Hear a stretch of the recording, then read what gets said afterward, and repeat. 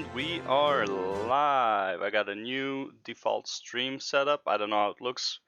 I think it looks better than before, but whatever. Anyways, welcome to the stream. This is Framintor, the hottest thing since hotcakes.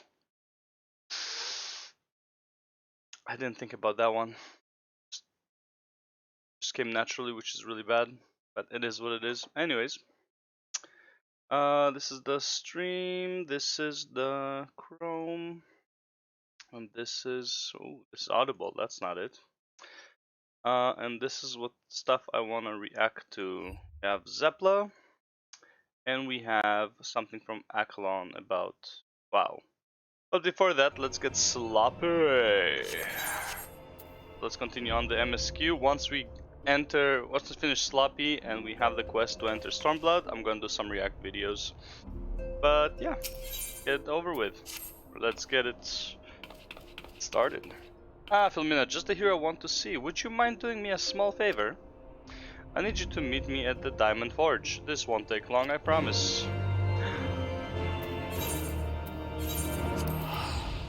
Oh. Literally teleporting to where I am. Oh well. I got some nuts here today. I got an apple, got 2 bananas. Pretty good. Good.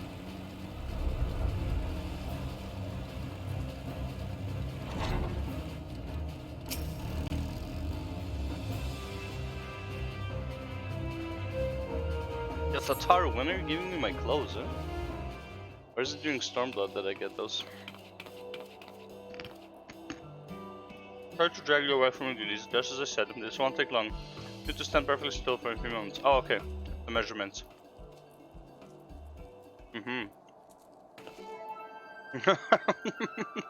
Everyone's ready?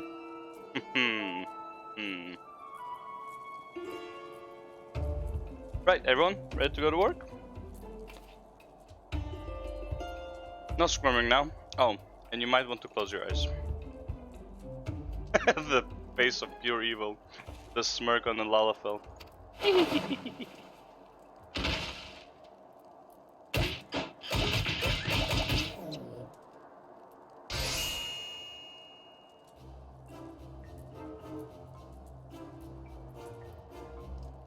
Why am I exhausted though? Why am I exhausted from being measured?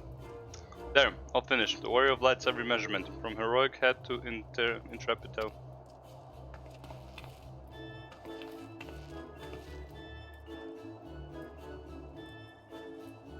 Well, wouldn't you like to know? All in good time. Filmina, all in good time.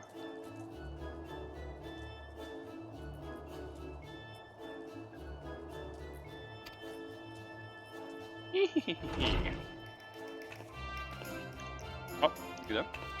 Please. Ah, I found you. Alfino wants everyone in the solar for a meeting.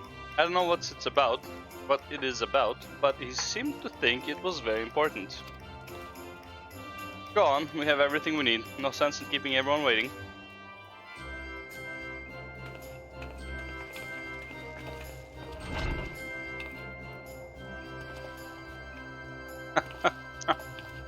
Why is this guy so happy? Guy's ecstatic.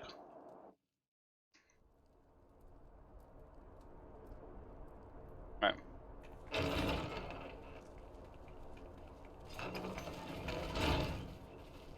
We're here! Did we miss anything? We would not presume to begin without you, Ida. Orianger has returned to the Waking Sands, but everyone else is now present. Yes, but for what exactly? We all have duties to attend to, Alfino, so you may dispense with the preamble. Thank you, Elise. It is the very subject of those duties which compelled me to call this gathering. Though the Warriors of Darkness no longer pose a threat, Eorzea's many troubles demand no less of our attention. Yeah. And while I stand by the decision to approach each task as we see fit, I fear our effectiveness will ultimately be diminished should we continue to act in ignorance of each other's efforts. Thus, I propose we elect a successor to Minfilia. Not to serve as a fully fledged antecedent, perhaps, but as a coordinator of operations. Uh-huh. Is that all? Oh, then the decision seems clear. No one else has shown any enthusiasm for the role, and judging by your performance at our previous meeting, you would seem the perfect candidate. You always did have a flair for politics. Oh boy. Everyone's happy with that? I did not mean to... That was not my intention. Such devastation. As my tenure as commander of the Crystal Braves comprehensively demonstrated, I lack the qualities required for such an office. I would much prefer to remain as I am now, a soldier in the field, so to speak. Uh-huh. Should none of our numbers step forward, must we then constrain some unwilling candidate to take up the position?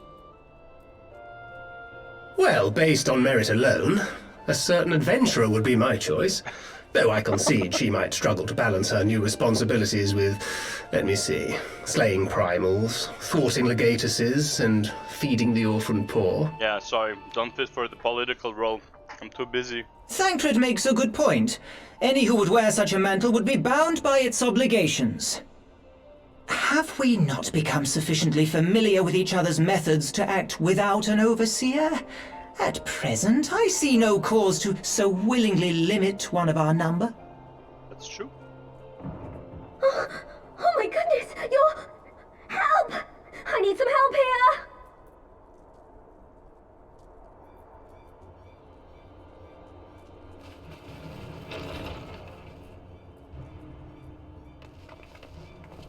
Ah, Tataru, are you all right? she is. Me? I'm fine. It's this poor girl who just staggered in and collapsed on the floor that I'm worried about. Narco! God, how did... Yashola! Please, you have to help her! Kral, a hand if you would. Let us see about closing these wounds. What wounds? No blood.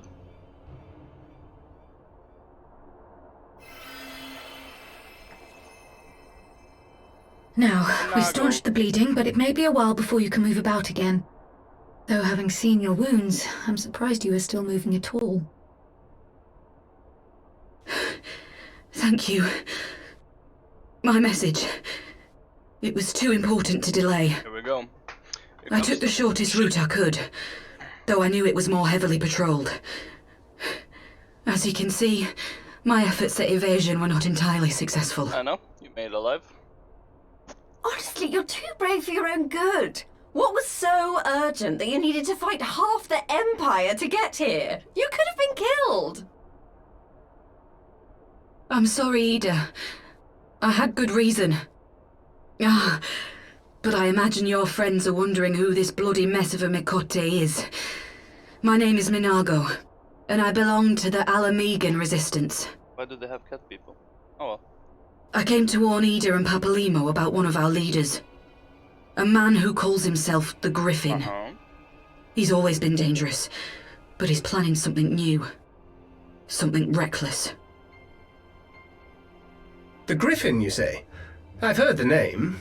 Rumor has it your man is eager to test his claws. Yeah. Aye, and on no easy target. He means to assault Belsar's wall from the Alamegan side. But what does the Griffin possibly hope to gain from such an attack? From what I understand, he wants the fires of war to spread to Eorzea. And for that, he needs to control the border with Gridania. So, he means to spark a conflict between the Alliance and the Imperial forces stationed in Alamigo, to have Eorzea's armies aid in the liberation effort, whether they will it or no. Yeah, basically. Smart move, actually. Think about His it. plan is flawed. Even should the Resistance succeed in occupying the wall, they would not be able to hold it. Imperial reinforcements would drive them out within a week. Be that as it may, if there is even a chance that this scheme could bring about an escalation in hostilities between Eorzea and the Empire, the Alliance must be informed. Agreed. I should depart for Limsa forthwith and seek an audience with the Admiral. Thancred, Uldar is yours. That's what he wanted. though, Alphino right? and Alize, make haste to the Twelveswood and notify the Elder Seedseer of the danger to Gridania. She will duly call a council of the Alliance leaders, whom you must be ready to receive. You will be our voice in Ishgard. Explain the situation to Sir Emmerich and encourage him to send an envoy. Maybe send a few dragons too. Chitaru, Kryl, I leave the care of our injured messenger to you. See that she remains quiescent and her wounds closed. I believe that covers everything. Let us be about our tasks. So, you sure you don't want to be the leader? I suspect the ill tidings from Girabania will be held as a turning point. The beginning to a bloody end. Rest in peace, Papa Limo. The like you business more now. of war was ever conducted with the coin of self-sacrifice. Oh shit.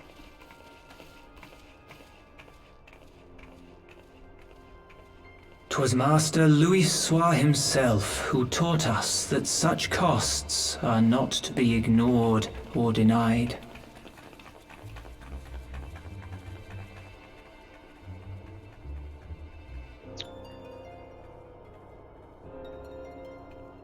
Come on. And so, I shall embrace them. When the time comes, I will make my choice, as you will yours. Please.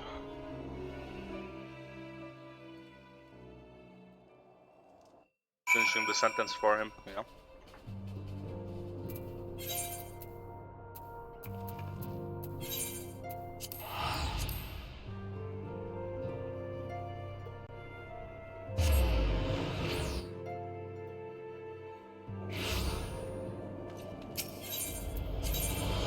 Never a dull moment, Aymeric. Never a dull moment. Go from one problem to the next. They just all line up perfectly for us. Lucia, greetings, Warrior of Light. What business brings you to Ishgard? I see. Right here, I will summon Sir Aymeric. Do it.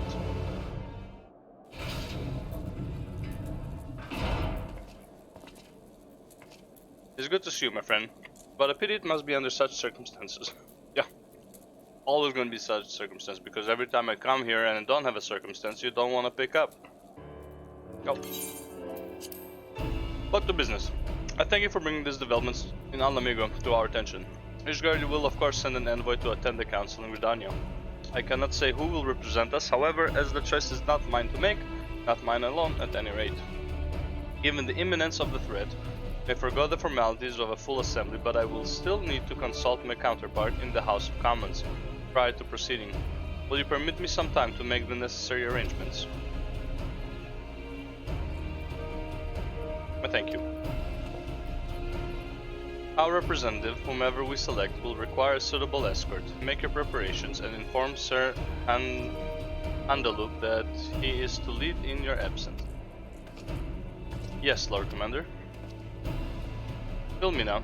Pray accompany Lucia to the gates of judgment and make ready to depart for Gridania. I will have our envoy join you as soon as I can. Fury speed you on your way.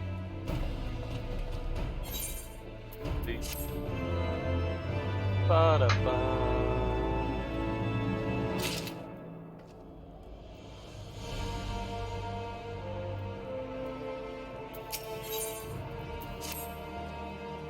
If you have no other business in the city, join me at the gates of judgment. We must be ready to depart the instant the envoy arrives. Ba-da-ba.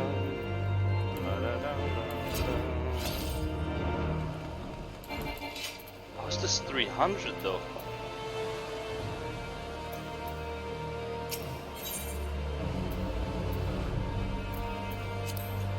The abilities of the Reaper are like way too strong. It's 300. Look at this. 300, 400, 520. What is this shit? Enhanced cube, bed potency. Flank enhanced potency. Rear potency.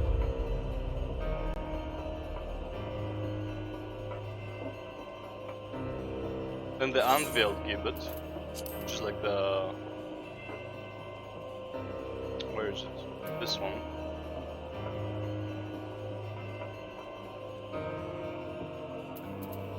Oh, this is from this, right?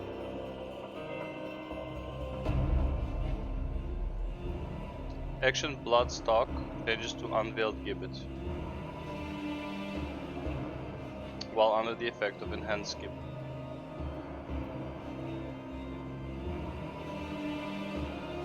Where's Soul Reaver?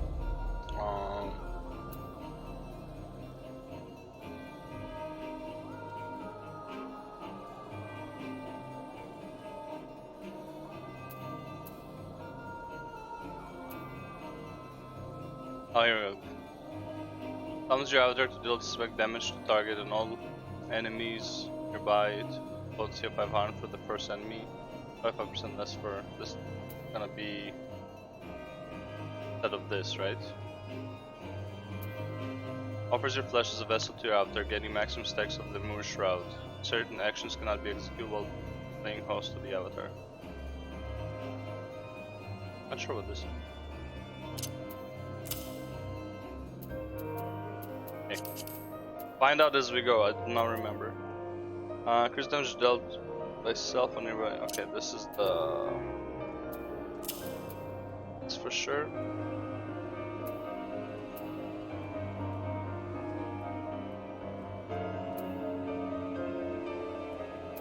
These ones, right? Void Reaping and Cross Reaping.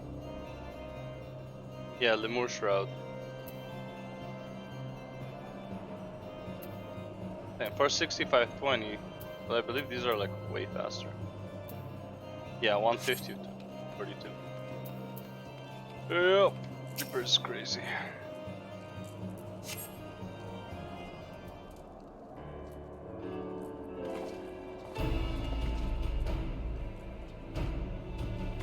We meet again. As it happens, my counterpart in the House of Commons agreed that I should act as his guard envoy. Not, I concede, that there was ever any real doubt. As Lord Commander of the Temple Knights, it is my duty to sanction any military cooperation. Be that as it may, not in good conscience make the decision alone, not with the ink scarce dry in the Republic's book of statutes. I trust you understand, my friend. Alas, I must test your patience still further by making a brief stop at Camp Dragonhead. Given the trouble brewing in the Black Shroud, I would see that the garrison is ready to defend the border. Sounds good.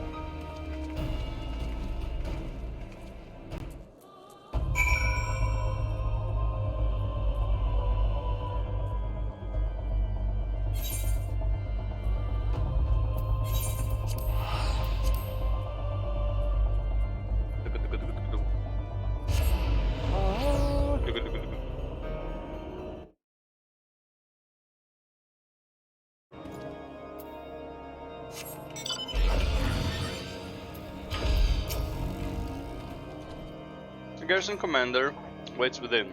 Try not to accompany me, Filmina. You may see a familiar face. Oh, will I? I won't see the familiar face I wanna see though. Oh. Let me know, girl. How wonderful to see you. Sir Emmerich too. What do I owe these unexpected pleasures?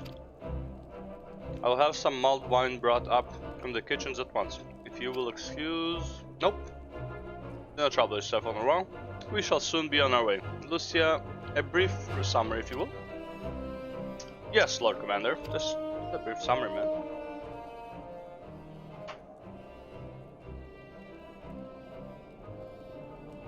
Those villains hardly need an excuse to wage war. Bloodletting corners is naturally as breathing to a Garl, I mean to an Imperial. And thus we shall strengthen our patrols as you suggest. We shall also be sure to communicate these developments to Lord Francel and the Observatorium. I see you have everything in hand. Carry on, Commander.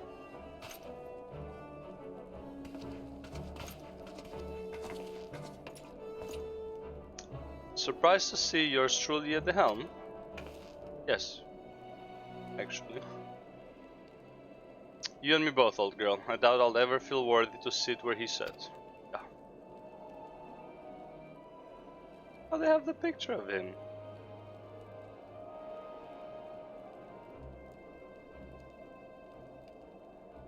Yet we can but play the hand we are dealt. And with a little help from the veterans, the honor was ceaseless chiding.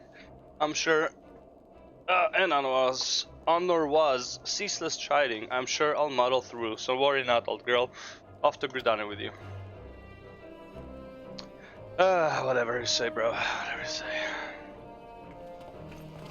Just don't burn the place down by mistake, okay?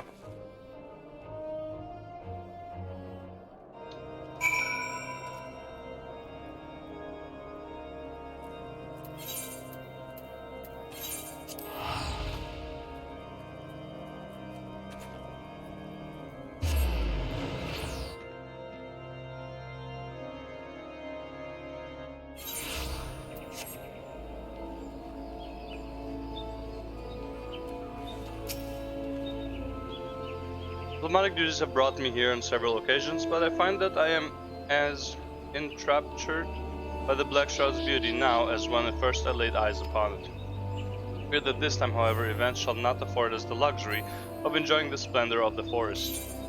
I love this bow. That's pretty cool. I have this bow, but I also love it. It seems we are to have an escort to the Lotus Stand, a pleasant place to discuss unpleasant matters, is it not? Yeah, basically. Yes, of course. It is like that we are the last to arrive. Let us announce ourselves, shall we?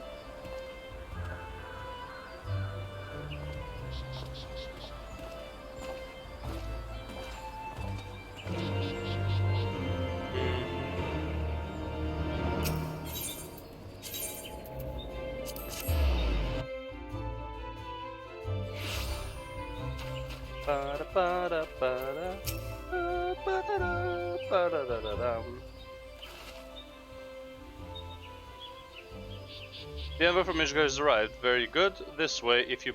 the Lominson party as well. Oh shit, look at that. You're working with Lominson? I'd hoped to slip unnoticed, but I see I was not the only one delayed in my arrival. Greetings, Sir Aymeric. Admiral, always a pleasure. And Philmina, I trust you are well. It is a day of reunion for you. And Philmina, I trust you are well. It is a day for reunions, it seems. I believe you are well acquainted with my escort. Lady Philmina, I was glad to hear from Riol that the missing scions have now been found. Yeah, kinda. There is much and more I would discuss with you, and let us first attend to the issue at hand, shall we? First.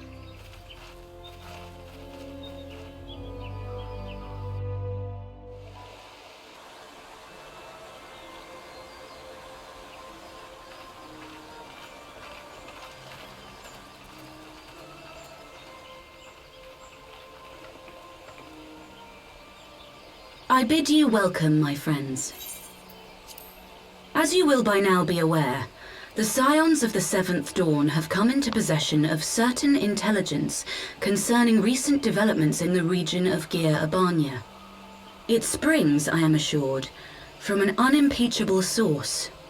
Is that not so, Master Alphino?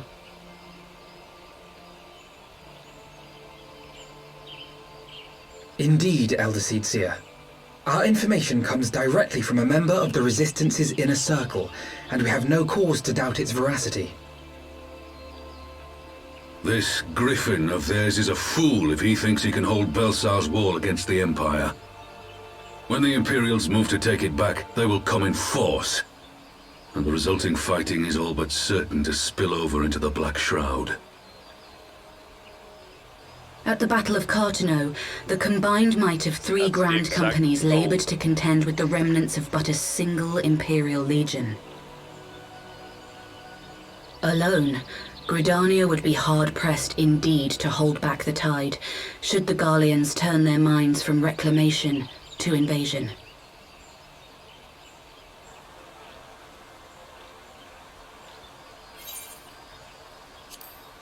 May I once more convey my nation's deepest regrets for our inaction in the days prior to the calamity. 'Tis a stain upon our ledger that I would fain remove.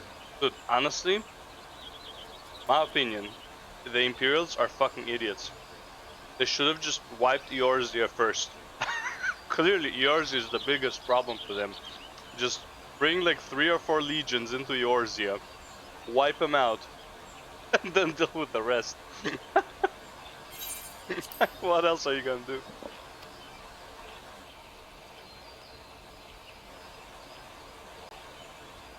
Elder Seedseer, I do hereby request leave to deploy a defensive force within the borders of Gridania. Ishgard's return to the Alliance shall be honored by more than mere ink upon parchment. The Doman people too would join any effort that weakens our common foe. We are few, but our most seasoned shinobi are at your disposal. On behalf of my people, I offer you my humble thanks. Gridania welcomes your assistance. It is time we set our contingency plans in motion. Is the Alliance agreed?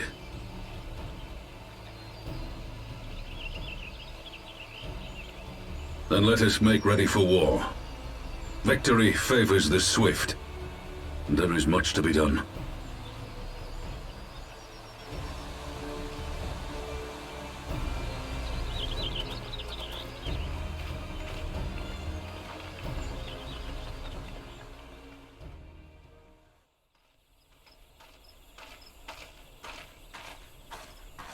The Council knows that Alamigo will not soon be wrested from the Empire, and its decision to bolster the border's defenses seems eminently practical.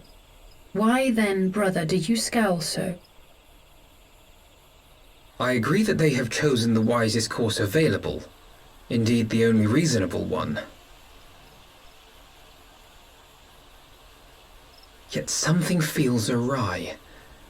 In making ready for war, is the Alliance not granting the Griffin the very thing he desired? Any attempt to hold the wall is doomed to failure, aye.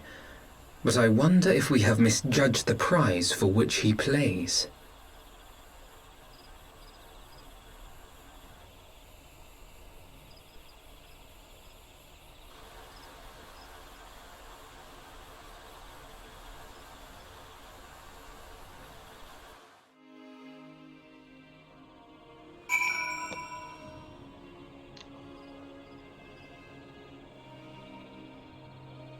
For what it's worth, Ilbert is pretty smart.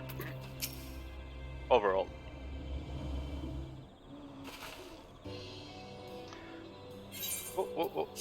That the Council was able to reach an accord so swiftly is a heartening development in itself. I only hope my misgivings prove unfounded.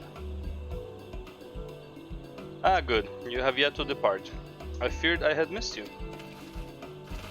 Sir Emmerich.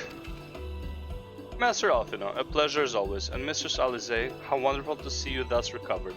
Pardon the interruption, I had hoped to thank Filmina for serving as our escort before our other duties called her away. I also wish to thank our Doman ally. Oh, hiding. Forgive me, my lord, I was but awaiting an opportune moment to join the conversation, and force of habit made me keep to the shadows. No apologies are necessary, Mr. Sugiri. I was most grateful for your interjection when I offered Ishgard support. My nation's historic failure to heed the Alliance's pleas for aid is a matter of record. Even so, the Alliance leaders were plainly unprepared for my impromptu apology. The resulting air of awkwardness might have lingered longer were it not for your timely offer of cooperation, which allowed the Elder Seedseer to accept us both. I very much appreciated the gesture. I only did my duty, Sir Emmerich. The Empire is an enemy to us all, and we are grateful for the opportunity to fight at your side. And full glad are we to have you. Pray convey my regards to the Scions, my friends. We must return to Ishgard. Cheers. Whatever is wrong with a simple sorry or thank you? Must these politicians always make a speech out of everything? That is how we adults speak, dear sister. Mayhap the ones who like the sound of their own voice. In any case, our business here is concluded. We should be on our way as well. Will your company ask to Revan install you, Giri? Actually, I think I shall first pay a brief visit to the East Shroud. I am curious to know how Papalimo and Yida fared in their talks with the Sylphs, not to mention what has been going on at Baelsar's Wall. I will join you at the Rising Stones anon.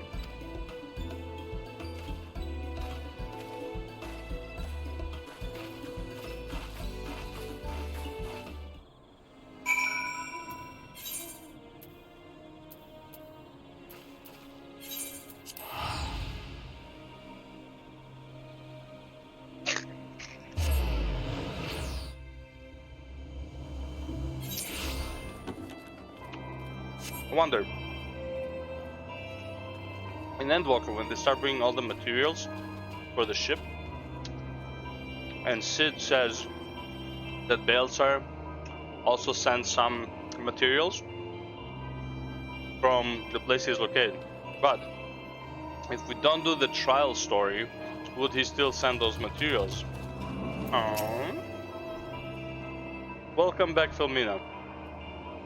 I don't know about you, but I'm heartily glad that all of the talking is over.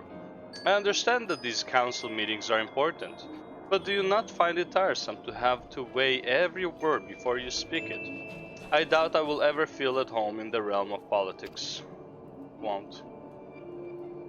That said, people have been known to change, and if my brother is willing to run his own errands, anything is possible. Big true. Oh, Griffin on the wall. Who's the mightier of them all? Well, as much as I enjoy the bustle of the toll, I think it's time we headed inside. My brother and the others will not be long.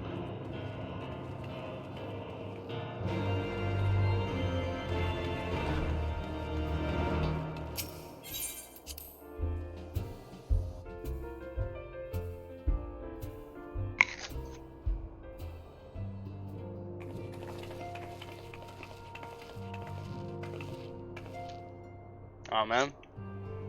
Okay. Ah, you are returned from the council. What of Alfino? Did some other matter require his attention? There he is. Mine apologies, friends. I trust we have not kept you waiting over long. Greetings, everyone. Oh, crowd. How's Nago doing? She will be alright, won't she? I don't see why not. She's sleeping at the moment. The tower is keeping an eye on her, so we'll know soon enough if there's any change in her condition. Her wounds are healing well. With sufficient rest, I am certain she will make a full recovery. Thank goodness for that. Now, mayhap you would share with us the Council's decision. Each of the nations, Ishgard included, has committed to providing military support to Gridania. The Eorzean Alliance will soon have a significant force in the Black Shroud, ready to respond to any Imperial act of aggression.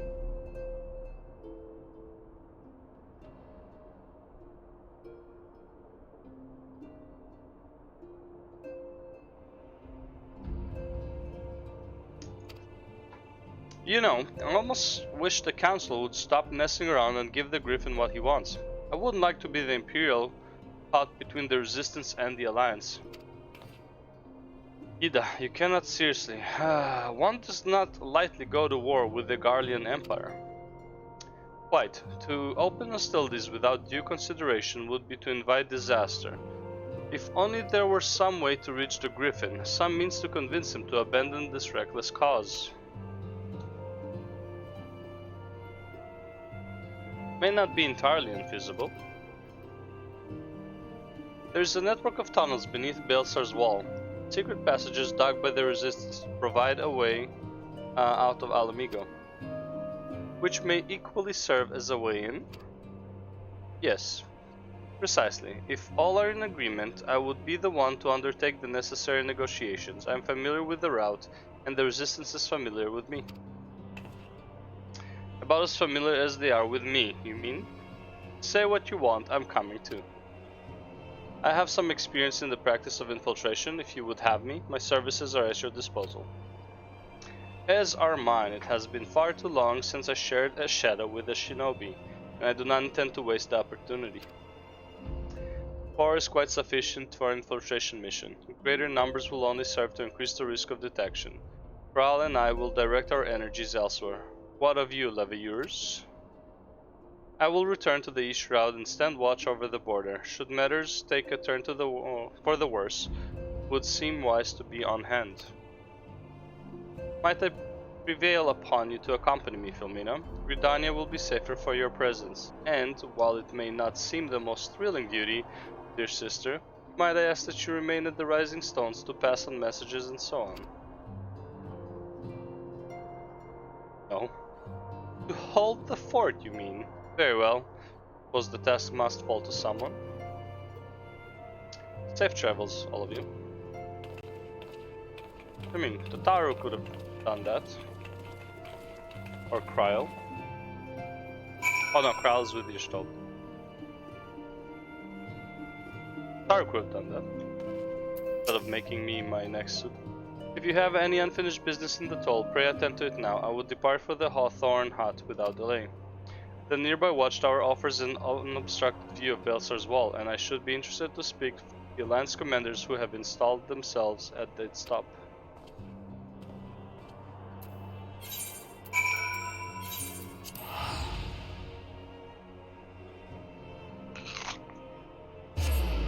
Man, some good ass apples, holy shit.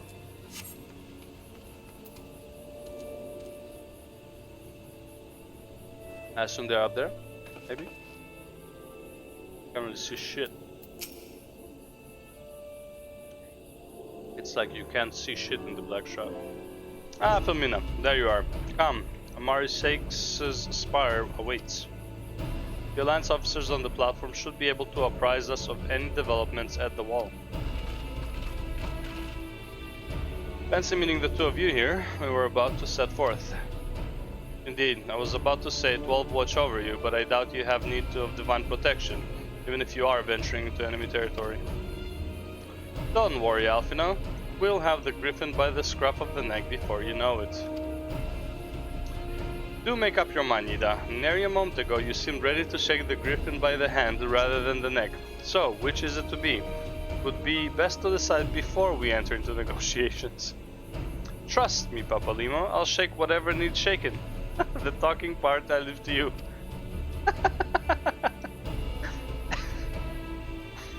I think I feel a headache coming on. Let's be on our way, shall we?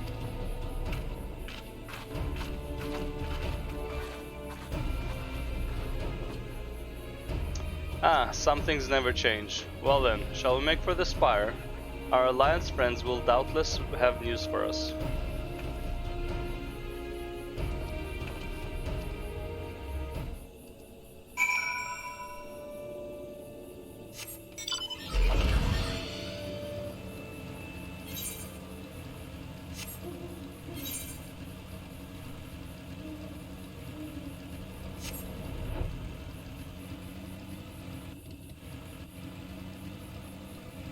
Yeah, but where's Belsar's wall? This the wall? Oh, okay. I guess this might be the wall, yeah. Castrum Orions, yep, there it is.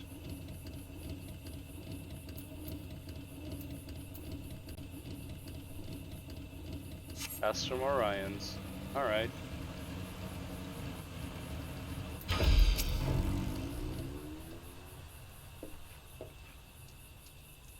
Welcome, Warrior of Light. I assume you are here to speak with our commanding officers. You will find them on the observation platform. Pray proceed.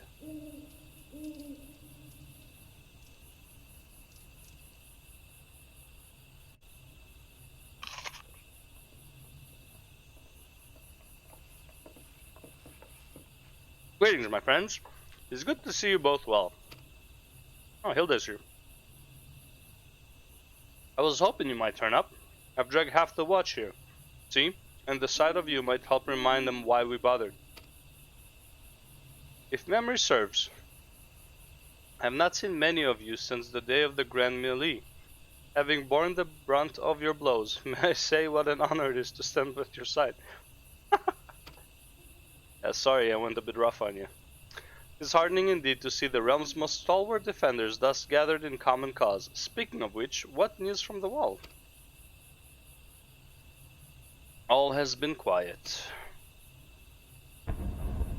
Not anymore.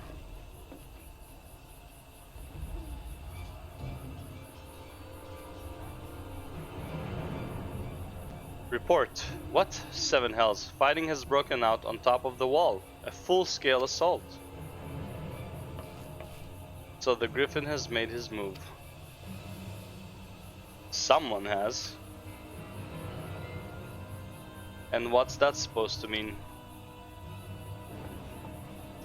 The attackers, they're wearing Grand Company colors.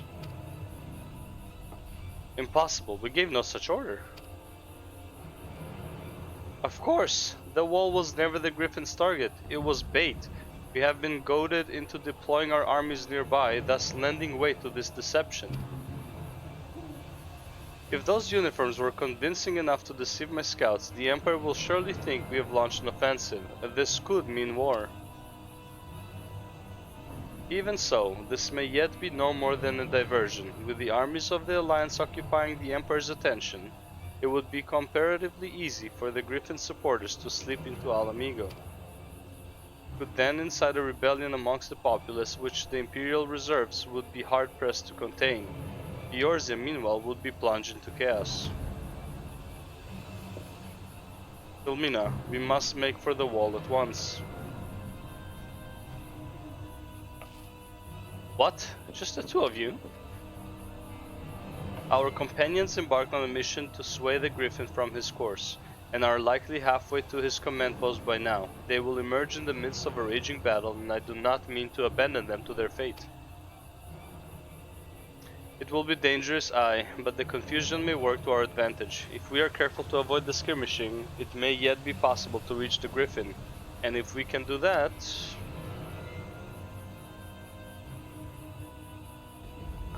Lady Hilda, might I ask that you have an airship ready to bear the Scions to safety? I don't know who this Lady Hilda is, Marshal, but you can count on me. Must prepare for Imperial reprisals. May the Navigator guide us through the storm.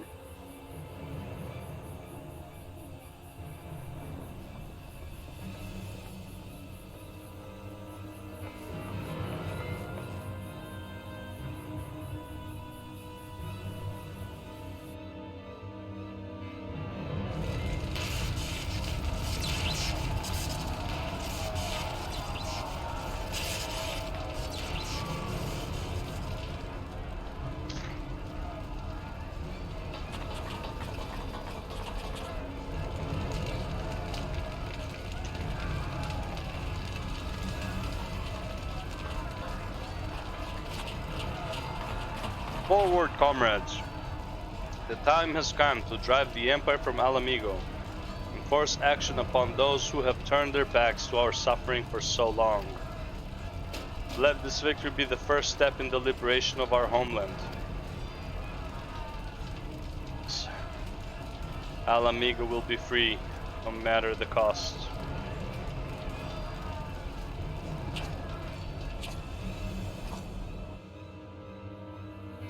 At the end of the day, it wouldn't have been free if he didn't do this. So, it's definitely not a bad move on his part.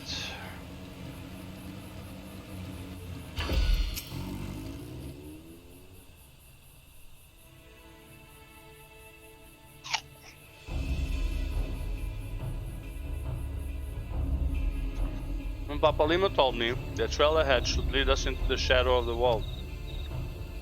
As we have two objectives, I suggest we divide our forces.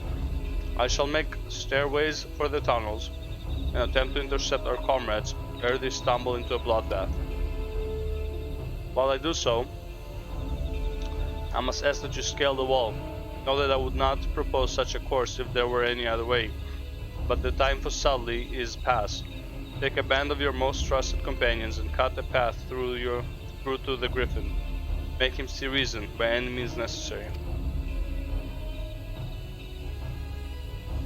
Once we are free of the tunnels, Make for your position with all due haste, and if everything proceeds according to plan, Hilda will then swoop in and spirit us all away to safety. I only pray that we have enough time.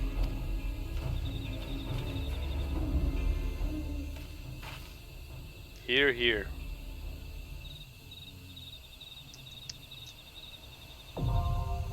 Belsar's Wall, now accessible. See what the queue time is? As it, yes. Too long? Okay.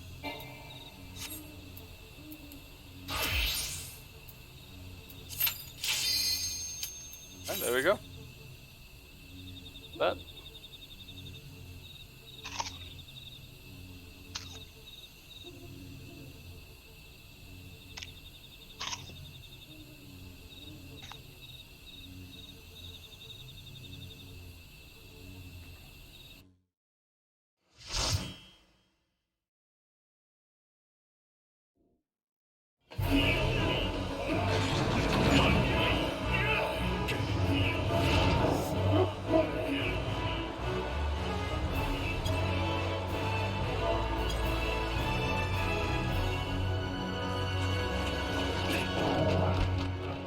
Doggo.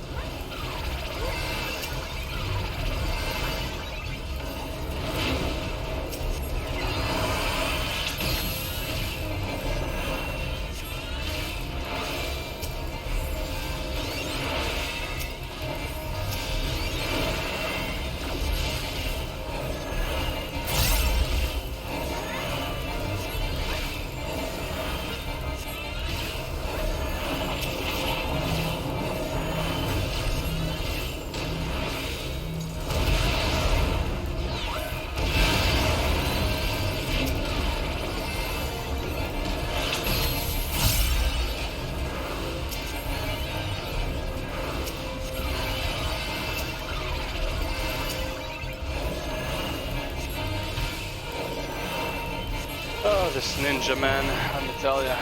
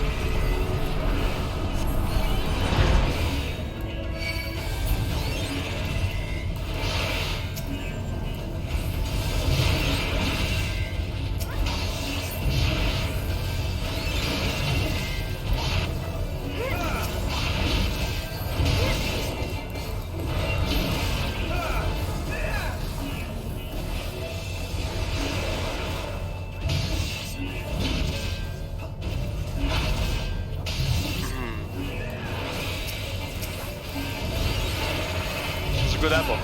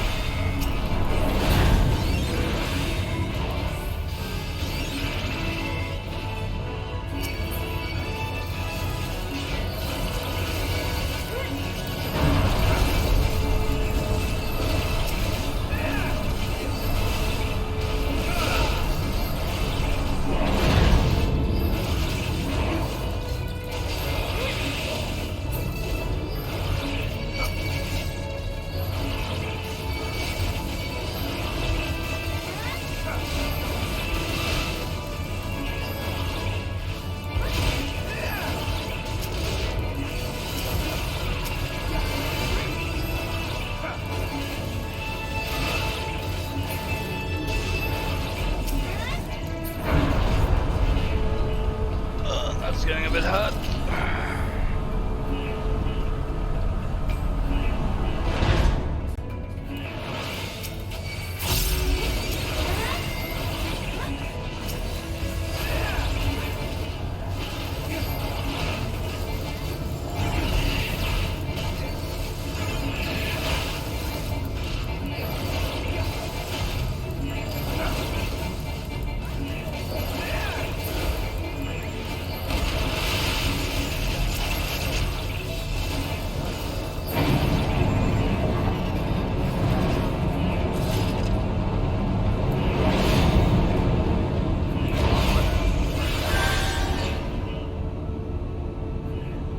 Phlegma.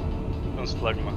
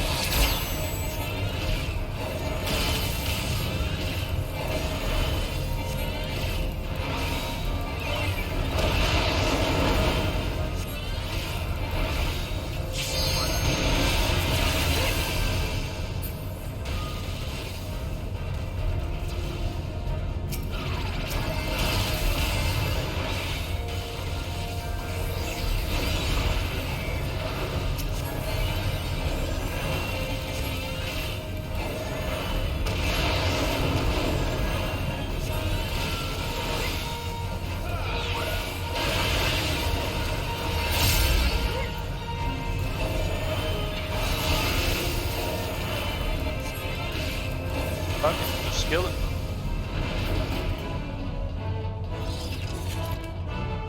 Oh yeah, maxed out on Tombstone again. Oh boy, oh boy, oh boy, oh boy, oh boy. Oh boy, oh boy, we maxed out again. I can't even see it. It's, here. Maxed out.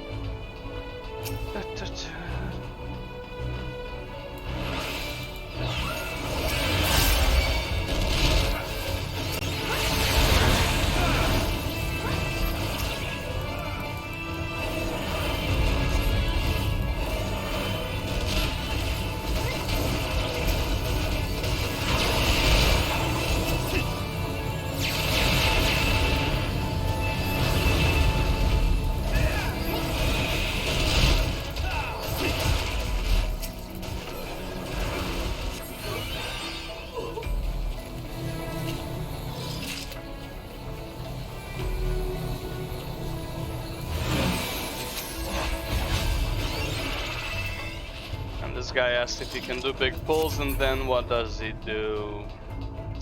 Not big pull.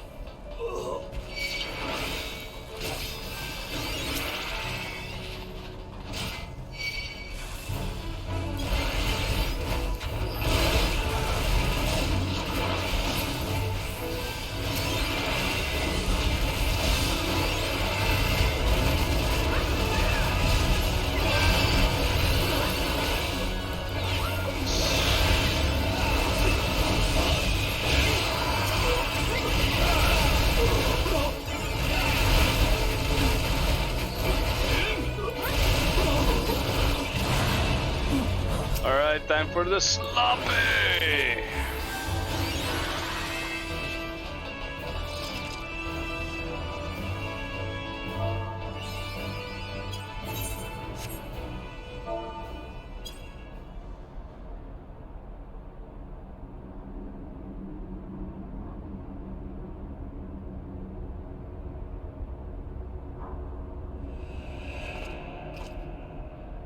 What's up, Gilbert?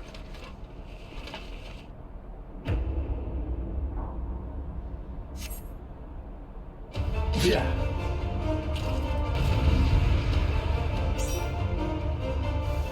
Yeah. How'd you like this?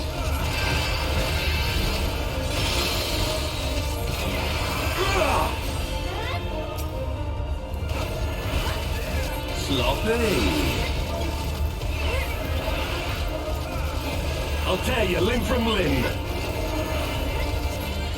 Yeah. Sloppy.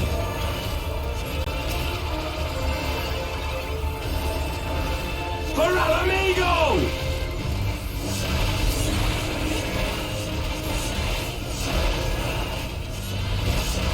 I have you now.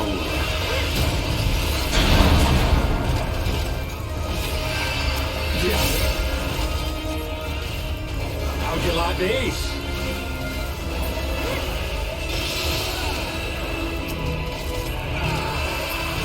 Yeah!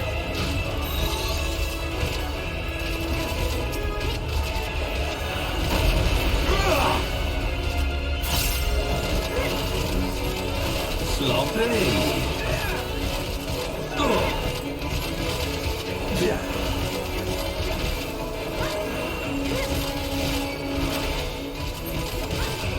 Yeah!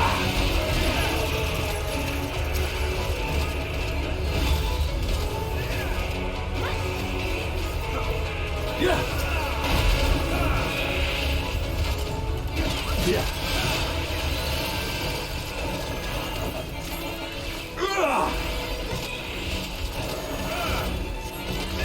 Sloppy!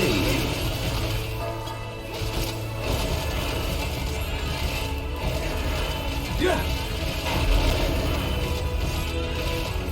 I'll tear you limb from limb. Yeah. Sloppy.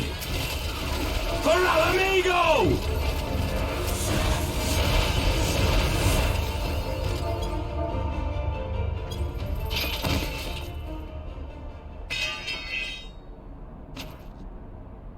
Sloppy seconds.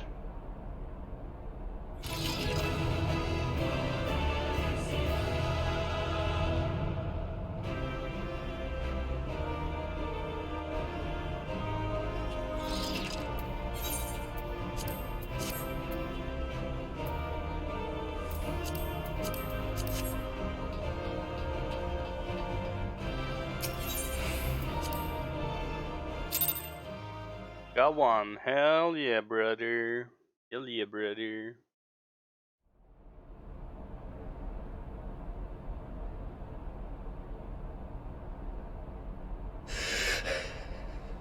You've beaten me, aye.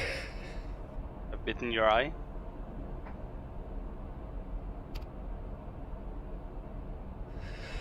But you cannot stop what I've begun. Behold! A glimpse of things to come! Okay.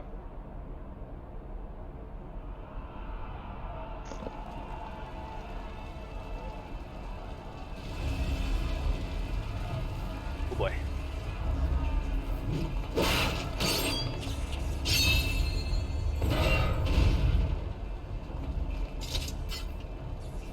We did it!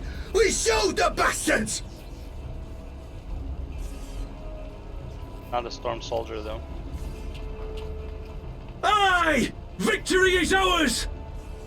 And who knows, lads? Mayhap the Eorzeans will finally see sense when the enemy turns up on their bloody doorstep.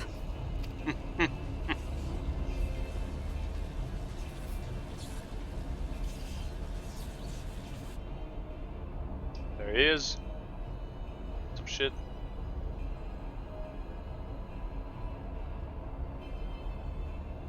This is for Alamigo, for Eorzea.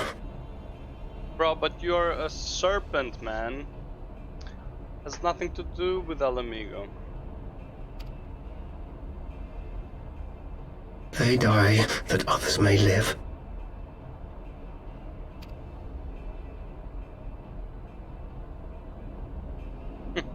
Here you, Hasa.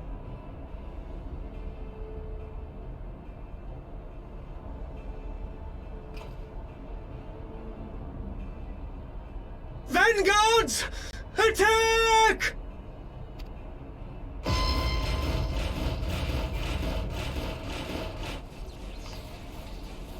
Seven hells!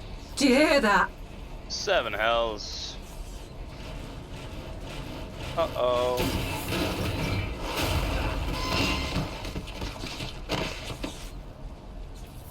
War machines! How did they get here so quickly? Stand your ground! For the resistance!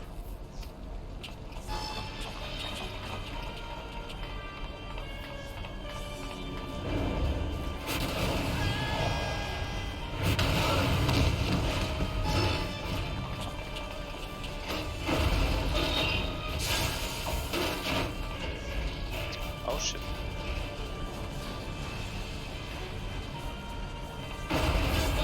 Oh shit. There's nowhere to run! We're cut off!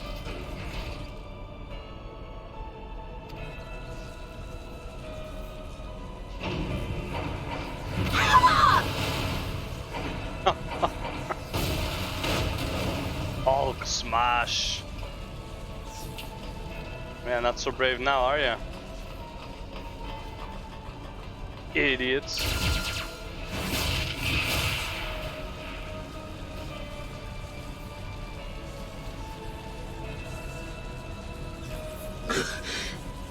Gods help us!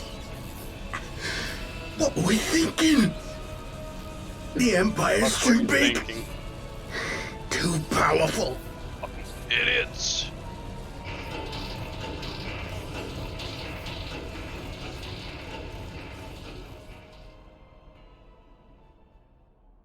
Goddamn momos.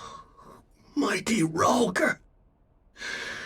grant us the strength to cross our... Left him. But the prayer is, I guess. There you are. As you can see, our infiltrators did not elude me for long.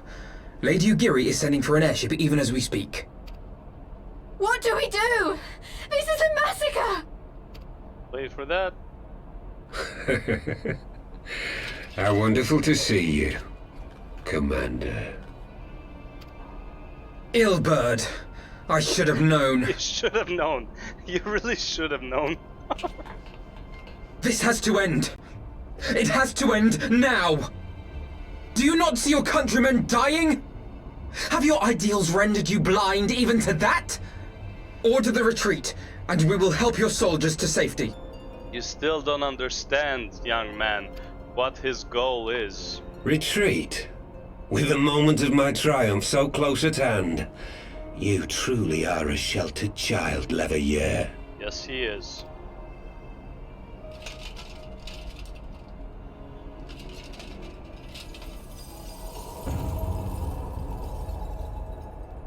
Nidhogg's eyes! No abyss is too deep for you, I see. But trust me when I say that such power was not meant for mortal hands. Fine, it's not for mortal hands, man. You still don't... How long have I struggled to reach this point? My countrymen, so inured to the taste of defeat, they no longer balk at its bitterness, shouting my throat raw with rallying cries, only to be greeted with dull eyes and blank faces. Amen, brother. My brothers and sisters in Ulda have surrendered to their apathy and their appetites. Were it not for the glint of Lodorito's coin, I doubt even those here now would have answered my call. Take back our homeland! Free Alamigo! Ha! They'll happily mouth the words, but they won't spill the blood. True. You say no mortal should wield these eyes? Then I shall gladly become a demon. I will suckle on the souls of the hopeless and liberate the homeland they no longer deserve. Preach, brother. Preach. What exactly do you mean to do? What do you think, bro, with two Nidhogg eyes, man? Did you hear their cries as victory was snatched away from them? Even with their dying breaths, they cursed the Empire. Never has their desire for vengeance been so raw, so true. A god has no need of faith when summoned by so pure a purpose. Summoned? You cannot mean to fight the Empire with a primal! You know full well the danger, the futility of relying on such power! Doesn't give a shit, bro. Oh yes, I know their limitations. Which is why I will call upon a deity more terrible than the very black worm of the calamity itself. Deathwing?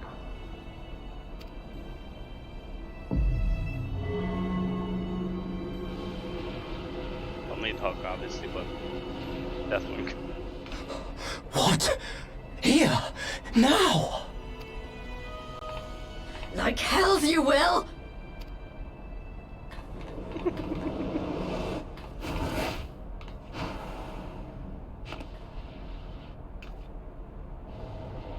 Yeah, and you guys don't understand the psyche. Like, fucking... An ending! To mark a new beginning! My pain! My longing! You shall have it all! Amen, brother, preach! Ah!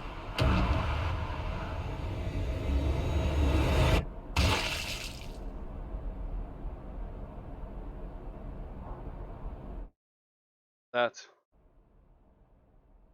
GG, motherfuckers. You guys are fucked now.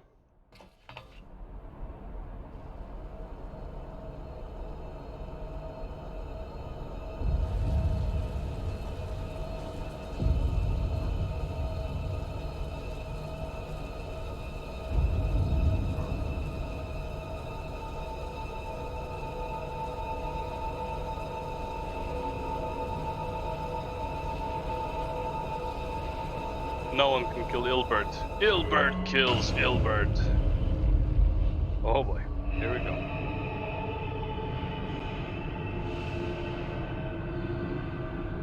Man, I'm getting shivers from answers right now. Oh, shit. Shinryu.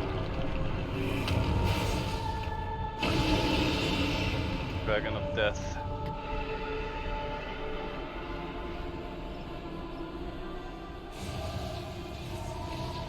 This light, is it?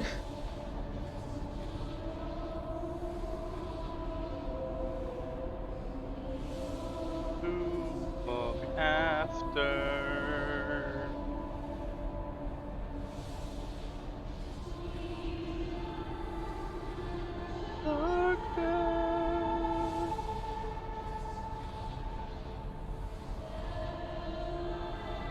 Without purpose, walk free, walk free, walk believe the land's alive, so believe.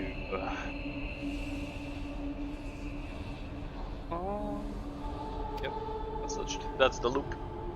His death completed the ritual. The primal is taking shape. Well, can't we stop it? There must be something we can do! There is. There is one thing. What? Hey! Where do you think you're going? Stop it. Master Louisoix briefly contained Bahamut by means of a potent spell of sealing. I will now attempt to do the same. But that's impossible! We would need hours to collect the necessary ether, if not days! Now with Tupsimari, brother. Alphino, though I concede it may not always be apparent, I was ever your grandsire's finest pupil. Tupsimari, of course! The staff still holds enormous power, broken or not. No wonder you can handle these for so long. Don't you dare, Pabalimo! I know how that spell works!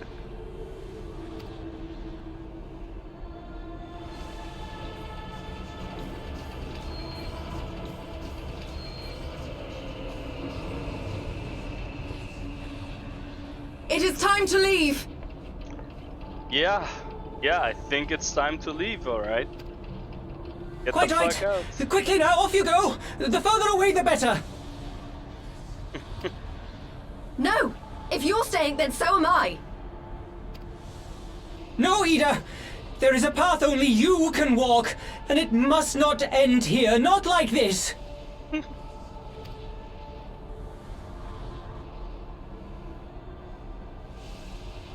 Take her! Please, you have to take her! Thinkred?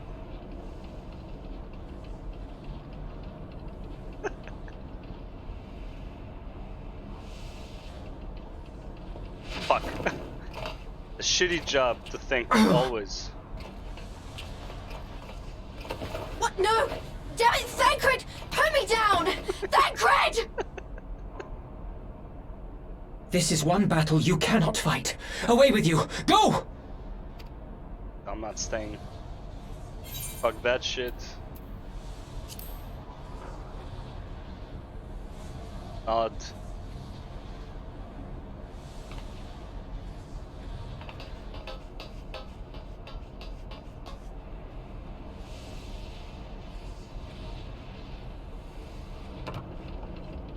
Hilda! I think he means now! Get the fuck out.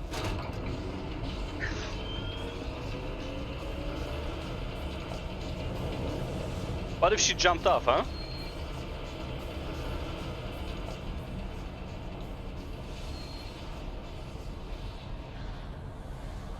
I bid thee farewell again, my dear Ida. Yeah. Now, let us see how good a student I truly was.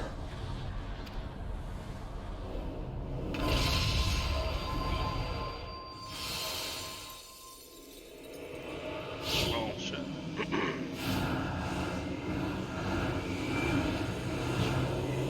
Way more than 12 staves, okay.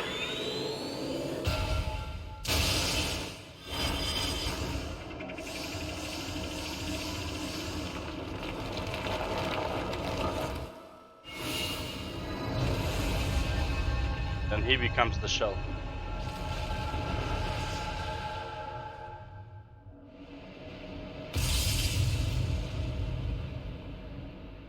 This looks like something from the species, the robot species, the Omega species, whatever it's called.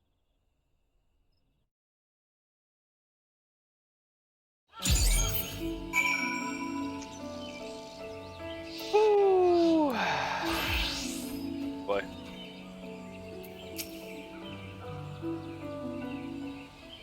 Is this where she takes off the mask?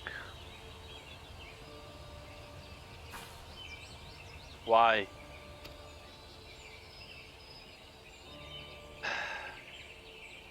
Why didn't they let me stay? Papalymo is my friend. I should have been there with him.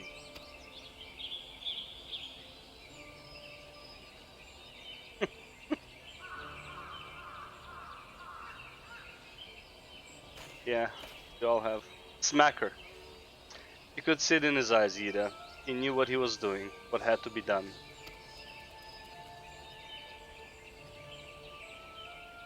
Master Louisoix wore that same look. God damn!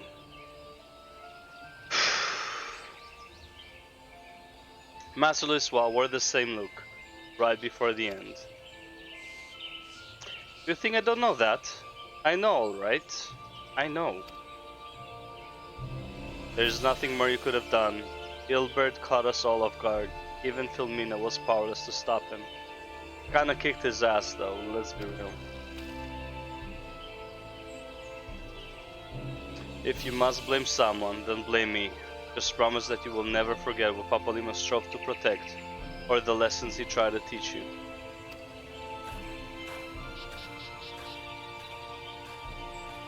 Don't speak to me. Don't speak to me, you emo man.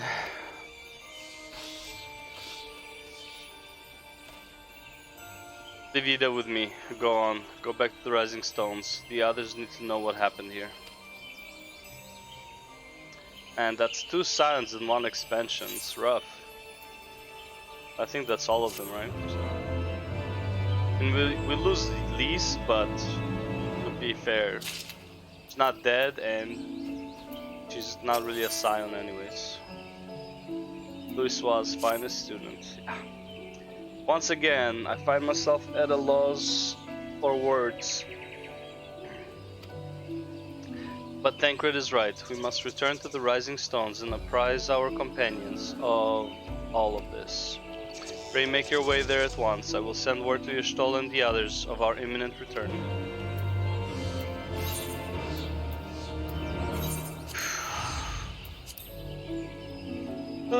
Sad days, bro. Sad days, man. That's rough.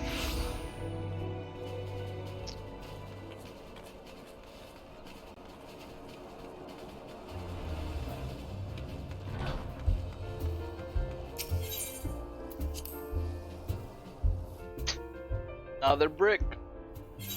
Another brick.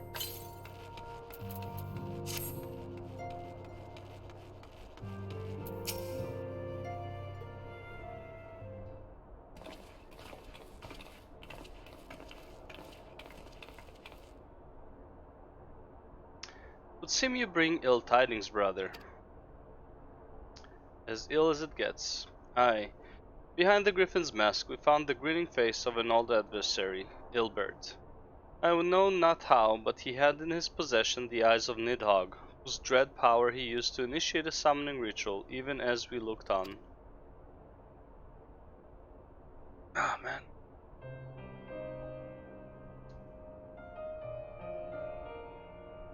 By the 12. I don't understand. To attempt such a magic requires every ounce of one's ether. No one, not even grandfather, could cast it and hope to survive. Yeah, that's the point. It was ever a last resort, as I am certain Papalima was aware.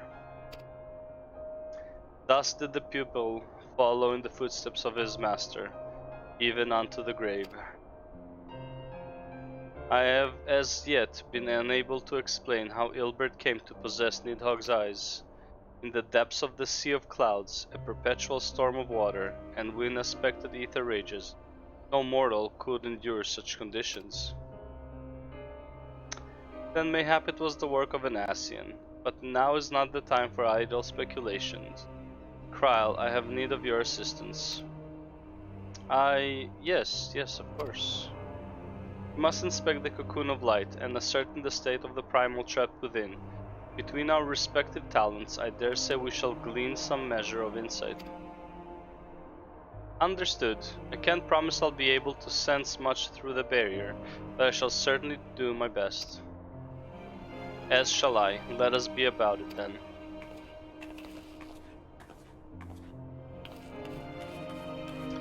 What, without so much as a by your leave? Pray forgive Archon her brevity. She seeketh employment, lest her grief deprive her of the will to act. A desire to comfort ye that doubtless compoundeth her unseemly haste. I too must contend with this grievous loss in my unknown way. By thy leave, Lady Alisaie, I shall honor our fallen colleague through gainful study. There exist writings which may yet further our understanding of this cocoon of light. Ah, boy.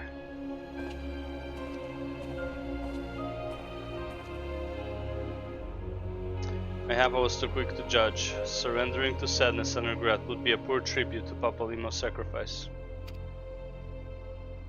Quite. We must begin preparations to face Ilbert's accursed creation without delay.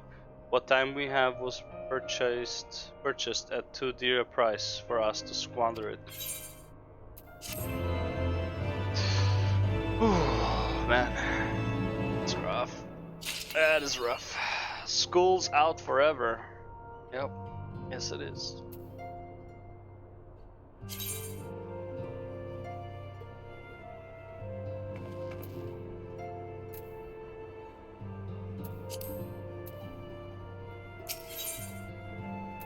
The obvious solution.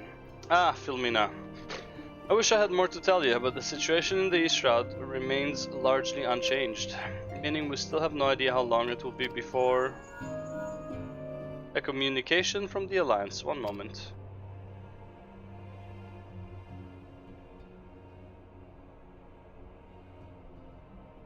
Yes, of course, our representatives will be present. My thanks. Word from Gridania. The Council will shortly be reconvened. The Alliance leaders have already begun to assemble. They wish to discuss the Primal, of course. As of Ystola's last report, the cocoon yet hung above the wall, unchanged. Yes, but the Elder Seer doubtless shares our concerns about how long it will remain so. I am told that Sid Garland has been called in to add his expertise to proceedings.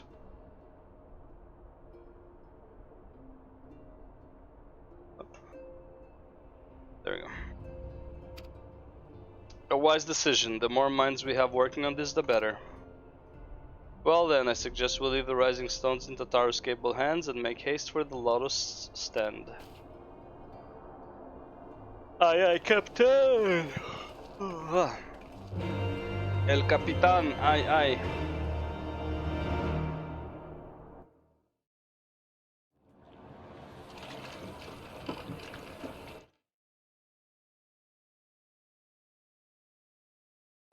Oh, this guy.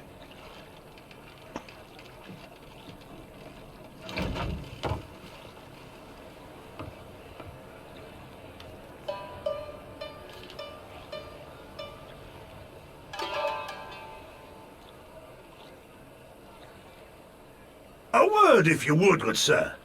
This place, it is within the realm of Eorzea. You're an odd-looking fellow, aren't you? Still, takes all sorts, I suppose. This here's Vesper Bay. Thanalan's door to the ocean, as some folk like to call it.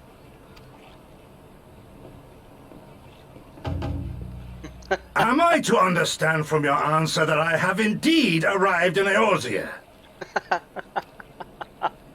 Eh? Yes? You're in Eorzea? Good. Ah! A plain response at last, and the one I wanted at that. My journey was not without its hardships, and I would sooner travel by land than put to sea again.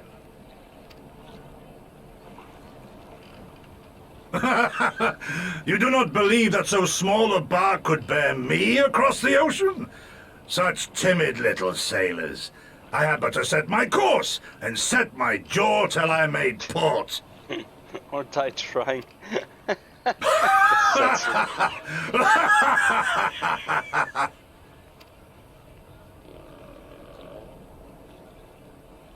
Though, 'twould perhaps have been wise to lay down my oars a moment to sup on more than the spray of brine water. By the trembling of my limbs, I sense a brief repast may be in order. Nay, I will not hearken to the feeble grumblings of an empty belly. Duty comes before all. Duty before all. Until you pass out.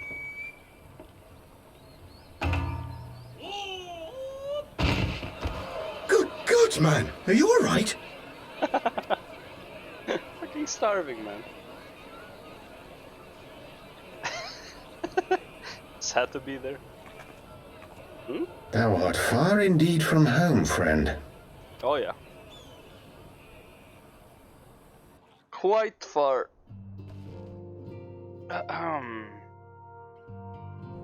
More Dona.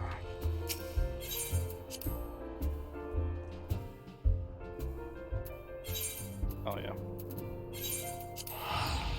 Gosetsu.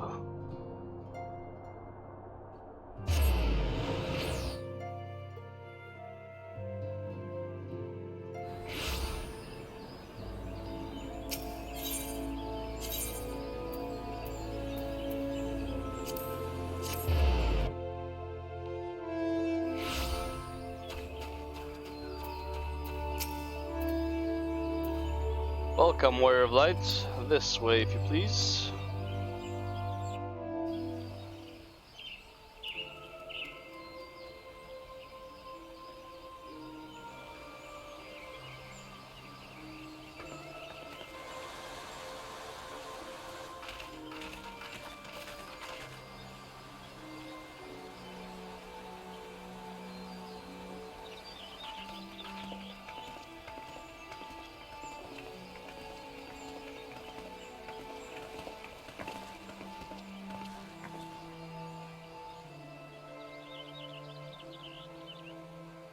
Dear friends, pray accept my heartfelt thanks for your efforts in defense of Gridania's borders.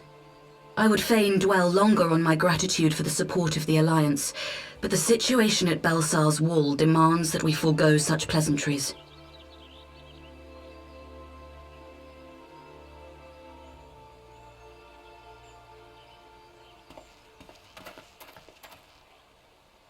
According to our most recent intelligence, the cocoon of light that formed in the air above the wall remains undimmed and unbroken. After measuring the cocoon's etheric concentrations, Archon Y'shtola has confirmed the presence of a primal entity.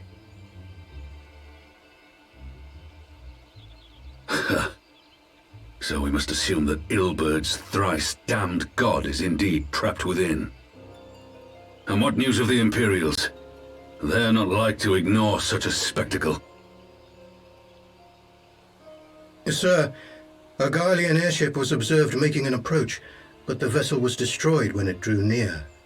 The Empire appears to have made no subsequent attempts to reach the object.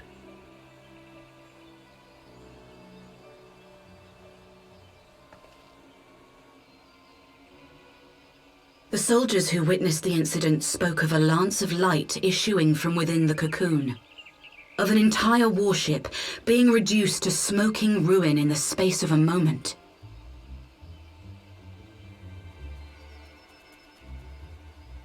Veterans of Cartano, meanwhile, likened the destruction to that wrought by the fiery wrath of Bahamut.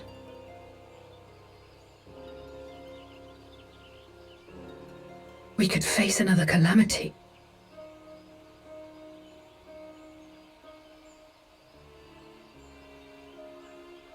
So the Primal is awake then? Contained, yes, but for how long? We must destroy it now, lest it break free. Agreed. There is, however, the small matter of how to get close enough to a being that swats warships from the sky as you would a bothersome gnat. Nero, make your entrance.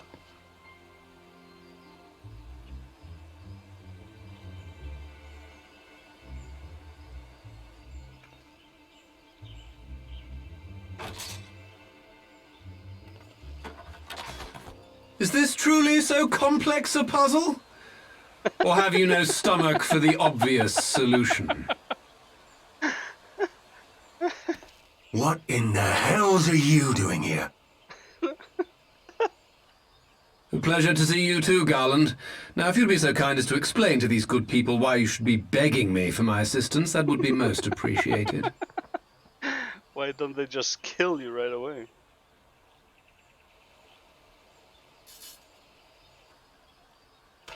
Fine.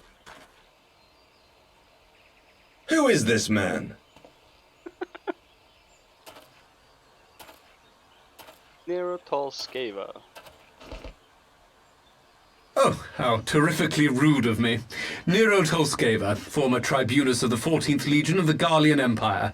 These days, however, one might say that I'm something of a free agent. What do you want, Nero? Offer a solution. I was getting to that. Although you already know what I'm about to propose, old friend. Omega. As you have rather belatedly realized, within that frail binding lurks an entity alike in strength to the great Bahamut, and the only force in existence which might conceivably contend with such a foe is the very creation which captured the Elder Primal in the first place. I speak, of course, of Omega. That smile. Omega? That Hulk has been gathering dust beneath the plains of Cartanow since the Allagans breathed their last.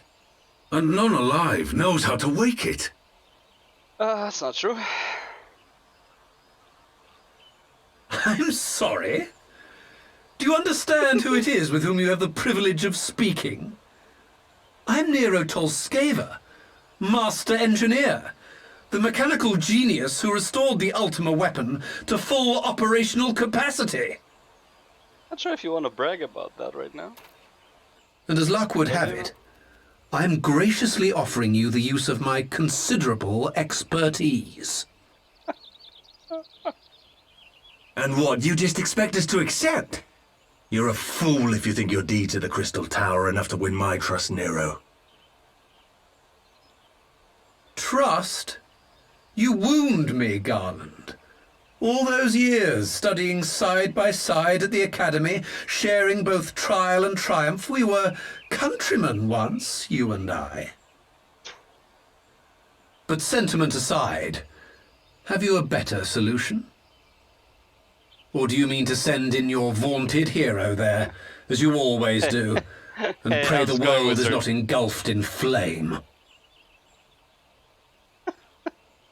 I love Nero. Such a dude. Oh god. Let us approach the problem in a rational manner. Does not the fact that Omega slumbers in stasis point to the existence of some overriding technology? A means of control? I would ask a question, if I may. Nero, was it not? In the event that we succeeded in using Omega to shackle the Primal in the manner you propose, what then would become of it? Do we not risk repeating the mistakes of the Allagans? Omega is but a tool. How we choose to employ that tool is entirely up to us. Of course, if you would rather leave it buried beneath Cartano while you continue your petty squabbles above, then I suppose that is also your choice. That is a choice, for sure. that's one choice. Spare us, Nero. The Seedseer's concern is a valid one. He who controls Omega wields the power of the gods, the very power which led the Allagans to destroy themselves. If only they knew what Omega was. And does it not fall to we engineers to prevent such misuse? What was your company's proud slogan? Freedom through technology? Good, man. How's it going with you? I'm just enjoying the pre-Stormblood before I do a couple of React videos. How's your day going? A creed you follow, is it? 100% Nero follows freedom through technology. That's definitely his creed. What say you? Do we take this villain at his word? Do we have a choice? Why are you asking me, bro? I'm not even an alliance leader.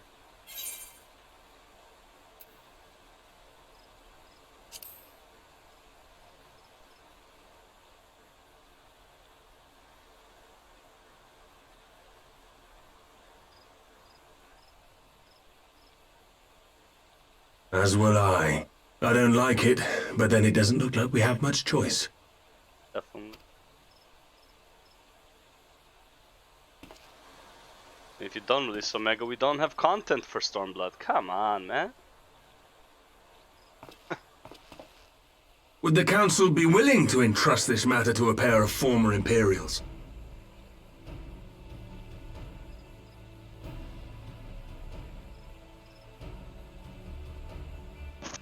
I will at a later point, though.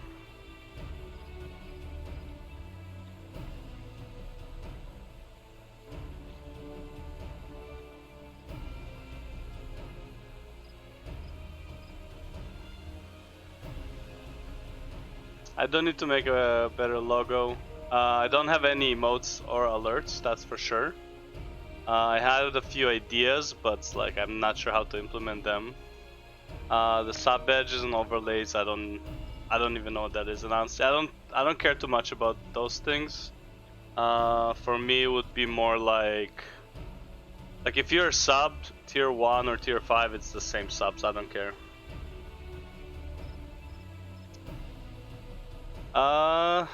Yeah, sure. Let me log into Discord.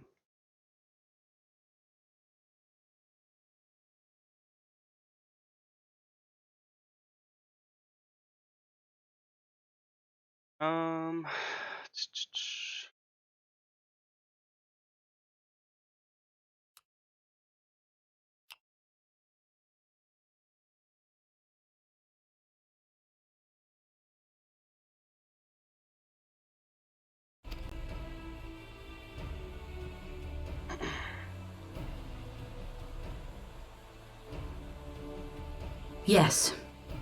The task of restoring the Allagan relic will be yours. But the responsibility for its reawakening must remain with the Council. Do we condone this course of action?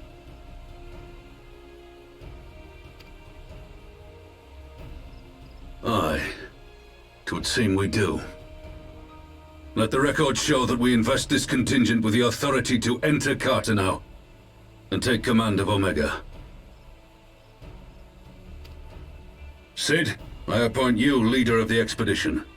Scions, I would ask that you assign some few of your number to escort Master Garland and supervise the other one. Babysit the other one. Like, why are you disappointed? It's like, bro, you think they're just gonna trust you? We should be happy to oblige.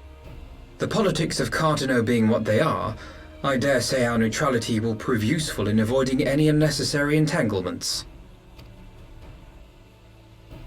If I am not mistaken, Doma occupies a similarly neutral position. Might we not persuade you to join the expedition, Lady Yugiri? If you suspected any foul play from Nero, you would be welcome to kill him. Oh. Well, that does sound appealing. My blade is yours. The eyes. I love it. Not a moment's hesitation, eh? You'll forgive me if I do not shake your hand. Yeah, you won't have a hand left. Oh god. Oh, here we go. Wizard designs.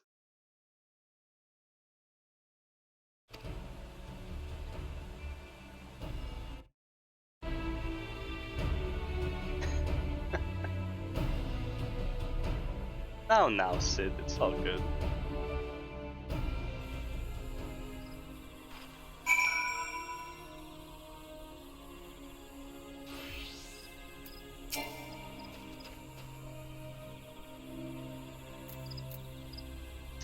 Well, that was rather unexpected development, and one which raises a number of questions, not least among them how Nero chanced to learn the council meeting in the first place.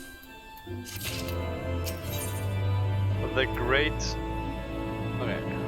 obeisance, whatever. Sid and the others are assembling at the airship landing. Alize is already on her way, and it would not do to lag too far behind. Let us be off.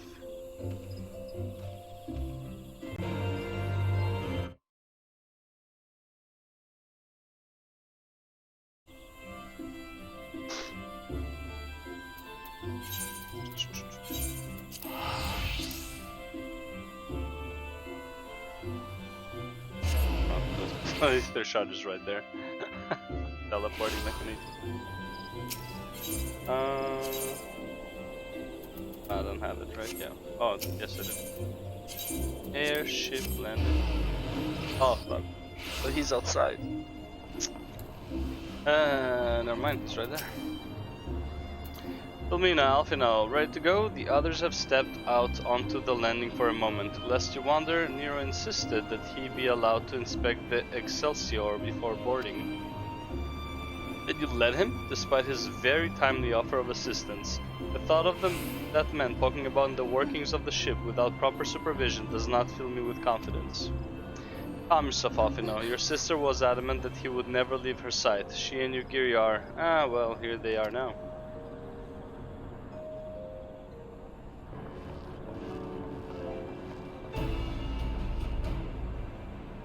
Right, I think that's everyone. Shall I set course for Cartano? Might I ask that we delay our departure slightly? I require no more than a few hours at most. Our colleagues are studying the cocoon even as we speak, and I would hear their latest observations ere we proceed. It would seem wise to gain as clear an understanding of the situation as possible before formulating our plan. Oh, I thought time was against us. How foolish of me. Hold your tongue. When we want your opinion, we'll ask for it. This is a fucking dog. Forgive me, my lady. I shall keep my counsel until such time as you have finished procrastinating. Alright, while Alfino speaks with his colleagues, I shall fly the Excelsior over to Mordona, and we can reconvene at the Rising Stones. Mine apologies for the trouble. I shall visit Y'shtola and the others forthwith, and join you as soon as I am able. Filmina, pray accompany Alize back to the Rising Stones. I should feel safer knowing you are present to entertain our guest. Right, everyone heading to Mordona is welcome to travel aboard the Excelsior. I'll clear things with the girl at the counter here. Let her know when you're ready to leave.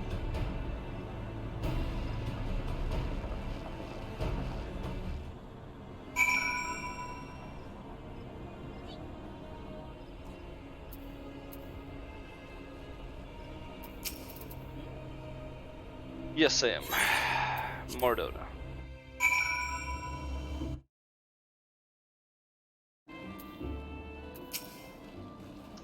Not quite a door-to-door service, but I couldn't exactly land her in the Toll's main square. Shall we adjourn to the Rising Stones then?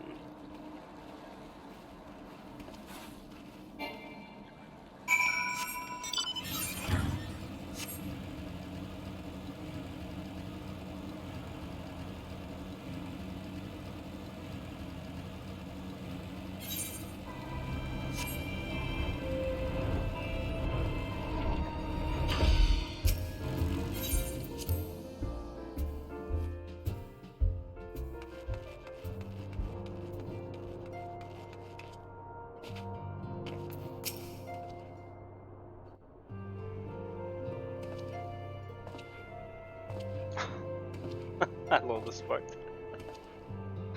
Oh, this is gonna be so good. So these are the fabled headquarters of the Scions. I confess I would have expected an order of self-proclaimed warrior scholars to surround themselves with the fruits of man's enlightenment. And yet there's not so much as a single piece of magitech in sight. It never ceases to amaze me how primitive you Eorzeans truly are. This fucking guy. Oh, I'll have you know that the Rising Stones is home to the very latest in magitech innovation. Oh, really? Wedge calls it the Mark 14 Thermocoil Boil Master, and it's the finest kettle I've ever had the pleasure to own. Great, you have a kettle.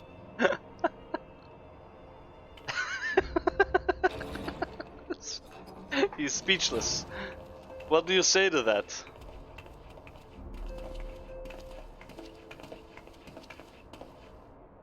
We are returned. Yeah. Thanks, Alfino. We Well, haven't noticed. Ida and I, at least. Ishtola and the others remain behind to continue their assessment of the binding magic.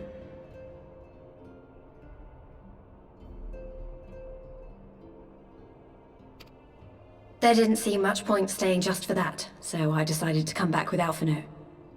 Papalimo bought us this time. We shouldn't waste it.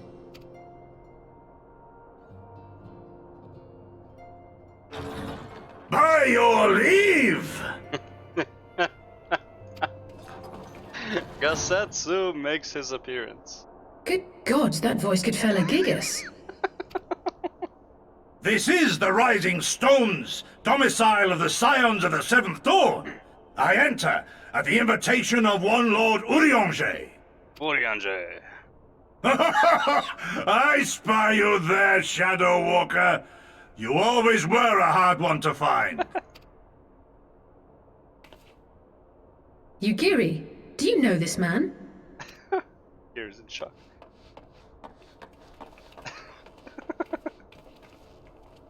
Gosetsu! Why are you come to Eorzea? In search of you, Yugiri. For days and nights did I row across the angry sea. I made port in good spirits, only for my own flesh to betray me over the trifling matter of an empty belly. Collapsed in the street like an unfed stray I was, until Lord Urianger came to my aid. What a comparison. Over a most welcome meal, we spoke of the plight of Doma, and I learned of our displaced countrymen's work to resettle this blighted land. 'Twas blind fortune that I was able to locate you so swiftly. But now we must make ready to depart. Our master languishes in dire peril, and Doma calls her daughter home.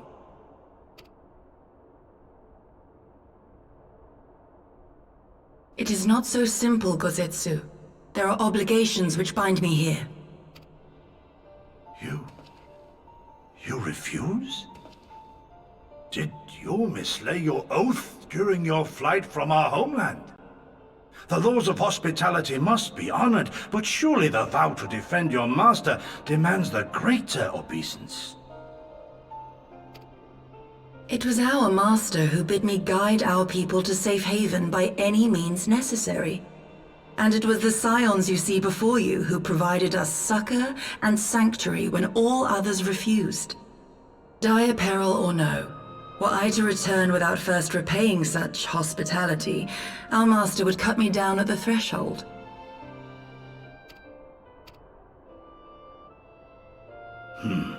Mayhap that is so. There is more. A crisis threatens all within this realm, Eorzean and Doman alike, and I go to play my part in its resolution. I will not bring shame upon our liege by abandoning my people or my duty. Restekpa. How very noble of you. Now, in the name of honor, kinship, and, yes, practicality, might I suggest we get this expedition underway? Or would you rather debate the finer points of duty and leave Omega to the Empire? The Empire? Yugiri, you draw steel against the curse of Garlemald? This fucking guy. Then why did you not say so? My blade is oath-bound to fall upon the ranks of the Imperials wheresoever they march. Lead on, Shadow Walker, and may the enemy tremble at our coming. Dude, he's so loud. He's so fucking loud. Holy shit. Philomena, wait, could I speak to you for a moment? Do you remember when I had you meet me at the Diamond Forge and we ambushed you? What's that reaction? Well, once we had your measurements, I set to work making you a traveling outfit in my spare time. I've only just this moment finished the stitching, but I wanted you to have it before you left. Here. Is this the elegant one? I think it's the elegant one. You can try it on right now if you like. Sure. Right in front of you. Where am I going? There's no change room over there. Maybe there is. Wow! Oh, it is the elegant.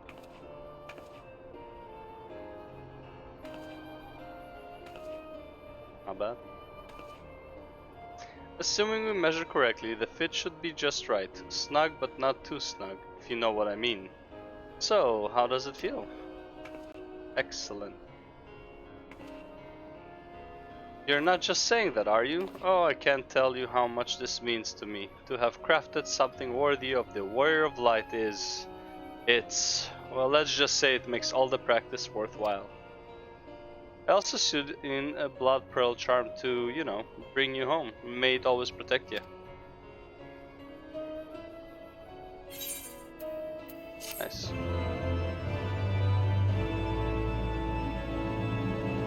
Is brown my favorite outfit from the whatever she grabbed? This one and the, I think it's Shadowbringer's one.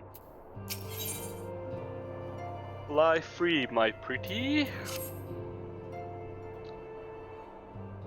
I have to do my glam then. So we have to wake Omega up, right? When do we start? Ida, are you sure that's... I'm sure, yes. I won't lie and say I'm completely fine, but I'll feel a lot better if I'm doing something useful. Very well, I will remain here and continue coordinating our efforts with the Alliance. Alphino, mayhap you could return to Gridania and assist Y'shtola and Kryl. A fine suggestion. The rest of us will form the Cartanu expedition party. Nero and I will focus on rousing Omega, while Philomena, Yida and our Doman friends take care of security. Oh, that's all. That's fucking badass. The Excelsior is by the lake just outside town. We'll leave as soon as everyone is ready.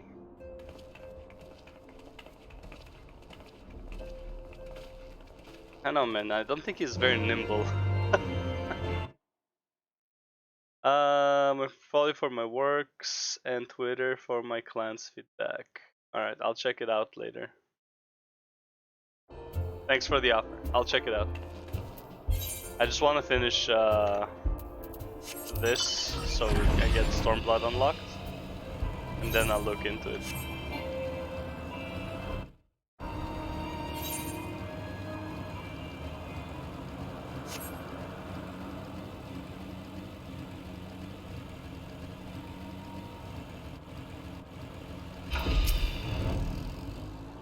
We haven't far to go. With any luck, we'll be in Cartano before Gosetsu graces the deck with his dinner.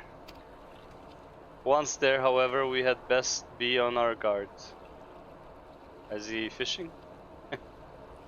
Once there, however, we had best be on our guard. Given that Elin Rowley was still active when Omega was discovered, we can be sure that the Emperor has long been aware of its existence. And if Nero deemed it the obvious solution to the threat posed by this new primal, it is not impossible that Garlemald might do the same.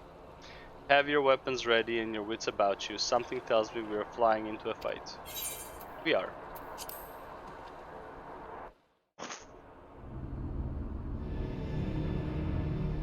Oh, PvP area without the PvP.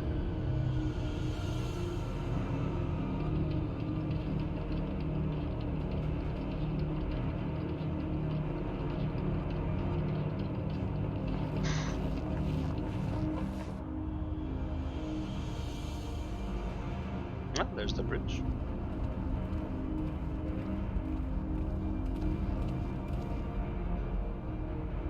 Now, where was that? Ah!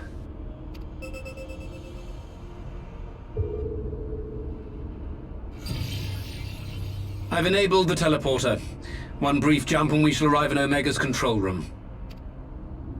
How convenient. You've been here before. Of course. Of course. It was no easy task threading a path through all the skirmishes. But how could I ignore the existence of such a fascinating toy? You may trust that my preliminary examination was suitably thorough. Trust? Aye. I trust your appetite for technology. I chased down a suspect airship, and who should I find but the traitor, Sid Garland.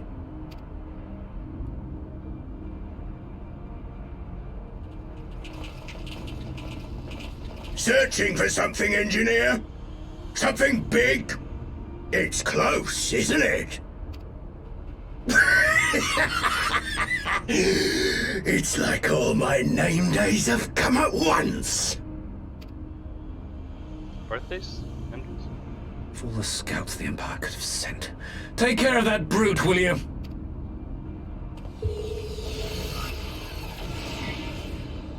God damn it. Can't let Nero tinker around in there by himself. I'm sorry to leave you to it, but I dare say you'll manage without me. This clod has no idea who he's dealing with.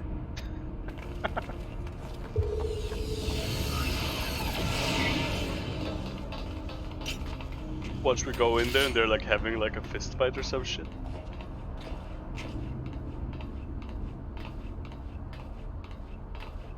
I am Gosetsu, Samurai of Doma. You will rue your choice of opponent this day.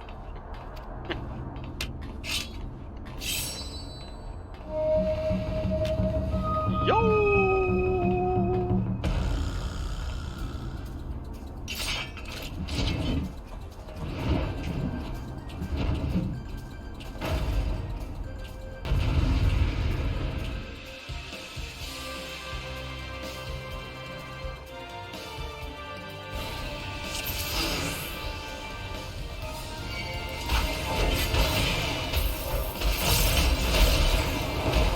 You watching, Pabalino?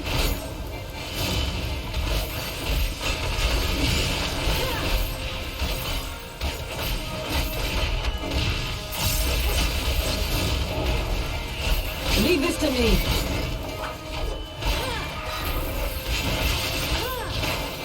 Look upon a samurai of Doma.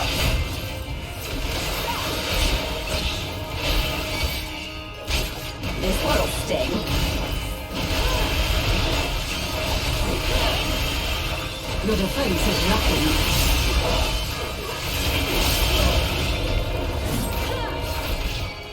I have you. Jesus Christ, man. No moving back. So anyone who dies with my debuff No retreat. No surrender. gives me... what's it called? Wow, that's so messed up. But no wonder AoE on Reaper is so goddamn insane. Surrender, we have you outnumbered.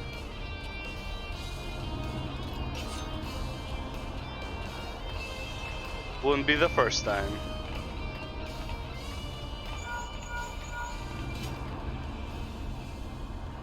Are you still playing with those soldiers? I suppose I can lend you one of my toys, but only if you promise to give it back. Red Baron?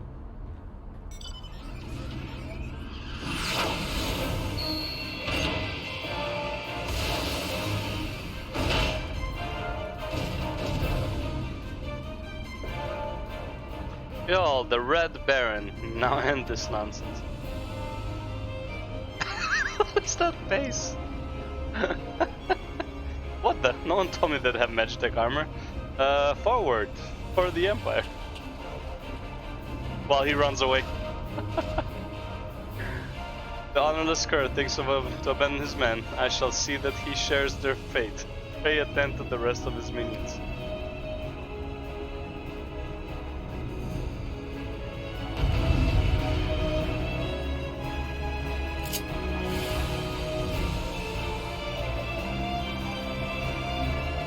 It's all over now.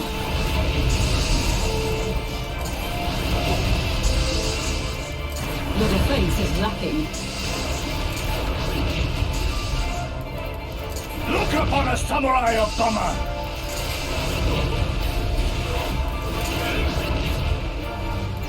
No holding back.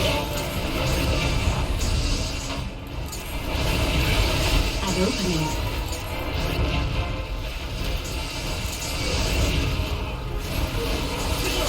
With soul and steel! I forgot about that. You watching, Pabalino? Red Baron has moves, huh? Leave this to me.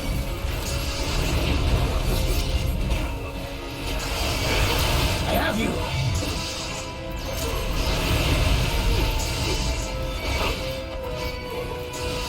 This one'll sting. No retreat. No surrender. Tis my right to strike!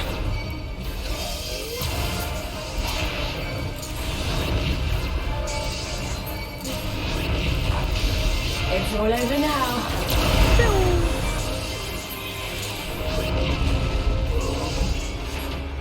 That... You can't just run off. Deserting a balance by show by death. Ah, you're here. Hard to stand your ground. Come back here now, please. But that's just embarrassing. You bring this fate upon yourself. God damn it all, the 7 hells. Your defense is lacking. Look upon a samurai of Doma! No holding back. An opening.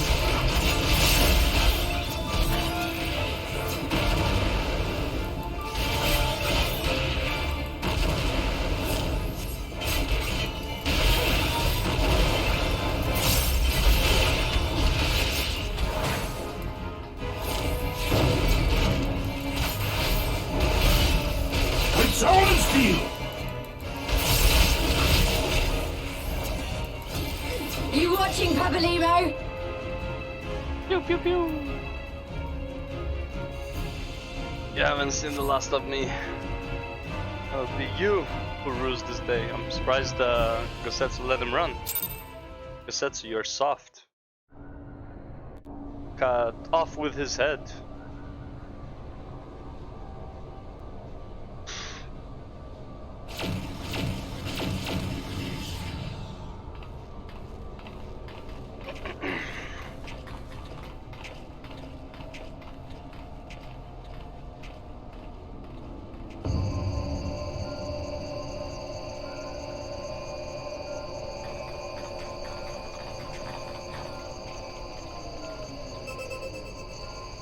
Temporal stasis disengaged. All systems operational. Garland? All clear on this side. It's waking up.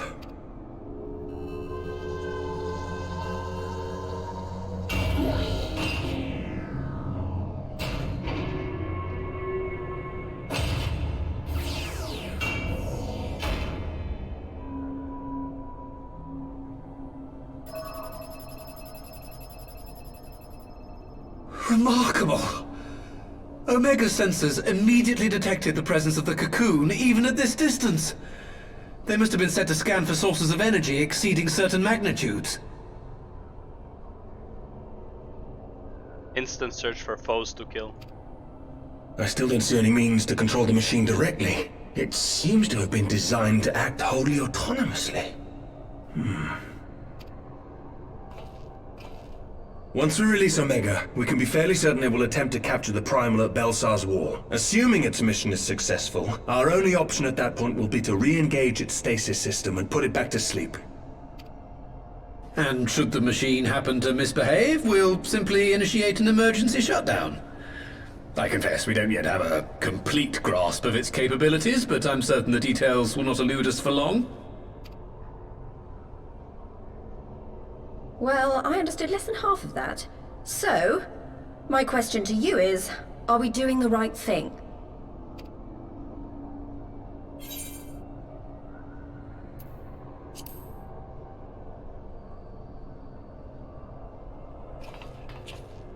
I suppose not. Fuck it. Risk it all. Try it anyways.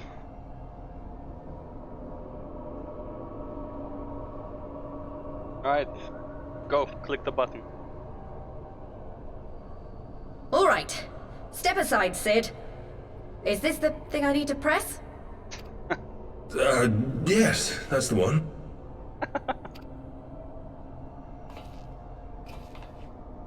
Smash it. Full fist. You gave too much for us to waste this chance, Papalimo. So this is for you. And me. Smash it. There we go. Good girl.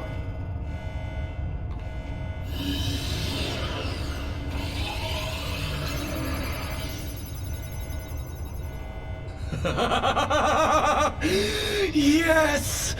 Fly free, my pretty! Show us what you can do! Psychomaniacs, everyone in this game. The launch sequence has begun. Omega is loose.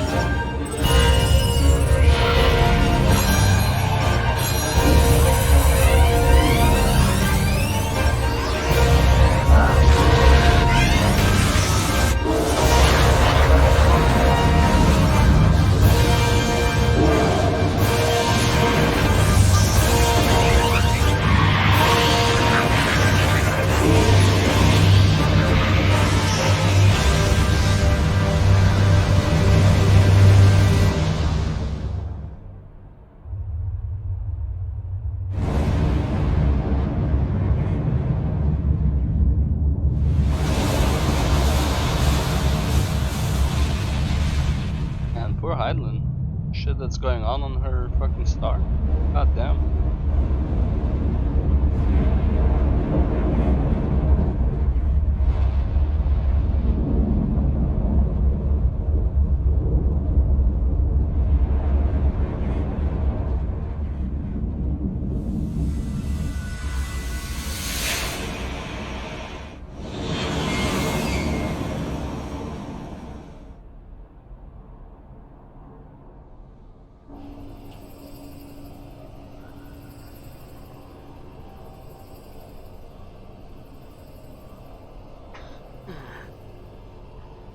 Huh?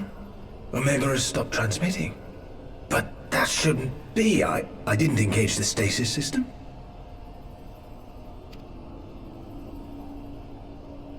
And what does this signify? I have little understanding of these contrivances. Yeah, to say the least. The launch went exactly to plan, but all signals emanating from Omega have ceased. This may indicate any number of things, but we will need to join the Scions out in the field if we are to ascertain which one.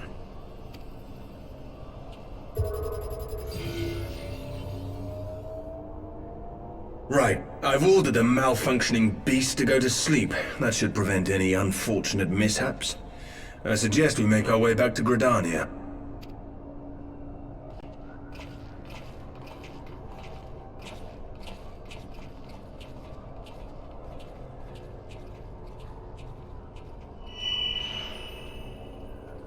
Uh-oh. Omega destroyed the cocoon. Yep. Papalimo's spell is fading. It was bound to his ether, you see. And if the connection is broken...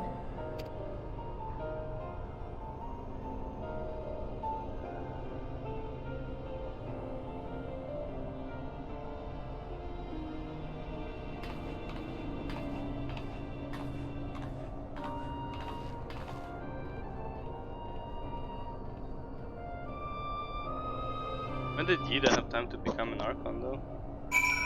The actual Yida, at least. Not sure why we lost contact with Omega, but I mean to find out. Let's be on our way. Yep.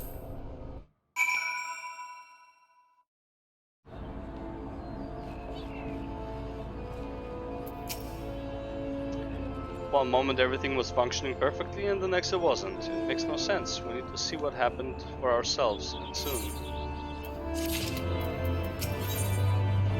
The far edge of fate.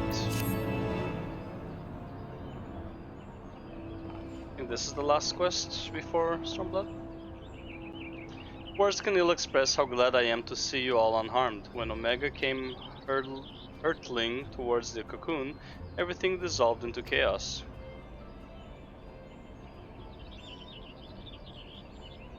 I have to see it. I have to see it with my own eyes. Ida, wait, we must first... the elder Sitzer is expecting us. Worry not, Alphino. Gosetsu and I will watch over her. You may safely attend your meeting. My thanks, Yugiri.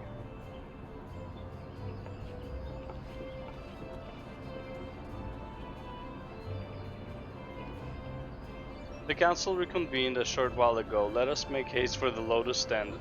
All there are eager to hear your testimony. Word.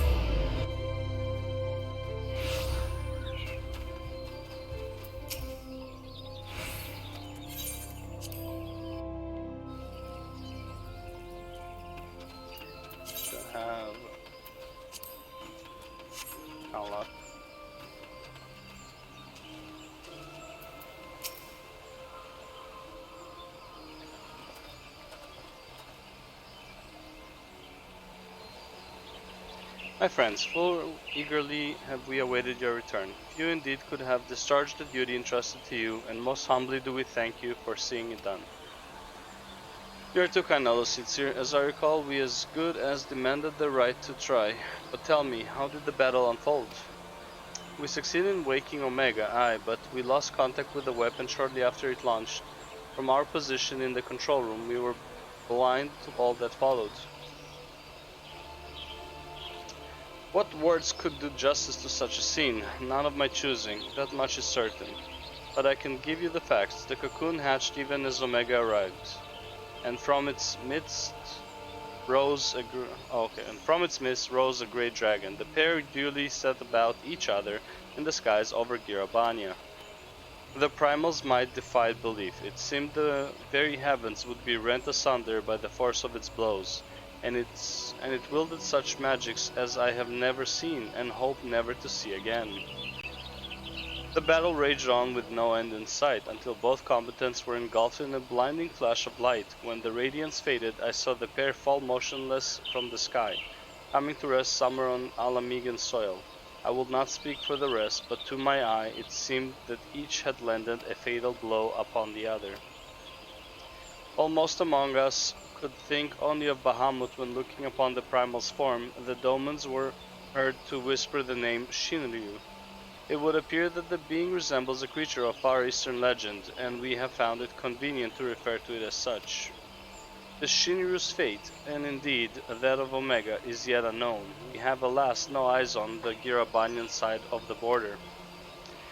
Aye, which is why we have sent our main force, under the command of Marshal Tarupin, to capture the wall. With the Imperials in disarray, we have the perfect opportunity to secure Gridania's border and assess the aftermath of the impact. I myself would join the Marshal and his men when the council is adjourned. Well, that explains a few things. I'll wager that flash of light coincided with our loss of contact.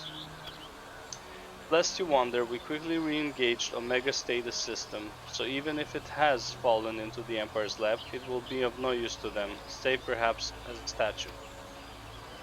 Correct, without me to guide their efforts, it would take them decades to decipher Omega's core functions, if they manage it at all.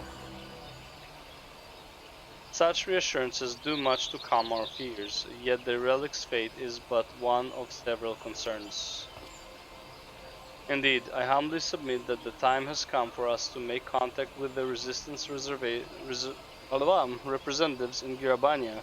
Though Ilberd has forced our hand, it would seem only logical to seek an alliance, given the inevitability of Imperial retaliation, and by working in concert. It is not impossible that Alamigo might finally be wrested from Garlemald's grasp.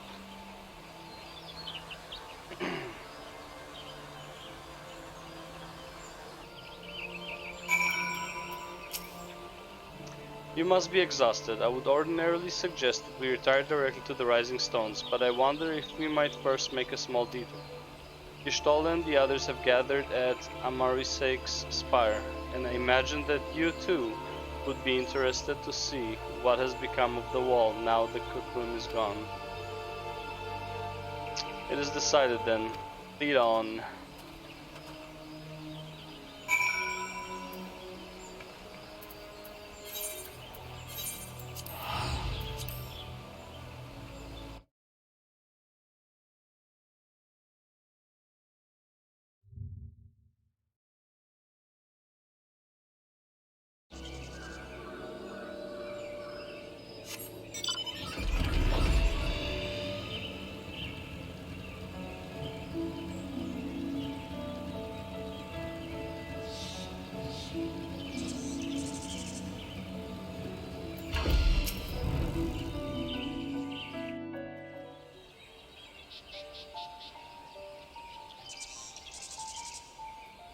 My friends, I cannot well express how glad I am to see you both unharmed.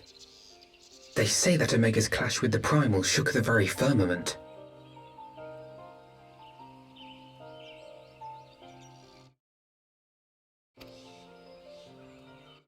Have worried.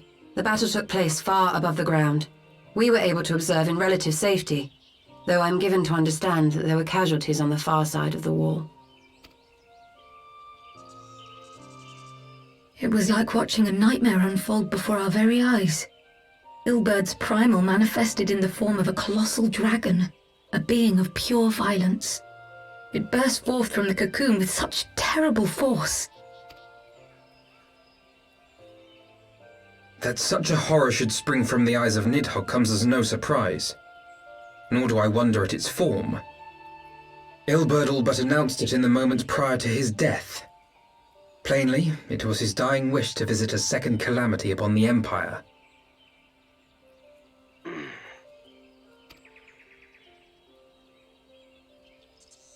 And I am quite certain the abomination would have obliged had it not found itself outmatched by a mega.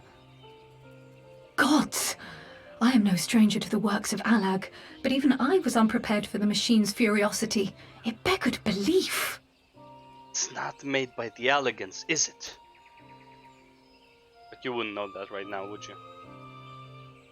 Aliens. And how fares poor Ida in the midst of all this? Have you spoken with her? She is up on the platform, lost in thought. We deemed it best not to disturb her, but mayhap she would welcome some company after all. Shall we?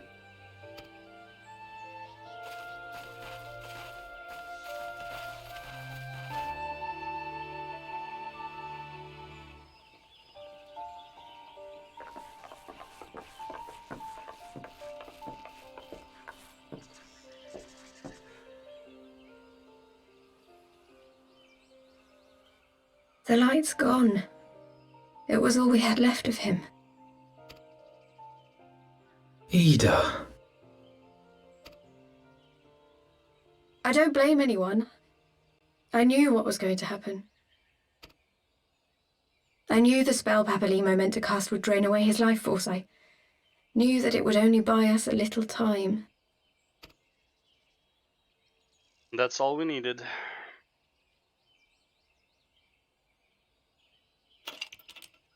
That's it. Take it off.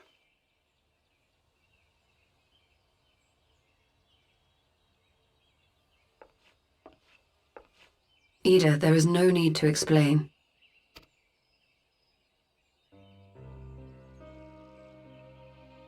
But there is. I can't hide in Papalimo's little shadow anymore, and I shouldn't hide behind my sister's mask. 20 years ago, on the day the Empire marched into Alamigo, I was still just a child, not even 5 summers old. My father had been one of the leaders of the revolution. He had fought to overthrow the Mad King, Theodoric. And my sister had fought alongside him. But she was strong and kind, and always knew what to do.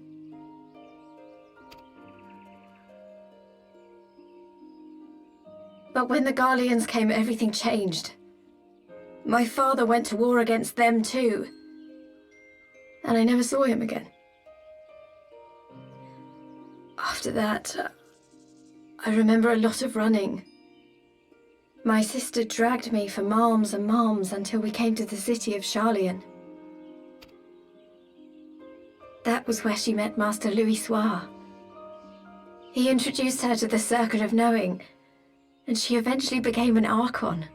I'm gonna lie, it seems like it's very easy to become an Archon.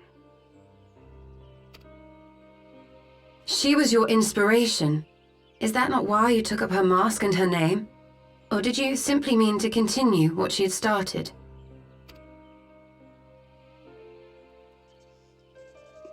You've known all along, haven't you? That I wasn't Ida. Of course. Of course. We all recognized you at once. 'Twas Papalimo who persuaded us to maintain the charade. 1 second.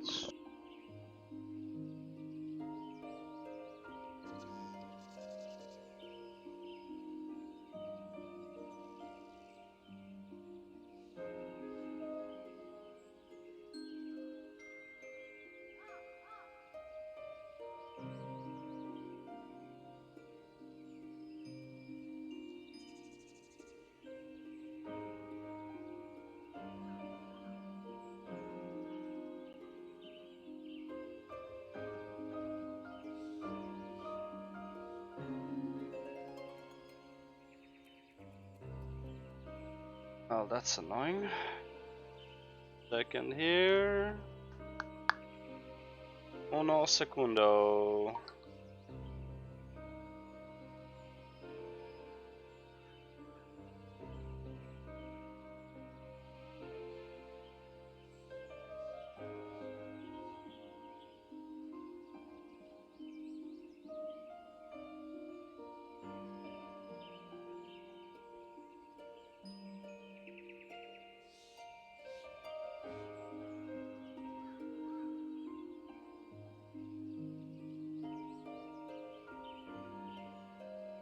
Okay.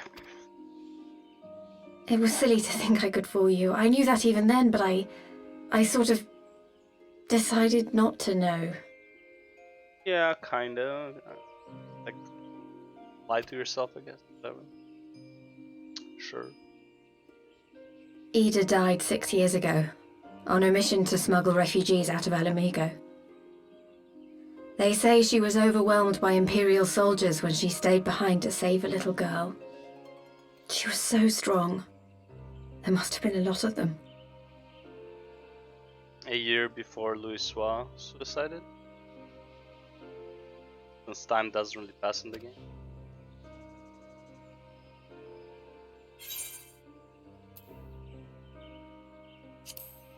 I'm not gonna say that, I'm not a bitch. Fuck that. I'm sorry for lying to you. My real name is Lise.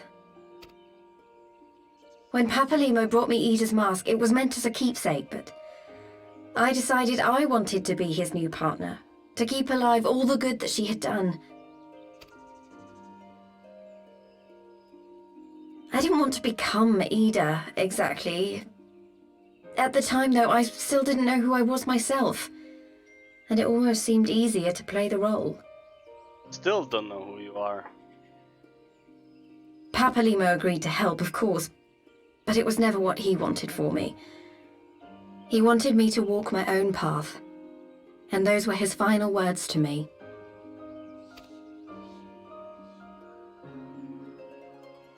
The Archon's mark he gave me is faded, and my last excuse along with it.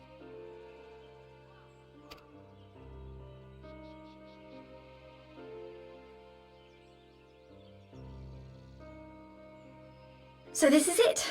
Whatever I choose to do from now on, I do as Lise.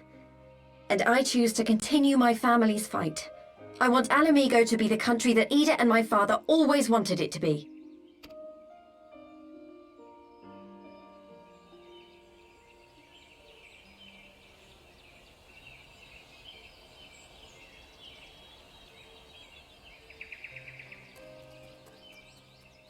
War is upon us once more.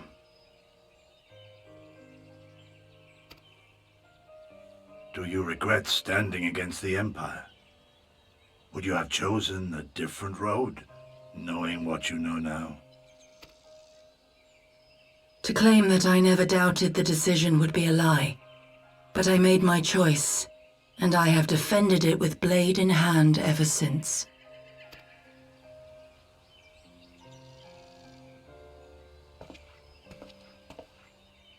The battle continues, and our steel is needed. Come, Shadow Walker, we leave for the east, for Doma.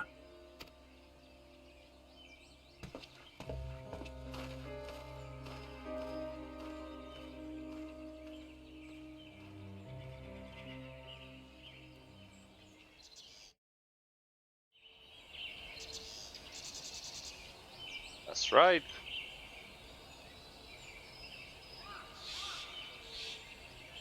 It was brave of Lise to remove her mask after so long. Though she has scarce begun to come to terms with Papalimo's loss, that one act made plain her determination to move forward. And should she ever falter, we shall be there to support her on this road she has resolved to walk.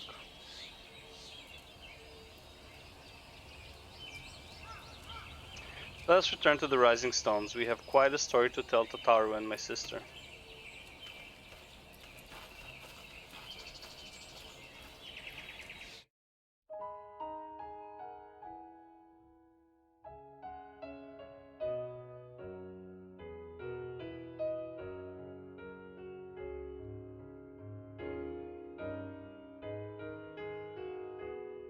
Second time Heavensward ending cinematic.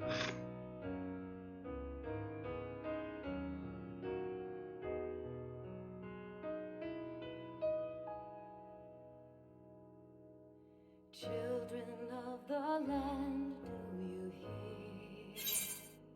As much as I like this song, I heard it when I finished Heavensward.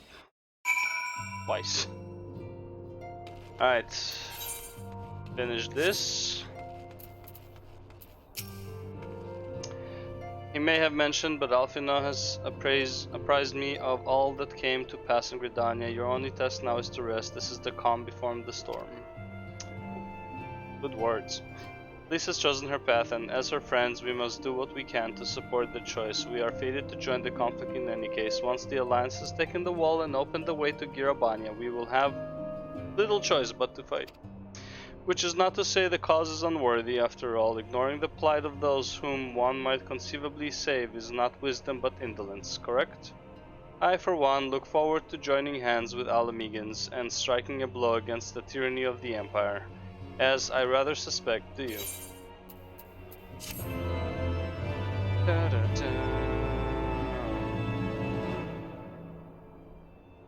Let's see what that is.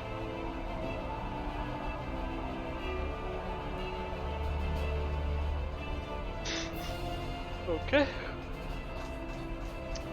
Quick march. The Imperials will soon come to their senses, and we must be ready to face the retribution.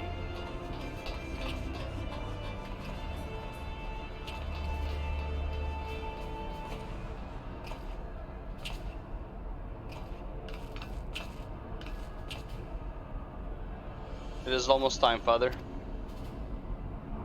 Aye, almost. Stand firm, Pippin.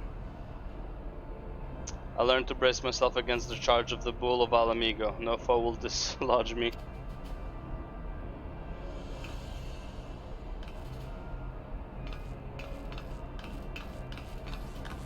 With that walk, though, I don't know if you can make it far.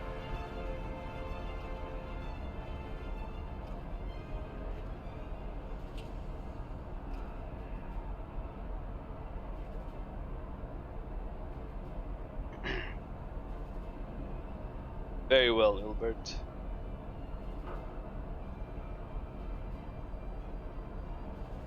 I will take our homeland back. For the both of us.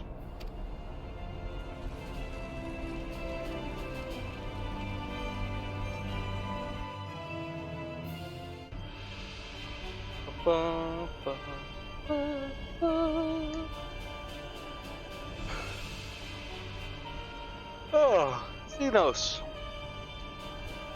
Oh, this is the Alamegan castle.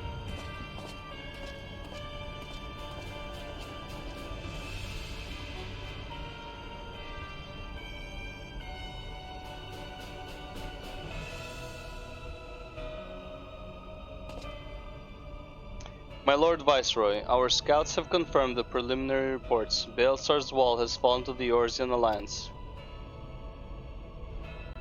The hunt for Omega and the unknown icon continues, though both yet elude us, my lord. Their battle caused considerable damage across the region. Should we perchance divert some of our forces from the search to undertake necessary reconstruction work?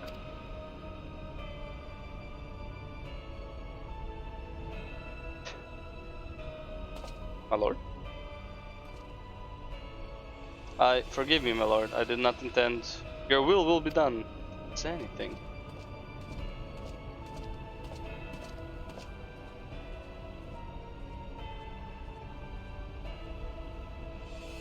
Unknown. My spies tell me the Domans call it Shinryu, and that it proved a match for Omega. Yes, the coming days promise to be most interesting. Most interesting.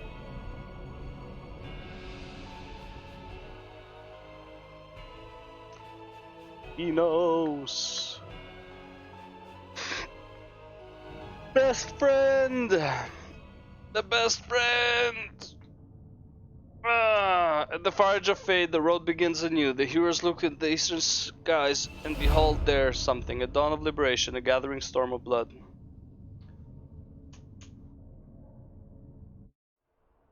story. Boom. Beyond the Great Wall. 100,000 XP. That means we are starting. Okay. Well then. React times. But first, let's check what Wizard Abby here sent me. Wizard Designs.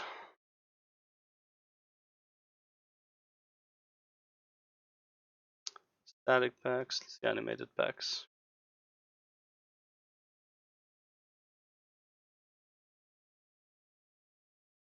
That's cool.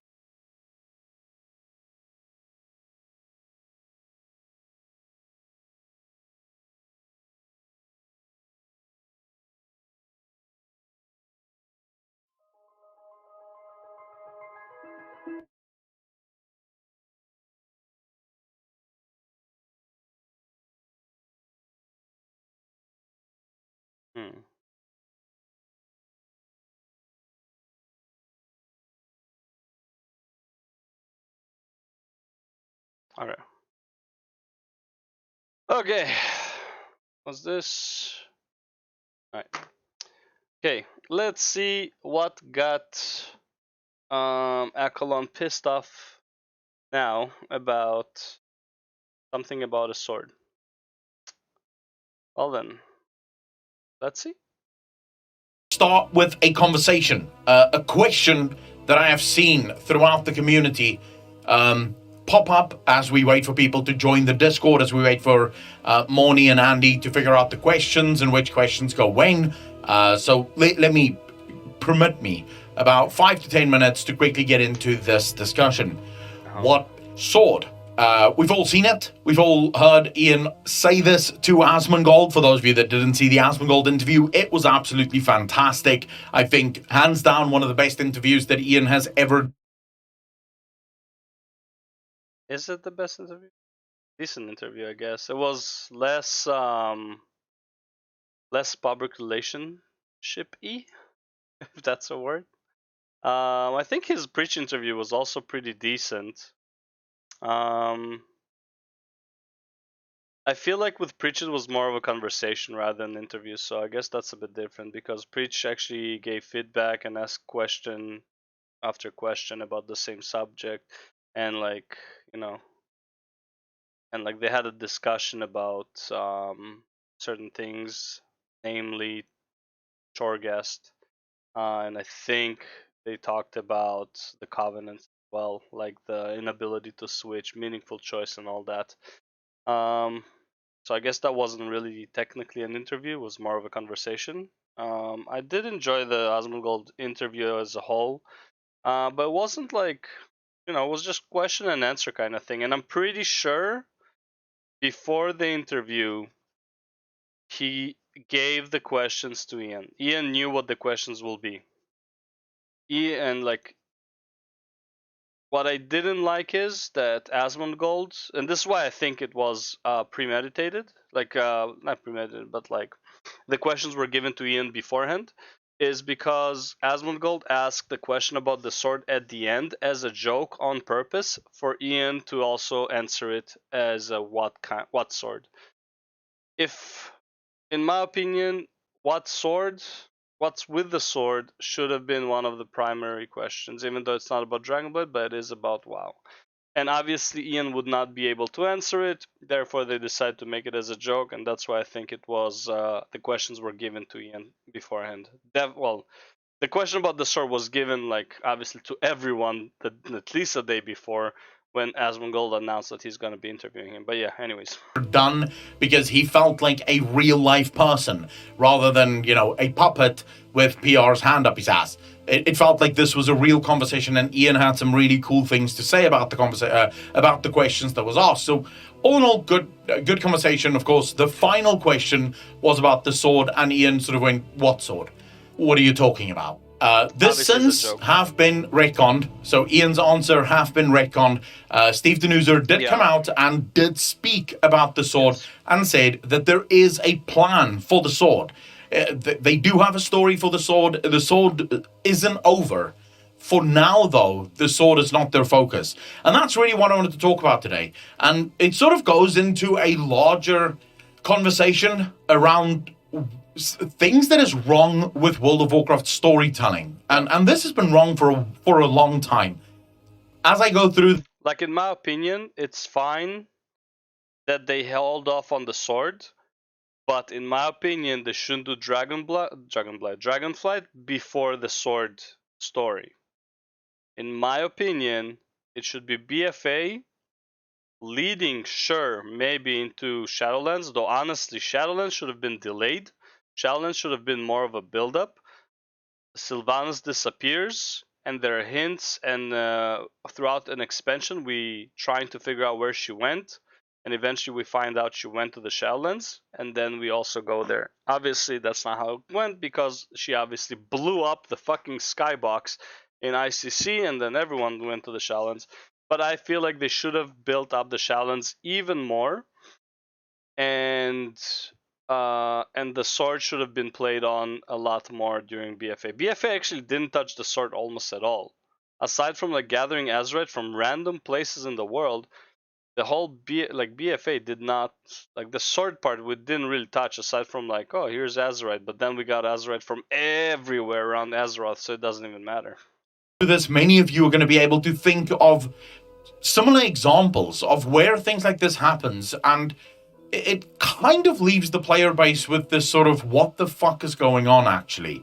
The story of World of Warcraft very rarely follow realism, insofar as, and I'm not saying that they should have realistic stories, what I mean is there should be a psychological realism to the flow of a story. Yeah. Imagine on Earth if a giant suddenly stuck a sword into the earth. Do you find it in any way, shape, or form possible that 10, 20 years would go by with nothing happening around that sword? No one claiming it, no settlements shooting up around it, no events taking place around it. To be fair, it hasn't been that long, even in game time or in our time. In game time, it probably hasn't even been half a year since the events of BFA, in my opinion. Like, I'm pretty sure it hasn't even been like maybe a year at max, including Shadowlands. It has been like a year as far as the events go. Pretty sure there are camps of goblins and gnomes around the sword, so it's something. But I mean, I understand his point, which is like it should be a much bigger deal. There's a fucking sword in the fucking world that is bigger than the fucking planet. Hello? I think this takes precedence. I understand his point. But like technically there's something happening around the sword throughout. In my opinion, there should be more, obviously, but to say that there's nothing is a bit not honest, I think. Do you not believe that someone like Disney or, you know, another company might turn it into a theme park, something to that effect? Or perhaps our scientists will be studying it and trying to figure out how do we remove it? You know, what are we going to do here? Of course, that's exactly what's going to happen. There's going to be, let's say, for example, we put our scientists on this to actually remove the sword. No, the scientists would first try to mine or like try to figure out what the sword is made out of, because this is an alien object. And then they would try to research if they can do weapons from that. The taking out the sword is, I would say, a very small priority, because if you take out that sword, it falls sideways. And then what? You're gonna squash a whole lot of people. So I don't think taking out the sword is necessarily the best idea. I would say breaking apart the sword is probably the best way to go about it, if anything. It's going to be a sort of maybe multi-year project, maybe a decade-long project, and then eventually we'll start doing the plans to excavate the sword, maybe breaking it down and then removing it bit by bit. Something to that effect. But it's not going to be nothing happens for a decade and then one day we decide, fuck it, let's do something with the sword, let's remove it now. That's exactly what's going to happen. That's exactly what's going to happen with the story. We all know it. That is exactly what's gonna happen. After Dragonblight, or maybe then the expansion after that, they're like, you know what? Yo, there's a sword in Silithus. Let's see what's going on there. And then the whole expansion revolves around the sword, which obviously it won't, because Blizzard can't keep an expansion going around the same subject ever. So The problem with Blizzard stories is that's exactly what so often happens. Smart man. Nothing will happen with the sword until, say, 11.0 or maybe 11.1 or maybe even 12.0. But then suddenly, it's just all going to happen at once. So in a single patch, we'll have a crap ton of quests around the sword. And then at the end of that patch, we'll remove the sword. Or maybe stick the sword deeper in. Whatever the case may be, but something will happen with the sword. And Azeroth it does sort of... I say Azeroth will absorb the sword. We will never deconstruct the sword. I'm 99% sure. Okay, two possibilities. I'm 60%, 40%. 60% I am sure that Azeroth is just going to absorb the sword. Or something like that. 40% they're going to bring back Sergesses, is going to take out the sword. It's annoying. Because... you know that that's not how it would happen. You know that for any good story to happen, there would have been maybe small little world quests around Silithus. Maybe every once in a while you'll be... Sargeras or any other Titan, I think one of them is still alive. I don't know. But another Titan being can take it out.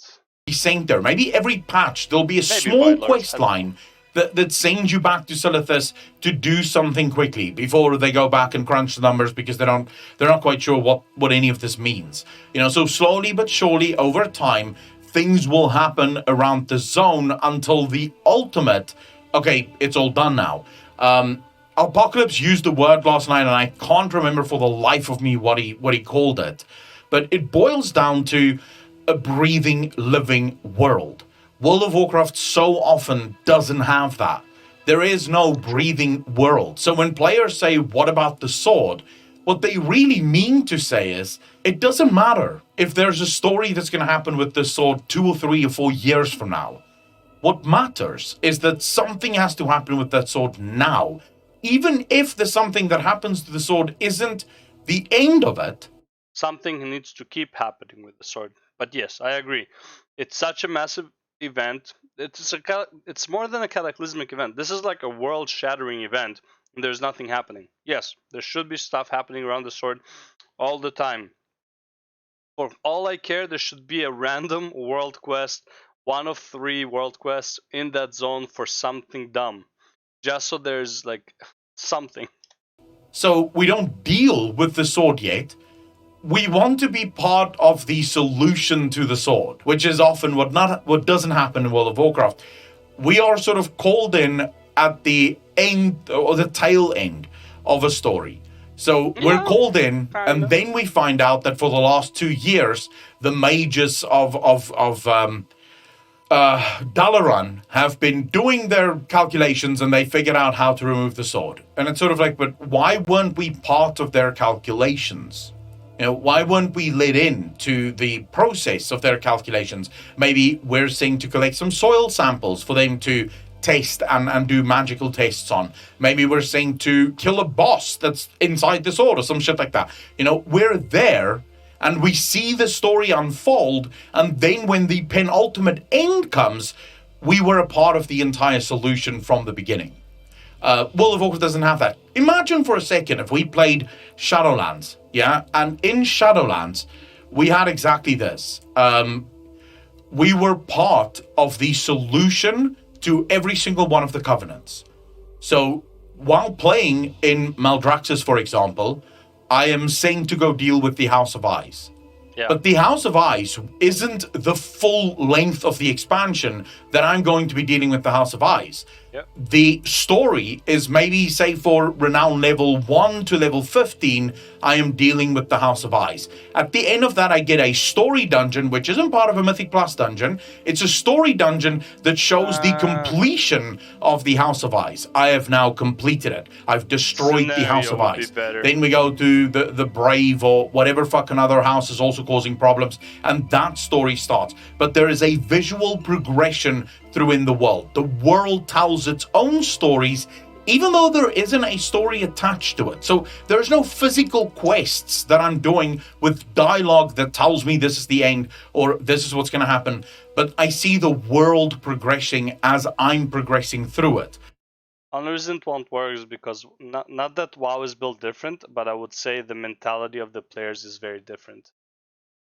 It's like, so he's going for what kind of like Final Fantasy is doing with its expansions. Even though, yes, it's only 10 levels, but it's 10 levels, which is about 60 to 100 hours of questing, right? If you read everything. If you skip everything, it's like half of that, maybe like a third.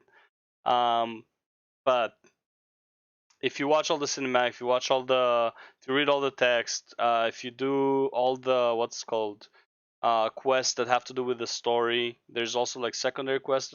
For example, in Shadowbringers, there are quests that have to do with the main story that you have to do for your class type, like DPS, healer, mage, or tank. That you would have to do with it. So taking all of those into inclusion, you get a lot of hours. I would say WoW players care so little about the story. They care about the broader story. They don't care about individual story because WoW is really not built on individual story.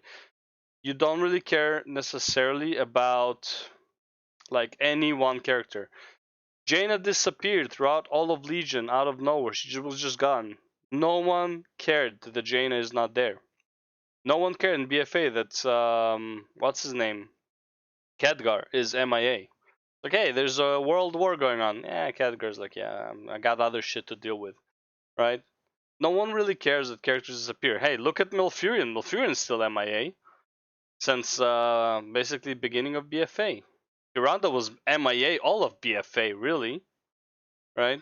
It's like these individual stories they don't appeal to anyone in WoW because they've been taught not to appeal to anyone. It's like you care about the overall story to kind of make sense, but you don't care about individual stories in WoW, which is the same as like so going into like what he's saying with the House of Ice being like a level 25 to 30 quest, let's say. No one would want that, I would say. I mean, I would enjoy it, yeah, but honestly, with World of Warcraft, there is a massive need to be world first to get max level, world first to be highest item level, world first to get this unlock, world first. Like, there's this mentality. It's like no one actually plays to enjoy the game. Everyone just wants to finish the game as soon as possible, and it's really weird with WoW. But yeah. This is something that World of Warcraft desperately needs, and I think in Dragonflight more important than ever. Won't happen. That the world starts telling its own stories again. We need that. I think I speak for everyone when I say it would be nice if you could see the effects that you're having on the world as you're having those effects on the world. Rather than go to Maldraxxus right now.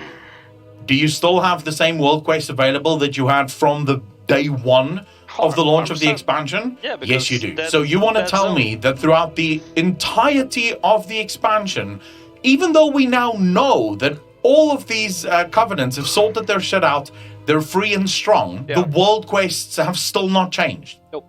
I still deal with the exact same problems that I dealt with right at the beginning. There's still the House of Ice causing shit. You know, all of these houses are still there, even though technically I have dealt with it. Technically, I should have been done with it. Technically, everything in the challenge should be like done Steve with it Denuser and his team really needs to start looking into making the player part of the solution, but solutions can also not just happen overnight. Solutions have to be a driving force. It has to be something that continuously happens. And I'm not saying every day. See, the thing is, the raids in WoW are so monumental, I would say, or like they're so critical to the main story that you can't change the world because of the raids. What happens when you killed the jailer? Did anything change in the world? No, the jailer is still out there. He's gonna return next week on the Tuesday, you know? You just kicked him out of the house for the weekend, and he's gonna come back after a small rest, you know? So that's the problem. It's like, yeah, technically, yeah, once I kill the jailer, all the world quests that have to do with evil forces in the, except for like the, what's it called, the creatures in Nightfay area in Ardenweald, aside from them, all the other world quests should be gone. Once you killed Sire Denetrius, most of the stuff in the Vampire Land, whatever it's called, Ventir, yeah, Ventir. No, Ventir is like the race or whatever. And anyways, in there, like in that zone, all of the world quests should be pretty much gone once you killed Denetrius, right? Because that's it. There's like, why would there be anyone siding with Denetrius? He's defeated. No, because he comes back on Tuesday, and that's the main problem. All the raids are connected to the main story, and you can't just like change the world because of it. So yeah, obviously you would still have these problems with the world quests. There should be like a change in the world. You could do it patch by patch. You can have it where every single patch there is a visual sort of movement. Either a zone gets visually worse or a zone gets visually better. But this should be in the game. The world should be livable, should be breathable. It should look like a world.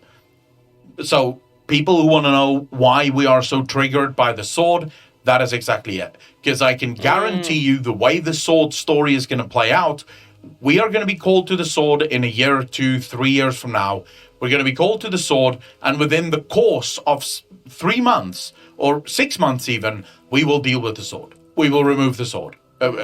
How that happens, no one knows, but it will just suddenly happen, and then the sword will be dealt with. And those stories are incredibly frustrating to someone that actually cares about Lauren's story. So that's my rant for the start of the show. For those of you that come here only for the rant, that is my rant. And with that, I think it's time that we get into the Q&A for tonight. I mean, the problem is obvious. The solution isn't. I would say that's the. I don't think he offered any real solution or any valid solution. That's the main issue. I like the video. I like what he says. It is a massive problem with the world, but two main problems is I don't think the players care enough about that stuff. They only want to do like the content itself, like the end game content, and really no one cares about the leveling. Does anyone know the story of Vol'dun in BFA? Everyone just hated the zone because it took forever and you had to run back and forth like crazy. No one was fucking reading the story. I know some of it to an extent, but you know, no one really cares about the story in WoW, right? It just has to kind of make sense, so and you don't have to think too hard about it. Everyone just wants to be done with the story. So having the world, like, and the thing is, it's like most of the stuff in the story is very like meh, whatever. It's a small thing here, a small thing there. But when you have something monumental, something like so massive, like a massive fucking sword that is bigger than the fucking world, sticking out of the fucking world, I don't even know how the world is still turning on its axis with that sword. That's the biggest problem, right? It's like the seasons shouldn't be happening at this point. That's how impactful that sword should be, right? Like, what the day and night cycle should have changed. Like, there's so many things that sword should have caused just like naturally. That like it has to be dealt with. That is like a massive thing. It's like saying like the sword is just as big as, oh, demons are invading. Okay, well, we still have to deal with the goblins in that cave in Stranglehold Vale. No, bro, your world's about to end. The demons are fucking invading. You gotta do something about it. I still gotta deal with those goblins though. Like, I gotta like, yeah, we'll leave that for like something will happen into expansions. We have a story building up, but for now, deal with the goblins. Like, it doesn't make any sense, right? It's like it's a very big event, and we're not doing anything about it. Anyways, let's go on to the next one. Next one is Zebla comments on Yoshi P banning people. All right, here we go. Zebla comments on Yoshi P addressing cheats and hacks in Final Fantasy XIV. Yoshi has posted a message about the third-party tools. Final Fantasy 14, and now this is something I've been very loud about, I've been very concerned about, so... I legit hope it has nothing to do with, like... I know, like, I saw a video, some guy got banned for using ACT, I think it's called. Yeah, Advanced Combat Tracker. And I really hope that's not the case. I'm not using ACT and stuff like that, but I am using certain add-ons for sure. It's just like UI stuff, nothing major. But yeah, it's. I hope I don't have to turn them off because they're very, very convenient. Let's just see what he has to say. Hello, this is Naoki Yoshida, producer and director of Final Fantasy XIV. With the release of patch 6.11 and Dragon Song's Reprise Ultimate, we've heard concerns from players about the use of third-party tools and the potential for game server emulation. I've touched on these topics previously in live letters, but I would like to take this opportunity to formally address them. I think the last time we talked about this in live letter was, what, 2020? I feel like it's been a long time. Please note, this will be a lengthy post containing difficult... What do you mean? Didn't he talk about this? Yeah, he talked about this like last patch, no? technical terminology and may not be of interest to the average player. What? Please note, this will be a lengthy post containing difficult technical terminology and may not be of interest to the average player. Moreover, this announcement is meant to be read in its entirety, so I ask that you please refrain from sharing excerpts of this text out of context. Moreover, this announcement is meant to be read in its entirety, so I ask that you please refrain from sharing excerpts of this text out of context. So we're warning you out the gate, this will not only be technical and boring, but you better read all of it. All right, well, I'm on board. I'm here for it. As stated in the terms of service, the use of third-party tools is strictly prohibited. Players who are determined to be using third-party tools will have their accounts suspended or permanently banned for repeat offenses. Defining third-party, yeah, that's the first question that comes to mind. What makes a third-party tool? What do you consider a third-party tool? We've received requests from players asking that we define what tools are and are not permissible, but to do so would require an assessment of all third-party tools available on the internet, as well as all gaming devices and their functionality. Unfortunately, such an undertaking is physically impossible. Well, just give us an idea. How about the main ones that most people are using? You could say that's fine. Which is why we decided to simply prohibit the use of... If he goes into specifics, it would be fantastic. It's like, oh, hey, if you want to use this add-on, if you want to use XIV Launcher, if you want to use Delve UI, if you want to use the TPI and stuff like that, it's like, yeah, that's fine. Doesn't affect anyone, just your UI. But if you use ACT... all like third-party tools and software. Is Discord a third-party tool? Which is why we decided to simply prohibit the use of all third-party tools and software. Okay, so... By the same token, it is impossible for us to check what programs are installed on every player's PC. This is why we cannot identify and reprimand offenders 100% of the time. Yeah, because they do not want to add Epic anti-cheat, easy Epic anti-cheat. They don't want to put it on the game. To offer more clarity on our process, here are a few examples of the rule violations we prioritize for investigation. Use of tools that allow players to more easily complete content. That's fair. Modification of the UI to display additional information.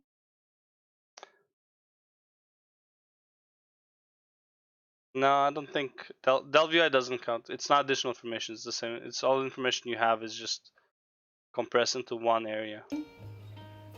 What information is he talking about? Like numerical information? I guess, He's talking about modification of the UI. So like actually changing the way the UI works. Not like a window that goes on top of the game, right? That can be technically UI. Especially with ACT and how Moppy, I think it's called, works, where it goes on your screen. You can put it outside your screen, obviously, but it's like most people put it on the screen.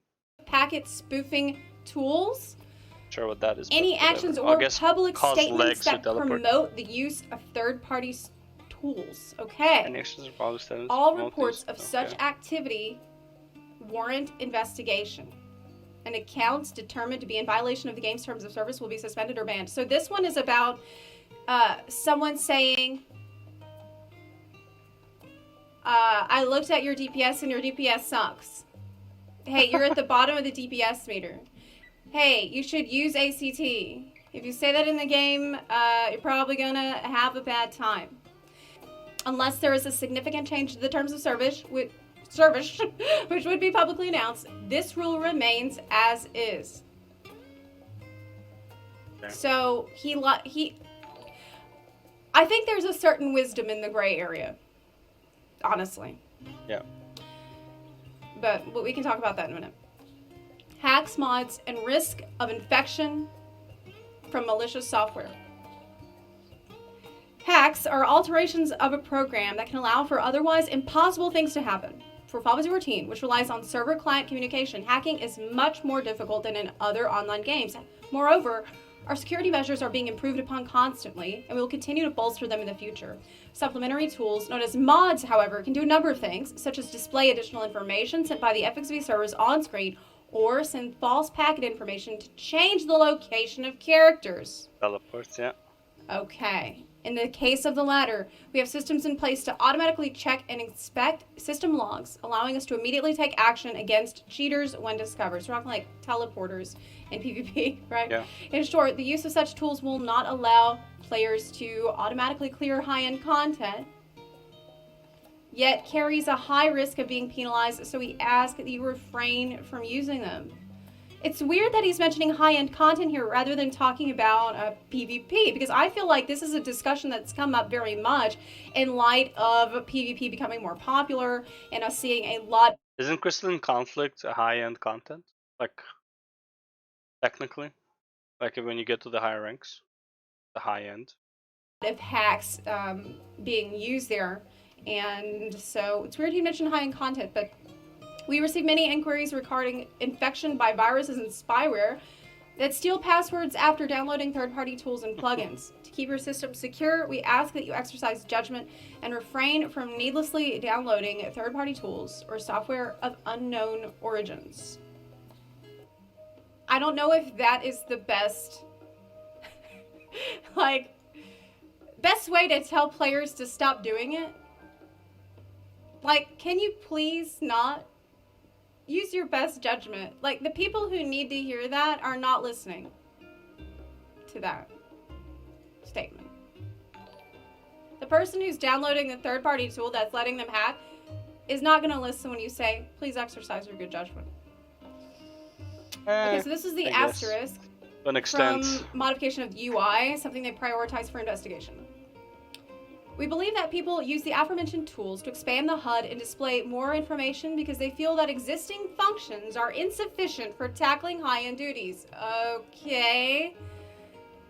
In recognition of this, we intend to review the most prominent tools,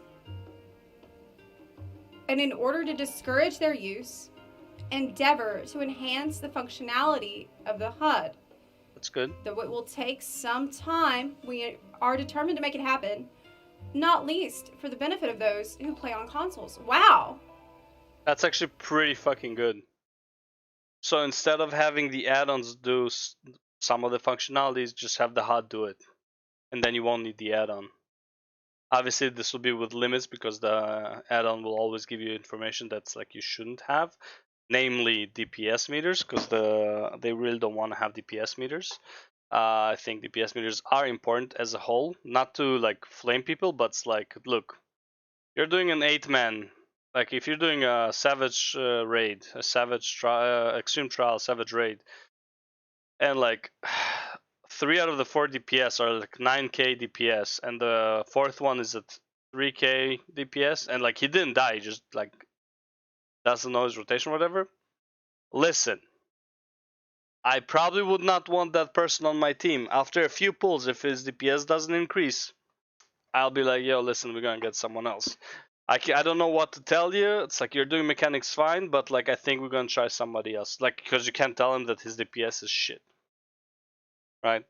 You can ask him, it's like, hey, did you check that you can do the damage on the boss with that NPC over there? It's like, shit like that, but like...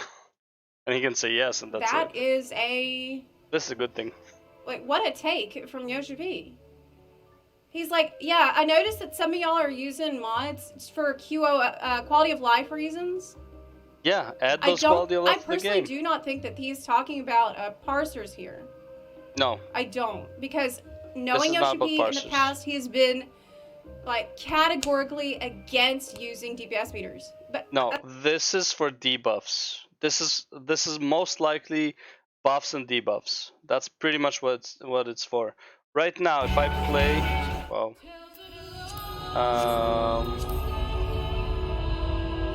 second, I'm logging. Right now, because of my Delve UI, if I get a debuff, so there's multiple ways for me to see a debuff. One is I can see it on my my party screen, like my party tool, whatever it's called. My party's nameplates. No, not nameplates. What is it called? Oh, the party plate. So on the party plate, you could see a debuff that happens next to the characters, next to the character name, right? So for example, I won't be in a party, so it'll be hard to show. But right now, let's say this is the party screen, right? Let's say this whole thing is like my HP or whatever. I would see debuffs over here. My buffs are over here, which you can't do with the regular UI. Also, when I get debuff, it would show over here. Like a stun, a dot, or whatever, it would show over here, like in the middle of my screen. And I can't customize it without the add-ons. Which is, it's really helpful, especially like if you're a healer, or especially like in PvP. When you see the stun happening here, you know why you can't attack, right? It's like if you just see the stun happening here, or any other like CC that happens on you, and you see it only here, this is really not a good place to look at your debuffs. This is a great place to look at your debuffs, because this is where your eyes are naturally. But yeah, let's continue. That's why I think that he's talking about the quality. Same as like debuffs from bosses. If you get Doom on you, stuff like that. You don't notice that you have Doom on you because the debuff is on the side and not in the middle of your fucking screen telling you have Doom on you. You gotta do a certain mechanic to remove the Doom. It sucks. Life type mods that I believe it's mostly buffs and debuffs. Give you like some nice information, like visual stuff, chat bubbles, things like that. Buff timers, maybe, yeah. Yeah, buff things timers. like that. So he's saying, I've seen some of the things these mods are doing, and we're going to enhance our HUD so that you don't feel like you need those. I think that's a housing very tools, yeah. rational and good take. Definitely housing tools. For that. But just like so looking at Yoshi P's past statements on third-party tools, he has said like very loudly and very strongly, I'll never have a DPS meter in this game. Like he's most strongly against it. So I would not read this as being, oh, we're going to put the parser in the game. That's just, knowing Yoshi P, there's no way that's going to happen. I really, really doubt it. Okay, it goes without saying that we're aware of world races for high-end duties.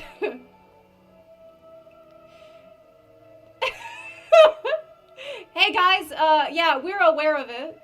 We noticed it. Yeah. As the developers, we're proud to have grown into one of the few games where they're held, and it delights us to see so many players participate as well as spectate with great interest. But a race should be fair, and it's our earnest wish that participants don't use third-party tools. Yeah, good luck with that. Indeed, we've only released duties that we have proven can be beaten with the game's standard features. Without a doubt, patch 6.11's Dragon Songs reprised as the hardest duty we have ever created. Yeah. Yoshi P, this is the hardest duty by far has ever created. This 25-minute fight or some in shit. An MMO, like, there's nothing there. I do not think that there is anything harder. Yeah. I really don't. Yeah. Some may compare it to the unending coil of Bahamut, but taking into account our players' improved skill, increased number of actions, and the more complex mechanics, the latest ultimate entry has the edge. To be able to conquer it in such a short time requires great individual prowess, teamwork, and support. And you can consider this gamer thoroughly impressed. Look at This the gamer. emotes. Yes, me, such a gamer. Okay. What a but funny dev. Because such What a races cool are guy. unofficial. Oh, Look, he good. really is a gamer. He's very good at Black Mage. We usually limit our involvement to some comments after a number of teams have cleared the duty. By offering our congratulations via the official Twitter account and confirming timestamps, we want to recognize your achievements and contribute to community excitement. However, if our recognition encourages excessive competition and controversy to the extent that players resort to third-party tools, I regret to say we may have to reconsider making comments in the future. Here's an idea. Why don't you consider sponsoring the world race for your game so that players don't have to hobble together a homebrew world race? And like, as we did a great job. Okay, I think we did a great job. Sponsor it. But maybe if they sponsored the world race, then they would be able to Monitor? No. set up some actual rules that they could enforce easier and better with more oversight. I don't agree with this. Even if they sponsor it, the people that are doing it don't have to participate in the sponsorship. And they can do it outside of the sponsorship. And then the people who are doing it outside of the sponsorship, because they're not being monitored, will then have an advantage of the people who are being sponsored. As simple as that. Right? It's not like they can prevent people from going for world first. Right? It's just a group of 8 people that are trying to do the ultimate. So you can't really prevent them from doing it. It's not like a limited access thing. Due to an oversight on the development team's part, model data for Dragon Song's Reprise was present in patch 6.08 data.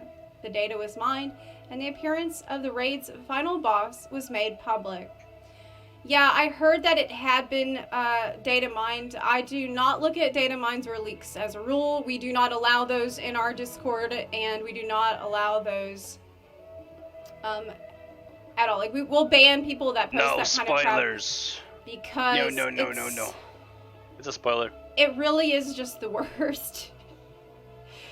It's just the worst. It's something that they did not intend to be out there. I think a lot of people... But I honestly, I don't care. Because, again, spoilers don't really work for me. The point was, like, for me, the journey is like 98% and the conclusion is 2%. That's how much I care about the conclusion. Like, if you told me, spoiler alert, the main enemy of Endwalker is like Tweety the bird, I'll be like, cool. How did she become the main villain? What is our history with her? When did we meet her? When did we find out? All this shit, right? It's like, who else is involved with her? How come she exists? All this stuff is way more important to me than knowing she's the final boss. I don't care who the final boss is. If I knew that Emetsuck was the final boss of Shadowbringers, I still wouldn't care. It's like, well, kind of obvious at the same time, but also it would still make me cry at the end of Shadowbringers when I fight that boss, right? It's like, it's not who the final boss is, it's the journey. People come in from WoW and they so who cares about, like, maybe the data mining culture is going to be the same. It's care. not at all, because WoW has a public test realm. It's normal for things to be seen before they're on launch. But in Final Fantasy 14, this is like... It will actually ruin your enjoyment of this stuff when you're supposed to see it for the first time. Nope, not for me, but yeah, like, I understand. You are just not... It's not going to have the intended impact, the intended effect. 100% if it does get data mined. And there was a time, actually, when I was looking at all the data mines, and I was looking at all the leaks, because, yeah, I did come from WoW, and I was used to that. Yep. But maybe WoW taught me how to not care about spoilers because of all the data mining. It's like, what did I learn from WoW? Don't care about spoilers because you're gonna get them anyways. I noticed, this was happening in Stormblood. Then I noticed that when those things were actually announced, it was just like, there was no excitement about it at all. It just took all the fun and all the life out of it. It was horrible. So anyway, he said such data is normally masked and cannot be discovered, but this time it slipped through our checks. In addition, But does it though? Like, let's say you don't watch the, let's take Warlords of Draenor, and you don't get data mined that Archimonde is the final boss. What is your reaction to Archimonde being the final boss? Oh shit, it's fucking Archimonde. That's so fucking cool. What's your reaction when you see it in the data mine? Oh shit, we're fighting Archimonde? That's so cool. You still get the same fucking reaction at the end of the day. You just get it earlier. It doesn't matter. Actually, the same time the patch was released. And the reason, like, with Archimonde, like, I can use that example, is because you know the story of Archimonde for the most part anyway, so it doesn't even matter. It's like, you know the history, so it's like just knowing that Archimonde's the final boss would give you the same hype outside the raid as well as first time seeing it in the raid. It doesn't matter. A screenshot from a phase that players had yet to reach was leaked. We believe it came from an insider and are in the middle of a thorough investigation.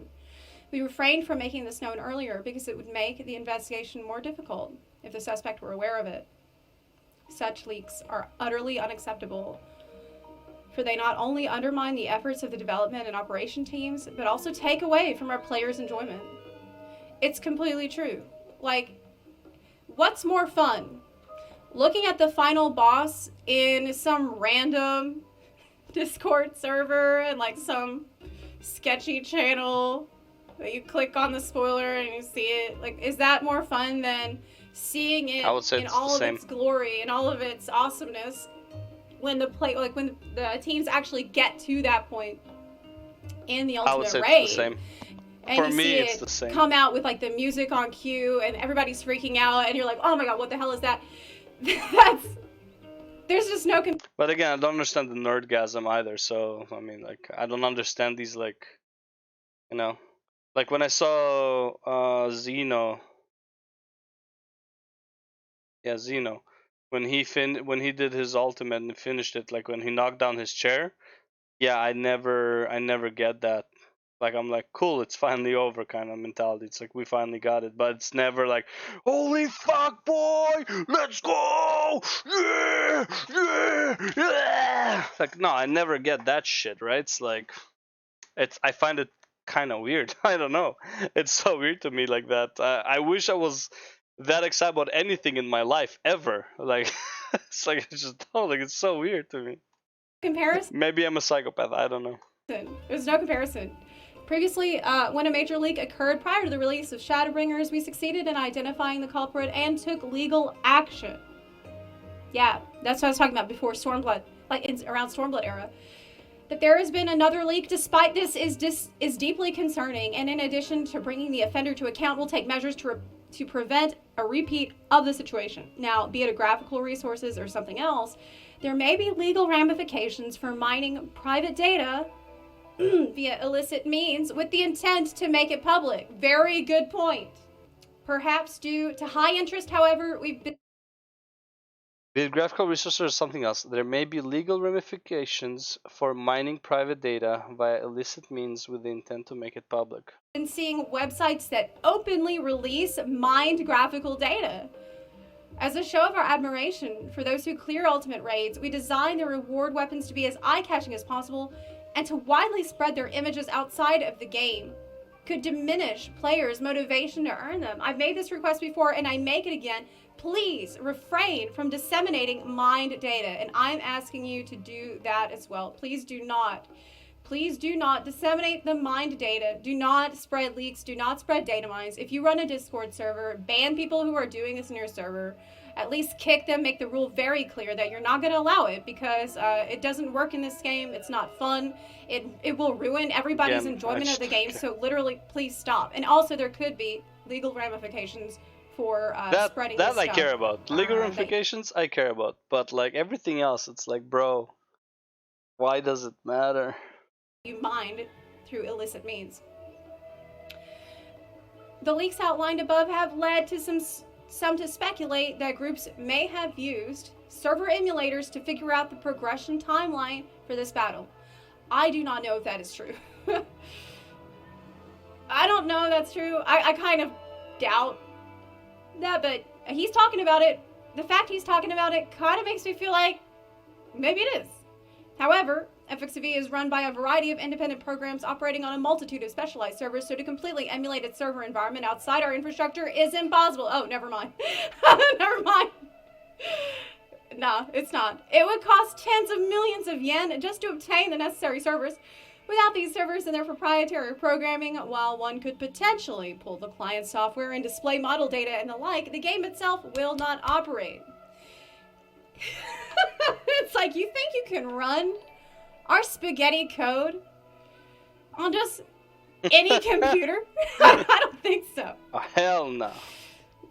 It takes multiple servers. So many specialized servers and so many special programs to even figure out what the hell this code says. Good luck emulating that. Even if one were to somehow accomplish such a feat, it would still be physically impossible to run the unique programming introduced to the servers upon the application of each patch before the patch is even released. The progression timeline for each duty exists solely within the server's side code and is never included in the patch data downloaded to players' clients. I apologize for any undue concern caused by these rumors, which themselves were sparked by the aforementioned leaks, and once again assure you that we will conduct a full investigation to prevent this from happening in the future. He said, this is complete bullshit. Do not believe anybody that says, oh, they were practicing on their private servers. It's completely stupid, so shut up about it. Okay, in conclusion, thanks to our devoted warriors of light, Final Fantasy 14 has grown into a titan among games. Dude, honestly, there are still queue times since Endwalker. I was playing Shadowbringers for the longest time with no queue time. I would say since patch 5.4. I'm pretty sure. I was like playing. Well, I didn't get to play 5.4 when 5.4 was current, but I believe I started playing the game when 5.4 was current.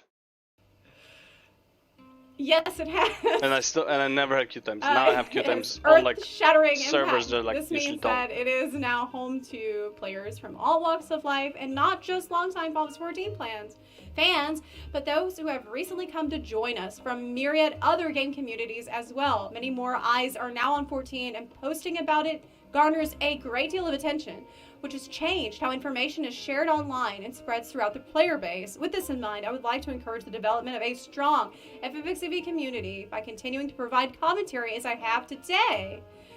Good to hear it. Truly, I cannot apologize enough for the many mistakes we made in patch 6.1 and the resulting disappointment in such a major patch. Nevertheless, we intend to forge ahead so that Final Fantasy 14 may continue to bring joy to as many players as possible, and we hope you'll stay with us on this journey. I'm here. What mistakes did they make with patch 6.1? Like in the PvP, that their like warrior and white mage are still busted? I mean, yeah, but that's nature of PvP. It's a good luck balancing that. Real. Let us be serial. It's very hard to balance PvP. In my opinion, white mage should just either not deal damage, not heal, or not AoE stun, one or the other. Warrior, I think overall warrior, in my opinion, is fine. I think the other tanks just are useless. I think paladin survives way more than warrior. I think Dark Knight survives way more than warrior. The warrior stun, AoE stun, is a bit busted. I think it should be a 30-second cooldown, not a 15-second cooldown. And then Gunbreaker, in my opinion, is completely useless. The way it works is extremely confusing and extremely weird. I don't even know what that class does. It's so weird with the combo that it's like if it's a DPS, it does this. If it's a healer, it does this. I feel like Gunbreaker might have potential to be the best, but it's very hard to play it at a good level. I'm here till the end, Naoki Yoshida. I'm generally happy with what he said here. One thing that I'm a little bit wondering about is he didn't really call out people who have been openly cheating on stream, like openly using the tools that allow cheating on stream. I think it might have been helpful to specifically, maybe not call out people like by name, but be like, hey, we've seen people doing this and they think that they are invincible. They think that nothing's going to happen to them. We're seeing them cheating. We're seeing them using these things that we just said were, will allow them to more easily complete content. But they're just as likely to receive a punishment as anyone else. Like, I think a more specific warning here, kind of putting a little bit more of a fear in people would have been a good idea. Like, maybe a more threatening message would have been better. I don't think he needs to threaten more. It was pretty obvious. The only thing that wasn't good enough, in my opinion, I think he need to define. He probably can't define because it's like he doesn't want to say it's like, well, these ones are okay. But he should have defined a bit better of like what is really not okay. Because right now it's like, for all I can understand, is like cooldown monitoring, not cooldown, but like debuff monitoring is just as bannable as ACT or like teleportation. Specifically for the hacks, the cheats, and things like that. Because here he's like, you shouldn't do it because you're gonna get a virus. I feel like it could have gone a little further. He could have been like, at any moment we could ban every single person that's using this crap. You better stop today. Like, maybe something like that. Because he does have a tendency to be like, please don't.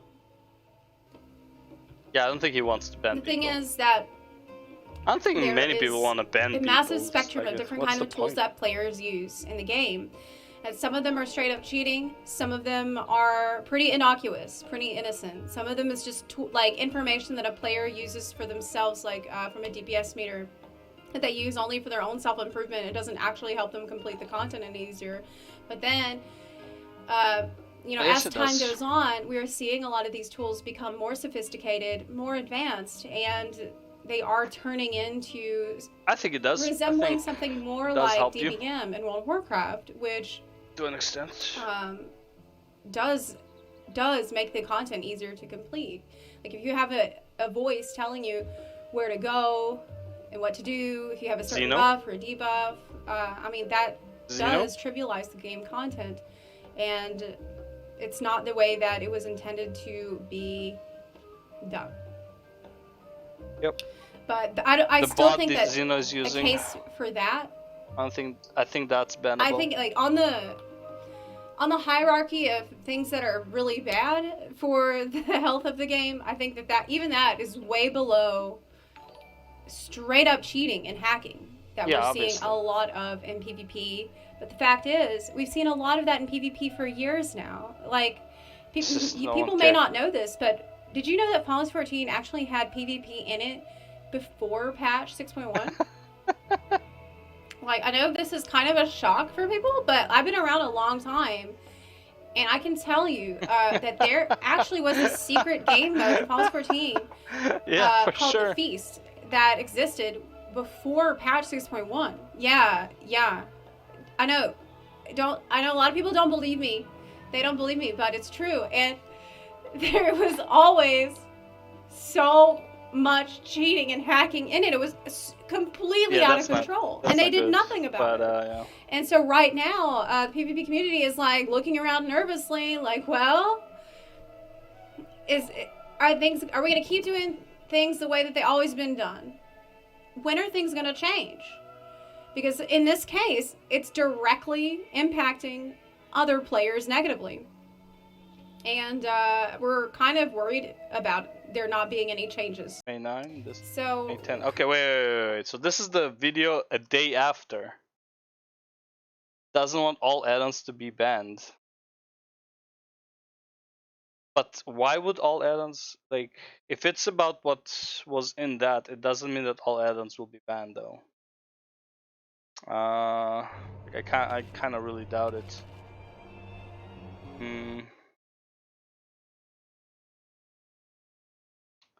See what the gist of it is. It's pretty good. Yep.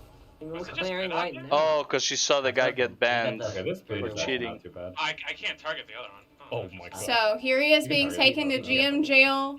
Yeah, I saw that. Yeah, I can't. Oh, I got GM jailed. Tab? Yeah. Yeah, I'm clicking on pressing And here's tab. the coolest I can't thing. target him at all. I think I'll turn off my stream. He got teleported out of Wait, what Ultimate and taken into in jail. GM jail. Are you really? Yeah, actually. Yeah, he got What the? What? He's gone. I think I might be gone. Yeah, I Uh-oh. Did you hear that? So that's the part. Oh my Oh god. So that's the part that I felt was very telling in this is when he's in jail. You hear his teammate say, "I told you." I think I might be gone. Yeah, But what was he using? He's like, I told you. So to me, I feel like that is very telling. And that But what was he using? Using the grade clouds. Okay, well here's the ACT and image plugins, but of him what's being the... taken to jail. Here is the clip. Hold on. He was just in DSU and he suddenly got summoned into Goal. His static mate confirmed on the balance Discord that he got a 10-day ban. So there's. Okay, if I can get the music sound on. Go last one. It's pretty good. Yep. Was clearing right now. That's both of them. He got the. Okay, this page is actually not too bad. I can't target the other one. Oh my god. So here he is You can being target taken to both of them. GM jail. Yeah, but like, we don't know if it's for that or he was doing something else. I don't know if it's the... So currently, our little community is in an uproar. Okay, anything else though? I do think that it's pretty shitty to suddenly change without much warning. Like maybe before the Ultimate Race started, they could have been like, "Hey guys, so Ultimate Race is coming up. You might want to not show plugins, not use plugins, because we're gonna enforce it more strongly now." They could have done that. So I feel like some of the blame is on Square Enix for this. But getting back to what I wanted to say. Yeah, okay, so Yoshi- this plugin is definitely illegal. Last time we talked about it, he was like, "Oh, but isn't Discord also a third-party plugin?" He did say that, and I really feel like that was a... No, everyone knows what a third-party plugin is. Discord is not third-party plug-in, it's a third-party program. Very different, and it's also only used for chatting. So... That was a pretty bad thing to say. It's like, it's a super dumb thing to say. It's like, if Final Fantasy had a, a voice chat by default, and they said we don't want people using Discord, that would be different. Or like a third-party voice chat, that would be different. A third-party plugin, that's completely not what it is. Because by saying that, it does really blur the line, and I feel like it's very disingenuous. Not really. It's a disingenuous argument that I'm hearing from a lot of people today, who act like there is no difference between it's like, don't be a a chat bubble fucking mod smartass. and something that will Everyone give knows you what you a shouldn't do. real competitive advantage in raiding or in PvP.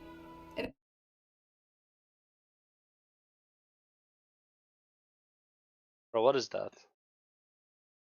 What is this shit here? Why? Why is this happening?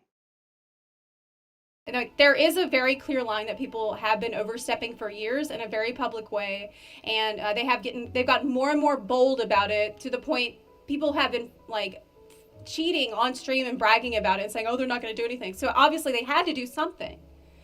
Yep. And I feel like it's disingenuous for people to overgeneralize all of the add-ons and all of the mods, because there's another thing I wanted to show you. See if I can find it. Found it.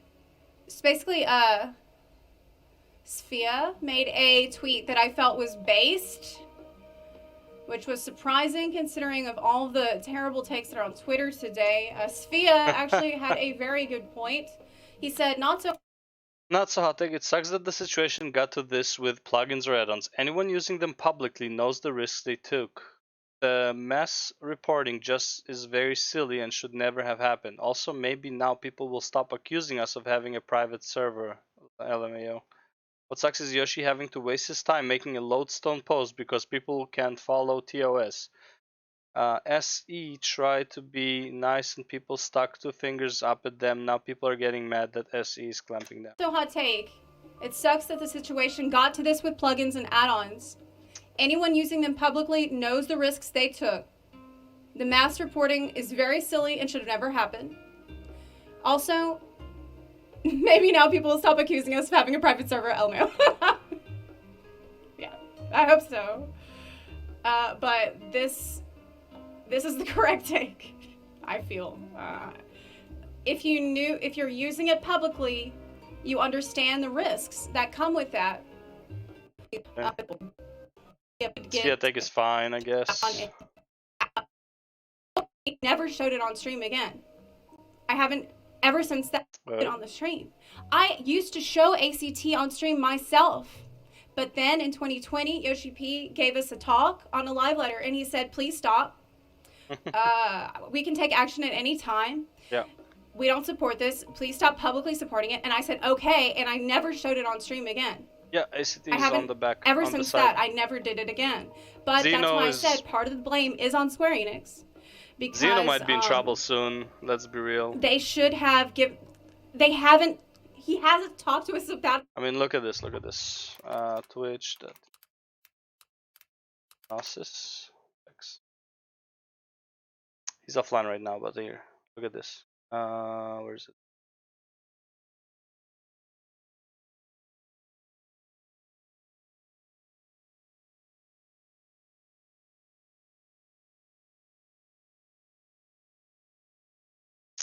Okay, well, that's up, so whatever. Either way, you can see it on the. Okay, let's see. Okay, YouTube. I don't know. Gnosis. There we go. He already admitted it. If you'll notice, there is no longer an ACT on my screen. That's right, because from here on out, we're not doing that anymore. That's right. We're going to put something way more toxic in ACT's place, and that's Twitch chat. You think ACT was bad? He makes a decent point, but at the same time, it's not so much about the toxicity. It's about thing behind him. It's not about toxicity. It's about encouraging it. But yeah, so see, he removed it because throughout I saw the ultimate, like his ultimate progression, and it was there the whole time. So I was like, he might get banned soon. About it specifically since 2020, and they. Yeah. Oh. Streamer receives a suspension for using add-ons. Act. I've heard so many people say act lately. I'm not. Joseph Tayden's suspension. He's deleted all his Twitch VODs, but here are some screenshots of him being taken to I gym used to jail. calling it act.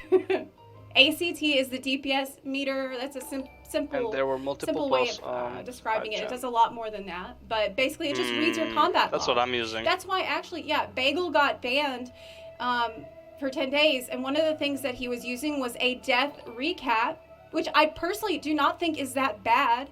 I really don't think the death recap is that bad at all. I think it might not be such a terrible thing to have something like that in the game, because I think it's default in Elder Scrolls Online. Yeah. It's actually default in WoW too. If you know, like if you do the combat log, it would show you what you died to. But again, you shouldn't have to show something like that on stream. That's I'm also pretty true, but sure whatever. it should come in a separate window that you don't need to stream. Okay, wait, that's Bagel Goose. I want to see So what. I've been warning about this since the announcement I want to see because a take about talked to a XIV who launcher. got a 10-day suspension. It happened when Square Enix's announcement dropped. So like he couldn't have even like read the announcement and at least had the chance to be like, oh, okay, well maybe I should back off on it. I think it kind of sucks for them to ignore the culture that they have allowed to grow surrounding mods and plugins for years now. And now, and then Simple tweaks for party buff timers, some plugin that lets you track other people's CDs and ACT. Also, the streamer in question was Speedrunner Hero Row from Team Over. Okay. I have the track this cooldowns and I have the party buff timers. I am pretty sure it was the ACT. suddenly, without warning, bring down the hammer because a lot of people do not remember previous warnings that we have gotten about it. So I'll be right back. I do have an opinion about this, but I'll be right back.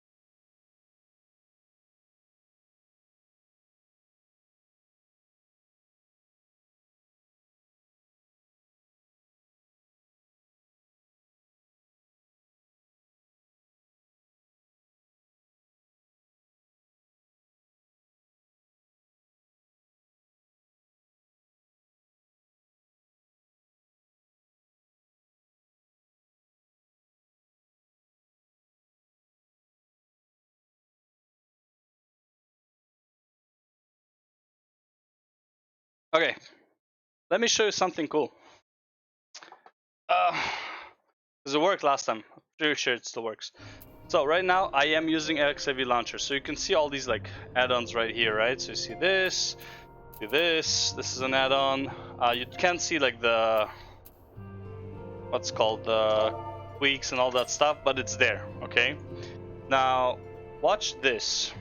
If I go to my stream and I add a game, let's see, where is it? Window capture.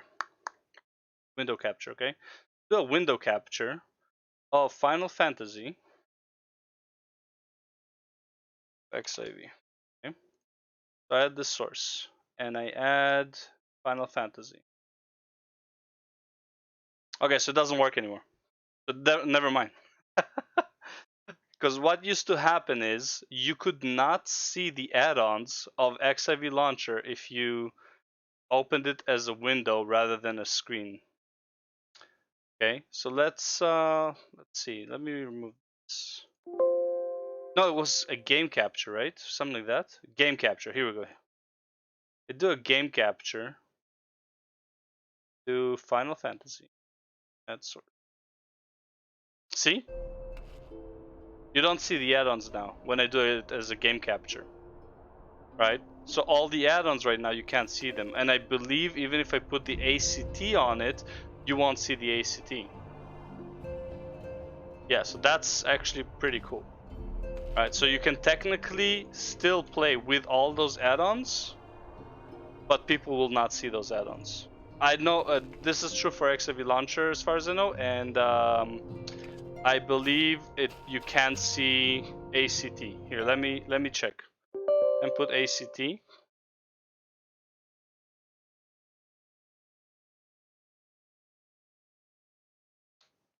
Okay. Oh my god, I have updates. Come on, man. Still have updates. Where's the webcam? Let's put webcam on top.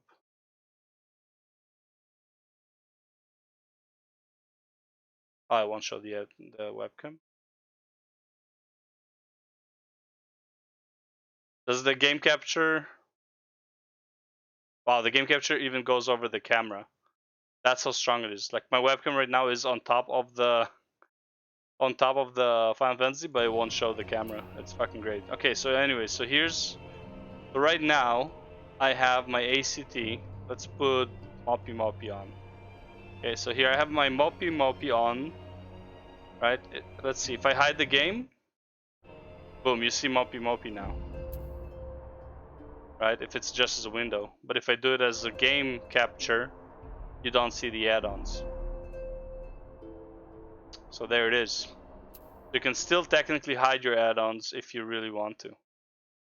I might actually do that. I might actually play with add-ons and have the game it launched as a game just for that reason. I don't really use ACT. I don't find any reason for it. Just like sometimes I want to see if I'm on something I'm not too familiar with, if I'm doing a good enough damage to compete. But other than that, I don't care. When I was playing Monk, trying like different rotations without watching a guide, things like that. Okay, let's go back. So honestly, the only reason that I can think of why you would want streamers to keep using plugins openly is if you actually hate all add-ons and all mods of all kinds, and you want Square to take more drastic action against them all. I've been warning about this ever since 6.1 dropped. I have been screaming from the rooftops about this. I have been saying, like, I'm so worried about the whole mod community getting punished and all getting consequences from this stuff getting completely out of hand. But I know that right now, a lot of what I'm seeing is a knee-jerk reaction of act. I've heard so many people say act lately. I'm not used to calling it act. ACT is the DPS meter. That's a simple way. Yeah. The knee-jerk reaction I'm seeing. And Yoshi. And if the UI was better at displaying a lot of that information, then people would probably not turn to mods to get that outs and triggers. I don't think that should be acceptable, because this, in my opinion, is really unacceptable. ACT, like, I kind of don't care. I can see it being toxic, but that's not the real issue. This, however, is literally telling you how to play stuff, which is like, no bueno. If a player can do it on his own, that's fine, but an add-on shouldn't do it for you. And a lot of people will fight me on this, because they'll say, oh, well, no, it's just like having a very reliable raid leader. And I did actually used to agree with that, but it's not. It's really not like that at all after you actually see it in action. Yeah. And how effective it is, how efficient it is. It's like a raid leader who gives the call out perfectly every single time. There's no human error, and it's immediate, and can call out things that would normally take longer to call out. The fact that it's immediate is what makes it, I think, cross in the realm of cheating. Because the thing with mechanics, they think about how long will it take the player to work out where to go. That's part of the difficulty. That's why, if you look back in the Omega raids, there was a boss that had a mechanic called like Starboard Larboard, and there was a huge uproar at Square Enix because Koji Fox had named it Starboard Larboard instead of something like Left Right, because it took players longer to figure out is Starboard and Larboard left or right, is Starboard left, is Larboard right.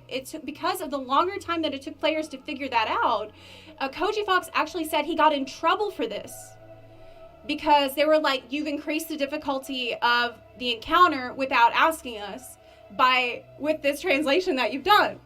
So that my point is that they factor in. That's a pretty good point, actually. Yeah, the reaction time, especially if a name is weird, the reaction time. If, let's say, you have a boss that has 3 different mechanics that have almost the same exact name, but like the ending, like I said, it's like a very complicated name, and then the end it's like Axie, one is like Moxie, and one is like Doxie, right? And you have to like instinctively know what Axie, Moxie, and Doxie, what's the difference between those 3, and move accordingly. Most players will not have that, like, they'll have to like, they usually will not even look just at the end. They'll like read the whole sentence, something like that, right? It's like it creates a delay. So the mechanic has to be delayed to a certain extent. expecting the player to be delayed. And then instead of like oxy moxy doxy, you're gonna, I don't know where I came up with it, you're gonna have an end that tells you like move back, go right, go left, right, something like that. It's like it would takes take the you to work difficulty out out where of to it, go as part of and it's a very unfair measuring advantage. the difficulty of a certain encounter. So if you have a third-party plugin that can immediately figure it out and immediately call it out to you without fail, that does Is a cross in the problem. realm of cheating. Yes, I agree. I do think that it does. Yeah. I do think that it does. And also, I think that it's normal in an MMORPG for you to be rewarded for working together with players who are very skilled and who are good at figuring those things out. You should be rewarded just finding those players, to be honest. Like, that's how hard it is. And calling them out. There shouldn't be any punishment for doing that. That's... Wait, why should... I don't think it's fair to make that comparison either. The human error is what makes something difficult. Yeah, exactly. Yes. And I think people do know it. People are aware of... Of course, if you played WoW, you know human error is literally what makes the mythic raiding difficult for the most part. One person can kill the whole raid. That human error costs a lot. A lot of gold, a lot of fucking mental strength. One human error. When they're crossing the line, and that's why I played this clip. That is why I played this clip, Bagel getting sent to the GM, and you hear his teammates say, I told you. I told you. Meaning And then he knew. I told you that this was going to happen, and maybe you shouldn't have done it. Doing it publicly, because it's completely unnecessary. Any other examples, though? When you're streaming it publicly, eating territory, and it's actually destroying the game, and it's all PC. And some were... HFPs were outraged by Hero's ban. Some people were saying, might as well don't play on the PC, and some were saying, don't sell FF14 on PC at all. Some went as far as saying, Discord should be banned too. No meme. Monka W. Is that our hearts? So, speaking of bad takes... That is a pretty bad take. Arthur's posted this tweet. It's not a bad take from Arthur's, don't worry. He said that the JPs were outraged by Heroro's ban. Some people were saying, might as well don't play on the PC. And some were saying, don't sell FF14 on the PC at all. And they went as far as saying Discord should be banned. This is what I mean. Like, when I said at the start of the stream today that I've seen the worst takes on Twitter today, on FF14 Twitter, What was that I've Heroro seen... ban? It was fucked up in my opinion. I've been in their shoes before. What was Heroro ban? What was he banned for? He's a streamer receives a suspension for using add-ons. I don't know if it's for this. Here's some screenshots.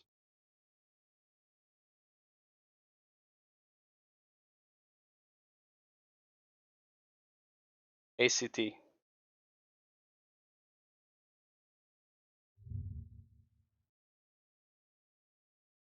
No Delve UI. Yeah, that's actually pretty sick. Markers here. I actually like it. See, changes, gears, all his buttons. It's so chaotic, by the way. But I like these 6 markers. 5 markers, whatever. 1, 3, 4, 5. And then from here it goes to the right, which is so weird. Or are these all markers? No, it can't be. This is a marker, this is a marker. I don't see what this is. These are the ABCD. Interesting. That's a very interesting key binding. But again, aside from ACT, you really don't see anything here. That is really in the way, in my opinion. I don't like this too much. Yeah, this is like, it's all about the ACT. I don't think they care about anything else aside from ACT here. You barely see anything else happening. I don't know what this is, but it doesn't look like something that important.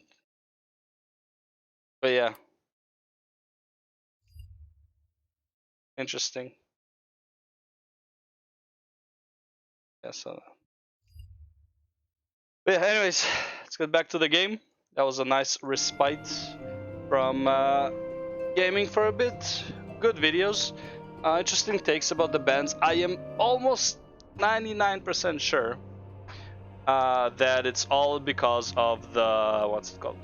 All because of the ACT. Alright, let's do this. Look at this, look at this, look at this. Boom. The same size. Let's see. Ooh, almost. Slightly bigger. There we go. Same. Oh, slightly smaller.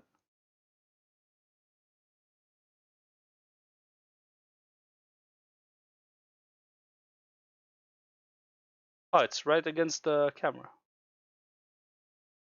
There it is. Boom, boom, boom. Now it looks like I have absolutely no idea what the fuck is going on, right? And for some reason there's there's the 0 bar here. Like, clearly he's not using add-ons, right? But you can't see them, so it's fine. I do need to find a better spot to put this though. I know where I can put it though. It's like it's in the way, but it's also like oh, why can't I hide it, man? Why is this there?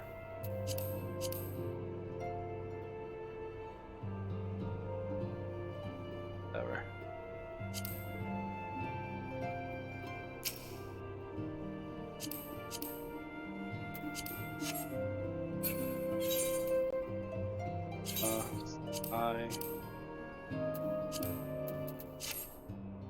Fine.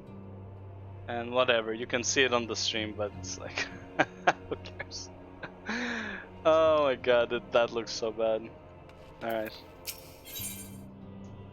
Beyond the Great Wall. I need to find more videos to watch because I might want to eat in a few. How will the Empire respond to the disappearance of Omega and the Primal? Oh, I didn't see you there. Forgive me. Word from Baelsar's wall is proving long in the coming, and my mind cannot help but stray to grim places. You can hear the difference in the voice. The same voice actor, I believe, but you can hear the difference in the tonality, as if like he made Alphinaud his own.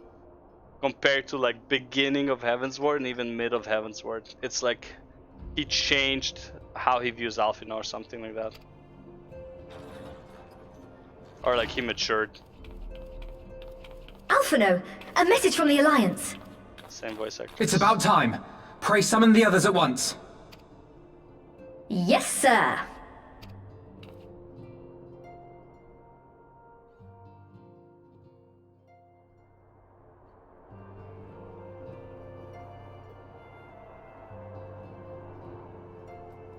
General Aldin reports that his forces have secured the breach in Baelsar's wall.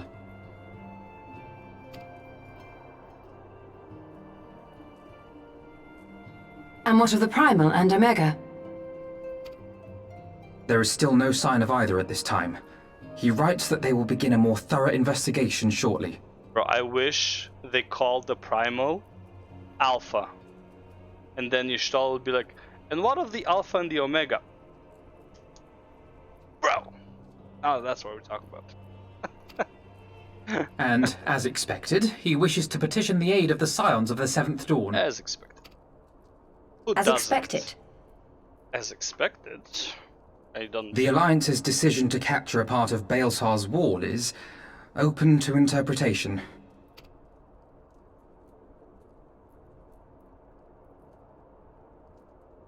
The wall serves to demarcate Imperial territory, Alamigo included, from the rest of Eorzea. To an observer, the Alliance's actions could be seen as a prelude to invasion. Indeed. And the Alliance leaders have no wish to be branded invaders. Like it matters. You're saying they won't fight for Alamigo? Even after everything that's happened? Not without the consent of her people, no. Make no mistake, Lys. The Alliance is in complete agreement that the Empire must be purged from Eorzea. However, they will not set foot in Gyr Abania until they have formally secured the consent and cooperation of the Alamigan opposition. Sense? They would have us act as intermediaries. Precisely. The Scions are uniquely qualified to serve in this capacity. That is to say, leases, given her personal connection to the Resistance. Who better than you to broker an agreement between the Alliance and the people of Alamigo? Assuming you are willing, of course.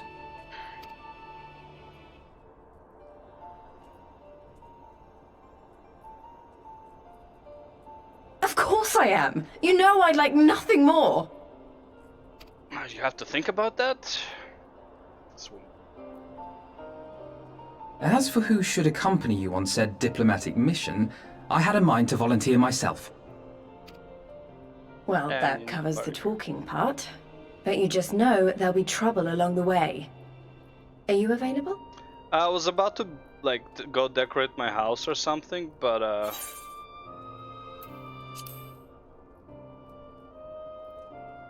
yeah.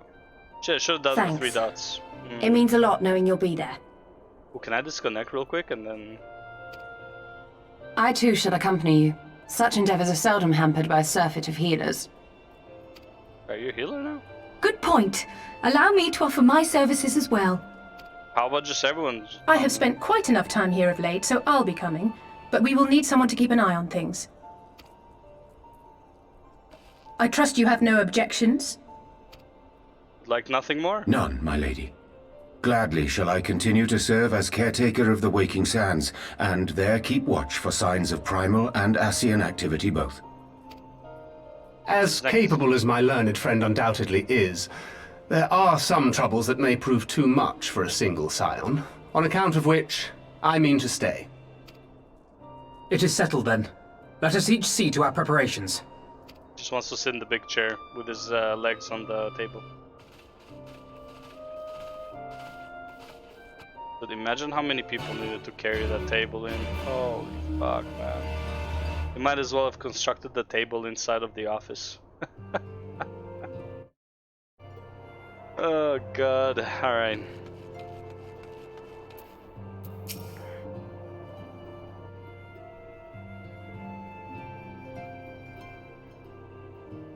Ready, my friend? Ready? Shit, I'm running out of water, huh? I'll have to Well stop then, by tomorrow to Tataru, I leave the rising stones in your capable hands. Yes, sir. Don't worry, Alphino. I'll see that the place is still standing when you come back.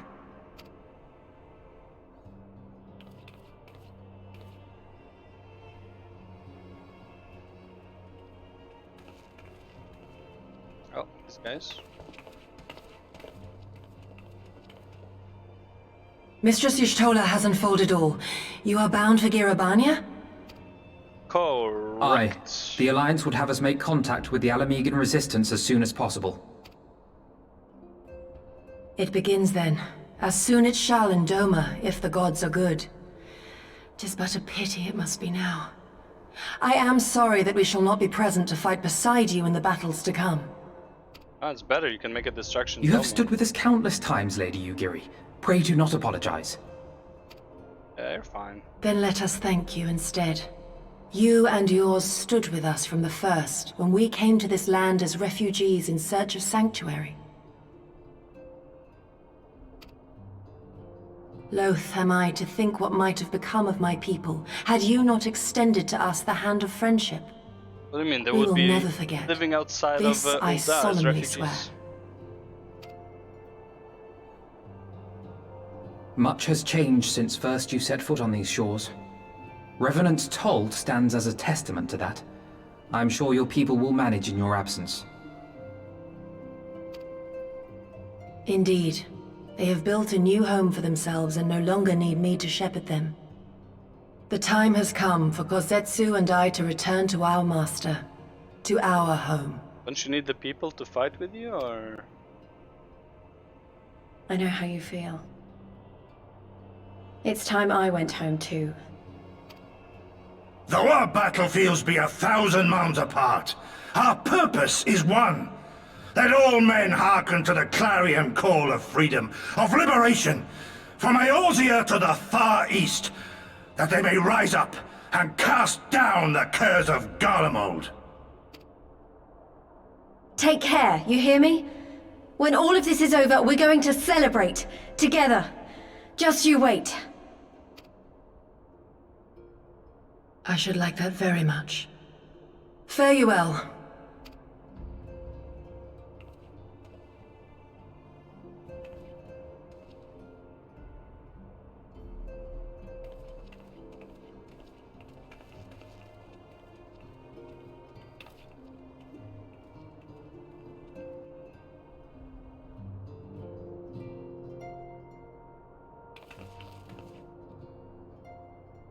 Thousand miles apart, yet united in purpose. Let us pray both our endeavors meet with success. Shall we then? There are 2 maps I must get flying for. 3. Wait, not just yet. I knew I'd forgotten something important. Please, could you come with me? Me? What now? Alright then, if you insist. Oh no, fuck. There's another one then. God damn, this sucks. I'll have to get flying in Stormblood. Or will I? Oh, I don't remember. There's some maps that are worse. Oh, okay. Not revealing it all? Got to change her leg plates there, but yeah. What do you think? As you can see, I designed it to be light and loose, an outfit tailor-made to the needs of a skilled fighter like Lee. Your work never ceased to impress. Much more of this, and I may have to stop introducing you as the Science Receptionist and start referring to you as our preeminent seamstress. It's lovely, Tataru. Thank you. I feel like I could take on a legion. I'm glad you like it, and with that, I'll delay you no longer. Safe travels. But what are the defensive capabilities? Does it block bullets?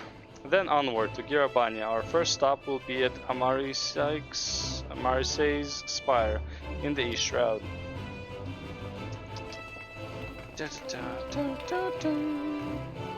I know, that jacket doesn't feel too comfortable. You might as well take off the jacket at least. I'm just saying, you know, saying. Money.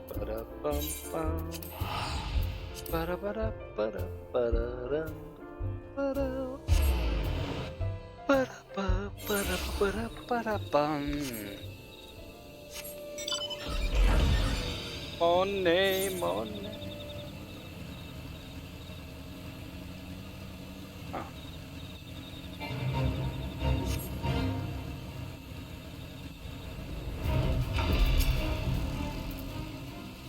All are present and accounted for. When you're ready, my friend, pray inform the officer that we wish to proceed into Girabania.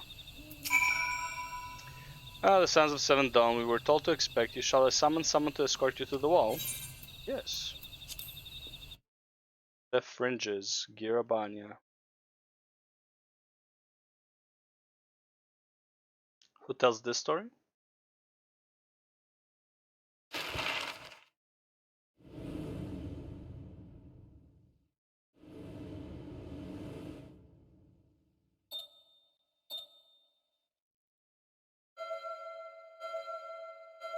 No one.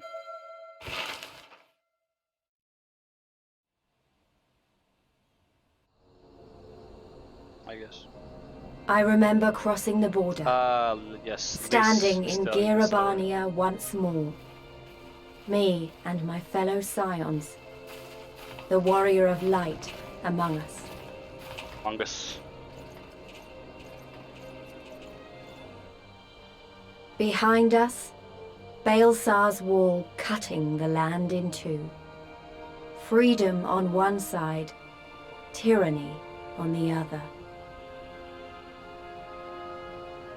I guess yours is actually Tyranny America. And the promise of a new beginning. But one that could only be bought with flames and blood.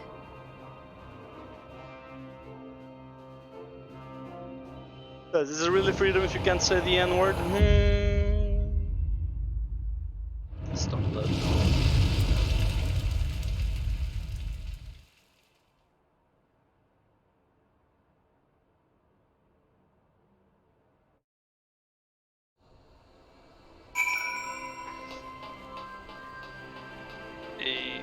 Great.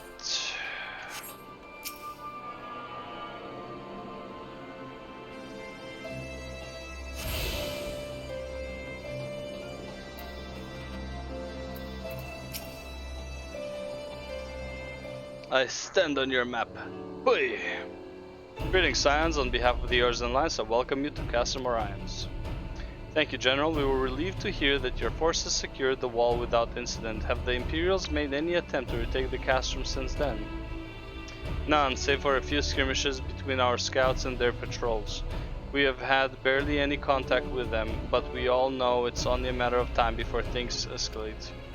As if attacking Belser's wall wasn't enough, Gilbert summoned the Primal right on the doorstep.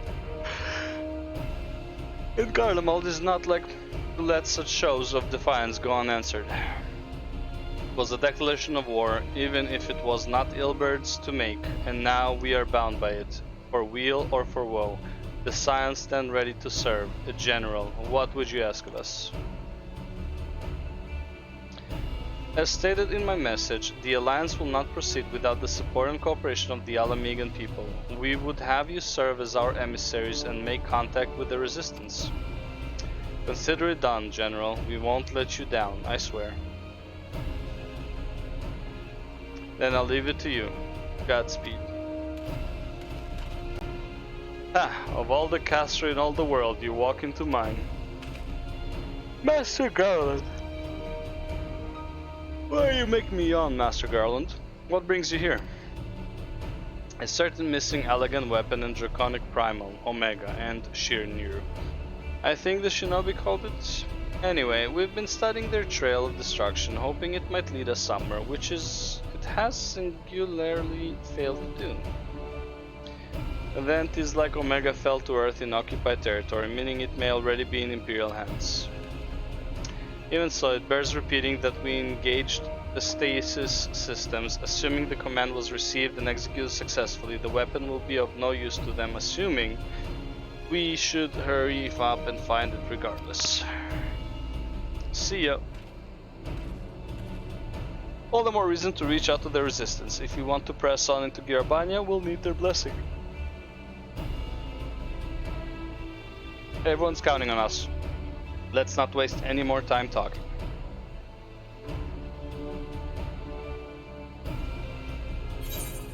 Come.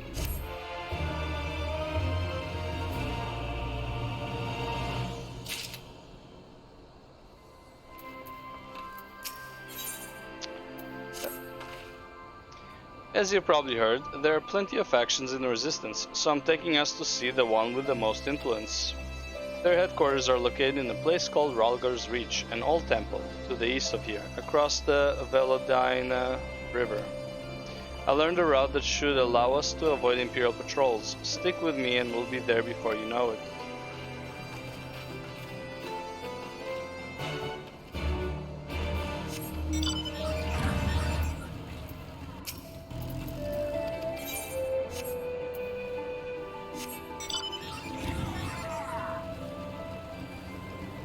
Stick with me, she says, and then she disappears.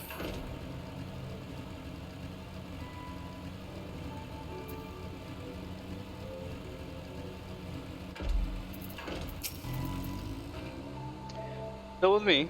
Good. From here we'll head northeast towards the river. The water's not too deep, so we won't have to swim.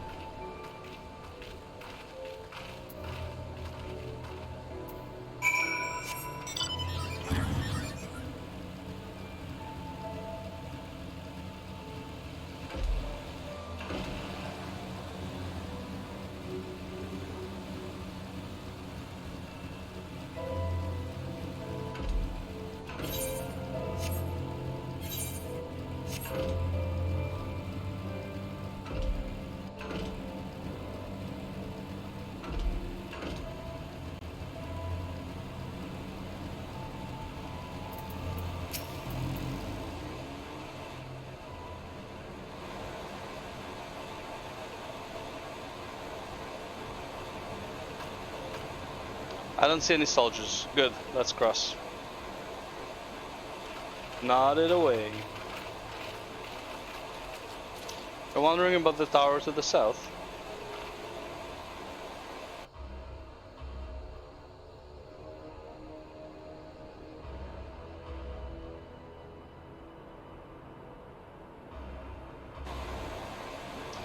It's part of Castellum Velodina. That's what the Imperials decided to call the old bridge after they fortified it. I call it a great big eyesore. Honestly, you can see that rotten banner from absolutely miles away. They never miss a chance to rub our noses in it, do they? Come on, we should keep moving.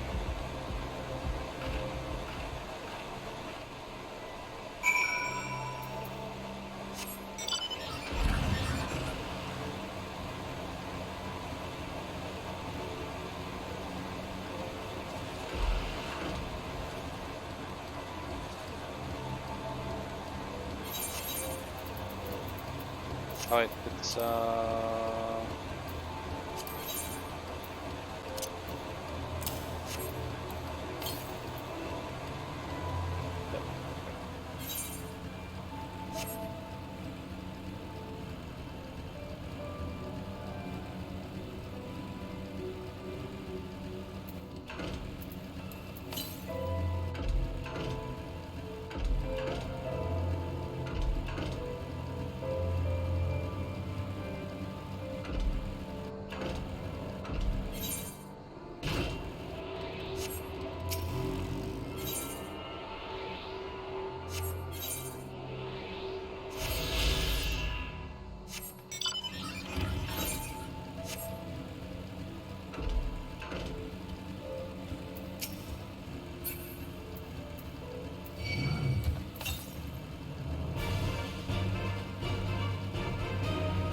why is it still the ARR music for fighting? Jeez. Change the music already. I think it changes in Doma, but yeah.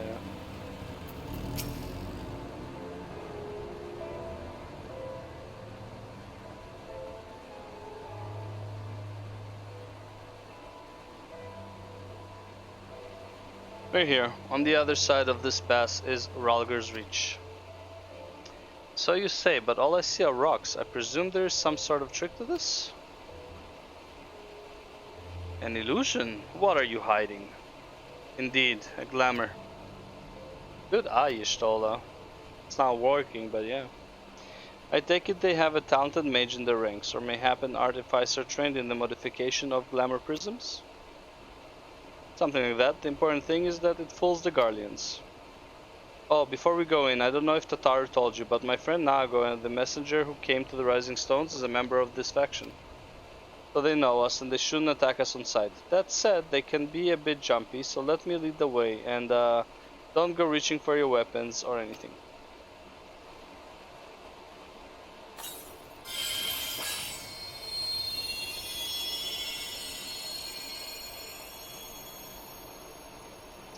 And with a sprinkle of the masking dust, all is laid bare.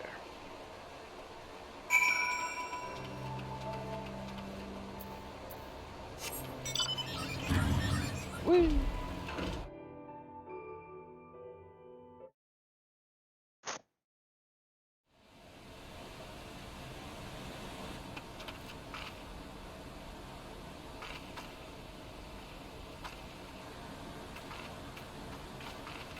I remember the old stories, how the Breaker of Worlds came down from on high and cleft the earth with a single blow. Ralger's Reach, a holy place and a fitting home for the resistance, for the brave and the true, the loyal sons and daughters of Alamigo.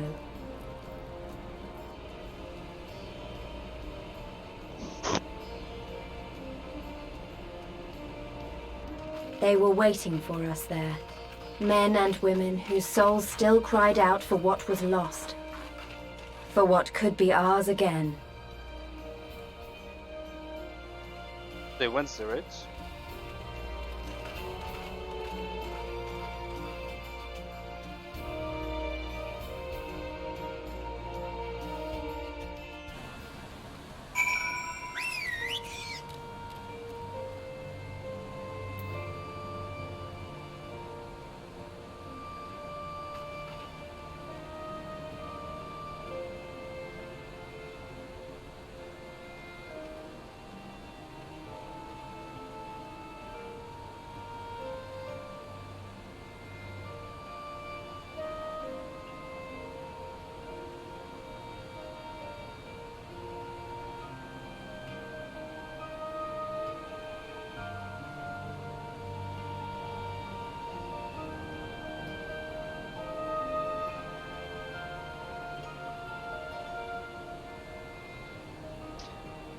Let's see. This one. No, nothing interesting, huh? Not worth it. Okay. Comrade.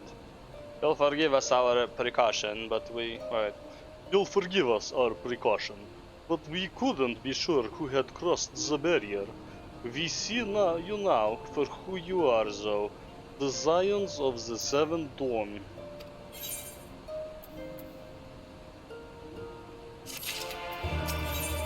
Da, comrade. Сейчас, I know you would not have come all this way unless you had something important to discuss. And I am eager to hear what it is you have to say.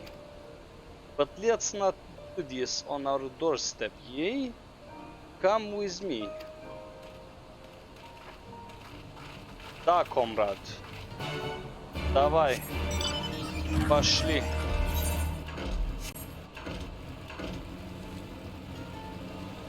Куда ты пошел, Конрад? Дебил? Чё ты так далеко пошел, пацан?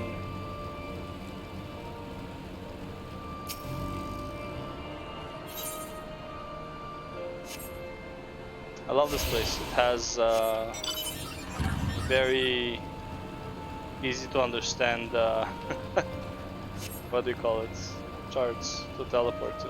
I don't have anything there. Oh wait, I had one thing that I was selling, right? Never sold. God damn, man. It's like everyone has one now, huh?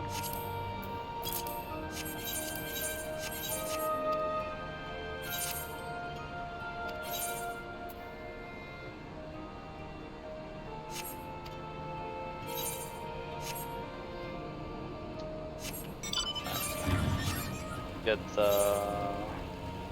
this thing. The attunement.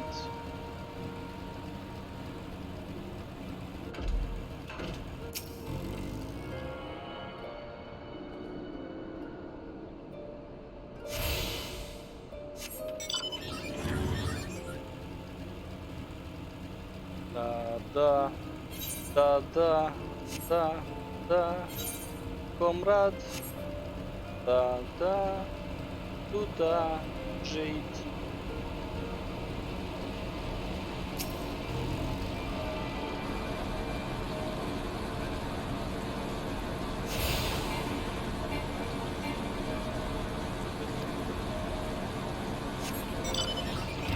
Can't teleport anywhere else? Fingers get.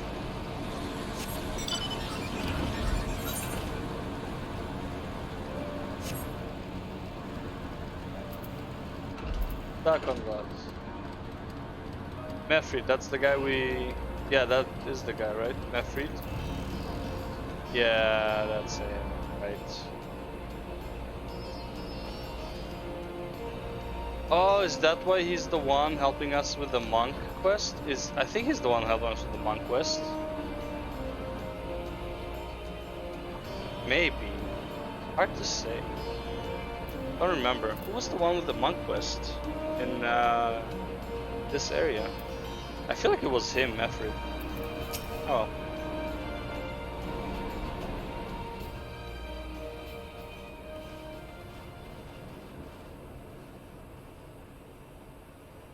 Allow me to welcome you once more to Rauga's Reach, our humble headquarters. My name is Conrad Kemp, and I have the dubious honor of overseeing operations here. It is a pleasure to meet you, Master Kemp. I am Alphino Leveilleur, of the Scions of the Seventh Dawn, as are my comrades. Before I speak of our purpose here, pray allow me to thank you for sheltering Ida, forgive me, Lys, and Papalimo at great risk to yourselves. No, there's no need for that. They risked their necks for us enough times. 'Twas the least we could do. I wanted to, I mean, about the mask and... Don't fret over that. You're not the first person to take up arms against the Empire under a false name. We'd do the same if we had any sense. My condolences for your loss, child. Hapalimo laid down his life to save us, to give us a chance to make a better future for ourselves. There will never be a better time to drive the Garleans from our lands. But we have to take the lead on this. We can't leave it to fanatics like Ilberd.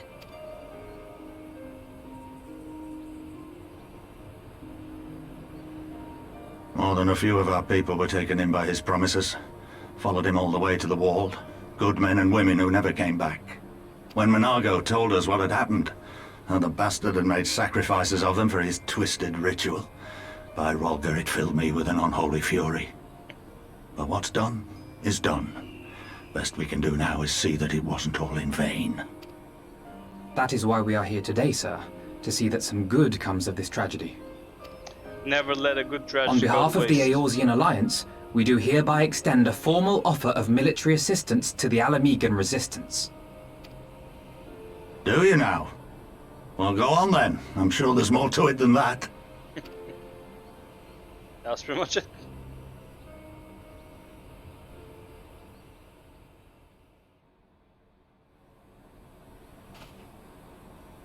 So that's the way of it, eh? The Alliance, hoping to avoid a direct confrontation with the superior forces of the Empire, wishes to engage them by proxy with our vastly inferior ones. My comrades and I must confer on your proposal. A moment, if you please. Of course, Master Kemp. Take all the time you require.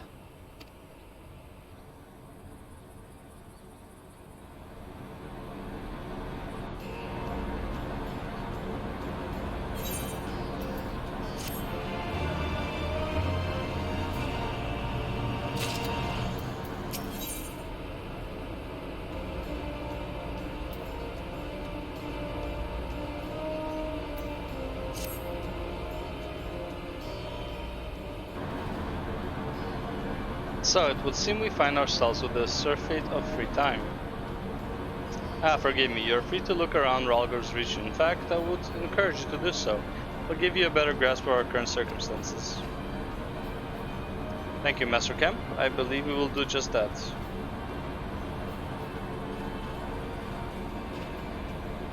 Let us make the most of this opportunity and assess the Resistance's capabilities. Free to poke our noses wheresoever we will, eh? I like the sound of that. Kinda, yeah. Well, I already know this place inside out. I can show you around if you like, Firmino. Great, let's get started.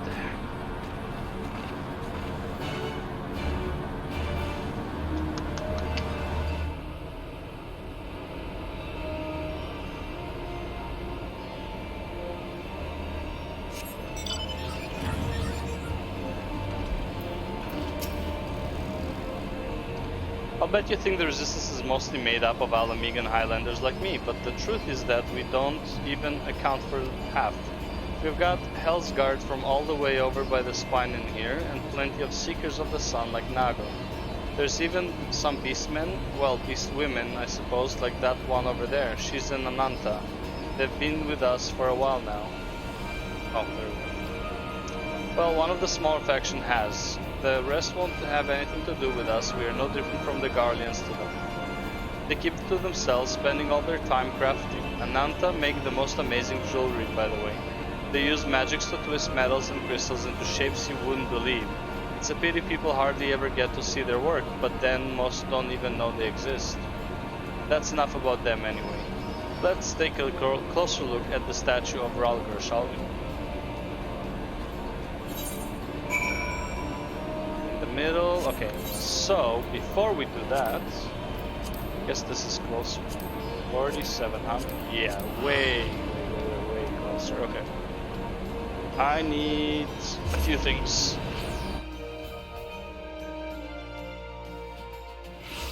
Okay, so first I need glasses. Where's the mark? Ah, shit. You know what? Fuck my gill. I don't care.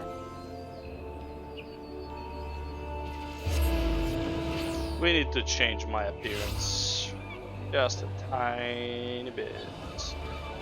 Before that, we need some glamour shards because I only have 95. Never mind, I don't need glamour shards. What the fuck is that? Ethernet. Yes.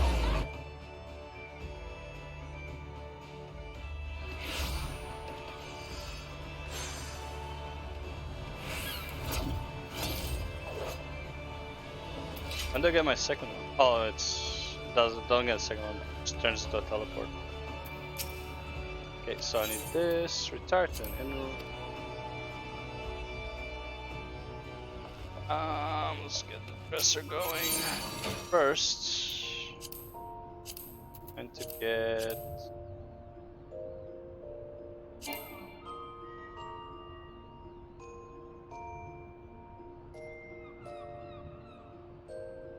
hold. Scion Adventure. Alright, Scion jacket, Scion. Didn't have gloves, right? Legs and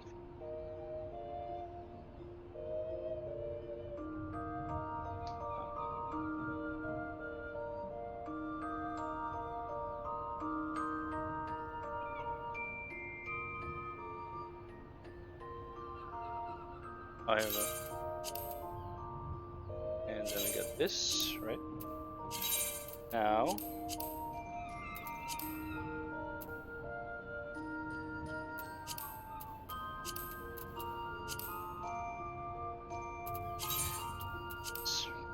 okay.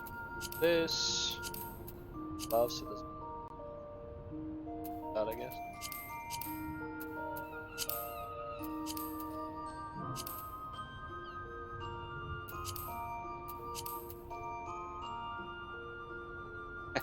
Bionic woman.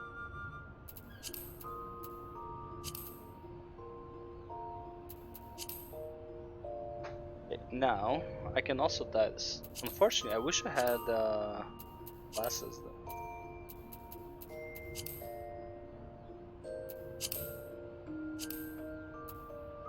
Oh, this is only samurai, so I can't.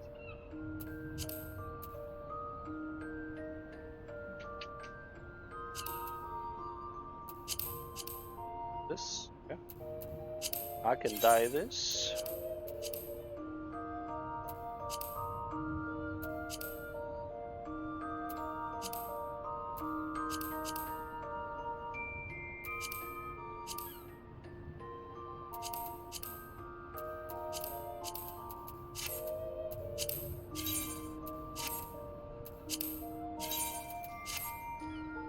Then if I had my hair black and red, this would work, right? So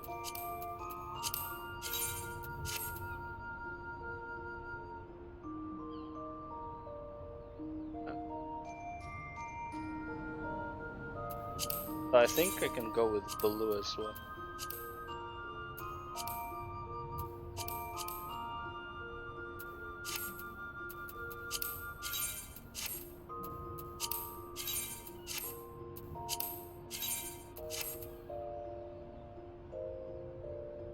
Then we can go with dark blue, white, probably.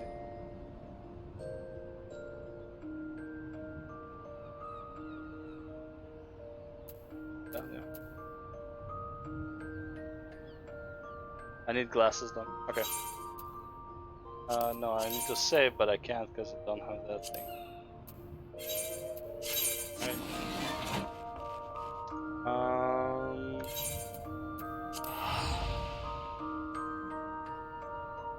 Are there any glasses that I can buy? Also, that was midnight, I believe.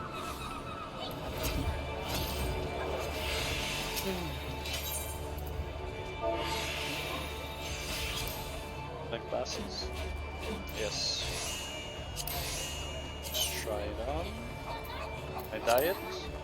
Yes, I can. These are not type of glasses. How about this one? Need like sunglasses.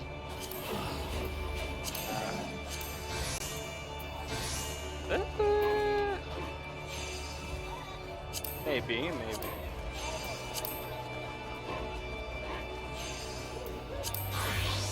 balance.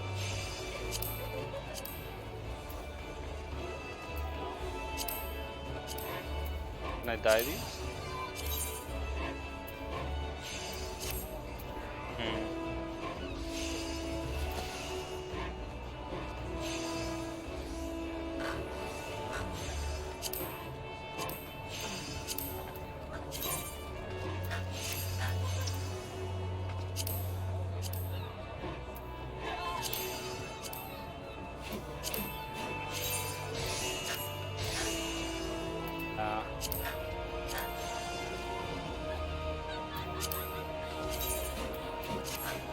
These are the only ones that work.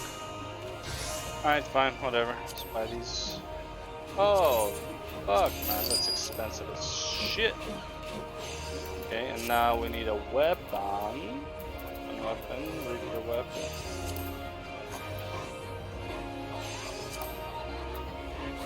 Man, why is it so expensive?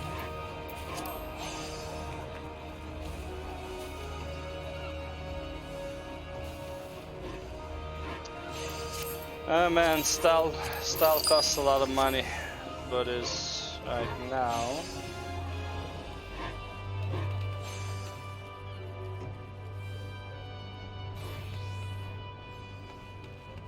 What's this?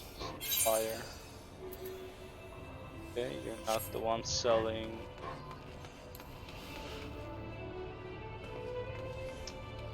Who sells colors over here?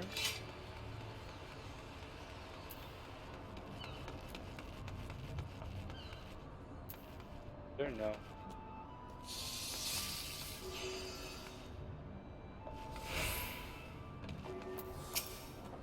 Diamonger sounds about right. Okay. Midnight. Okay, mid blue. Buy all of them. Fuck it, I like this color anyway. Then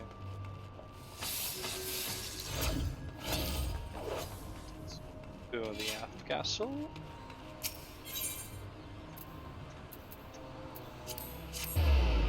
And let's go change the colors.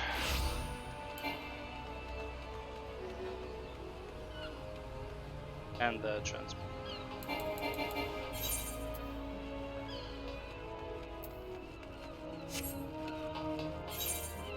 Stable, alright.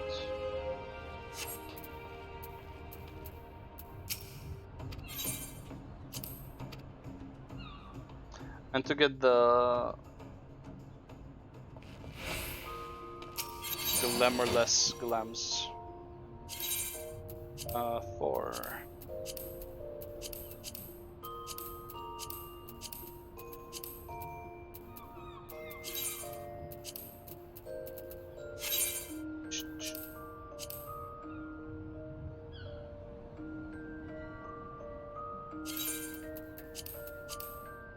There's no level 70 though.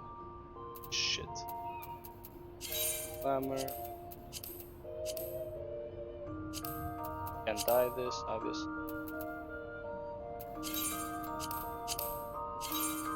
Oh wait, I forgot. Also the glasses I need.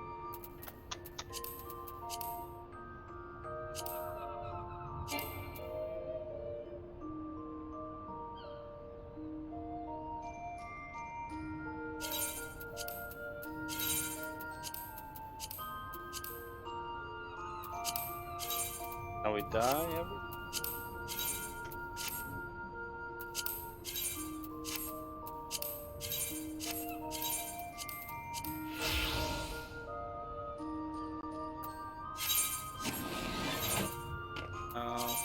Your set fur.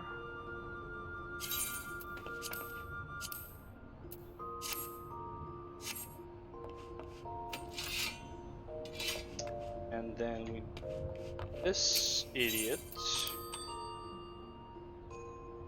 change our hair color. Music though. Boom boom. Get jam again. Alright, hairstyle. I believe I don't have a better one, but right.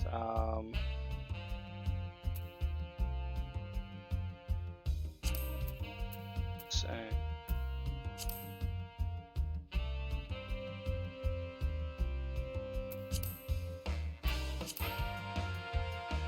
and style. Pretty sure nothing else says.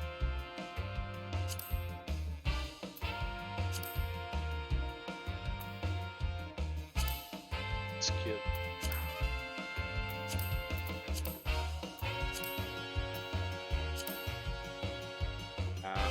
Backwards.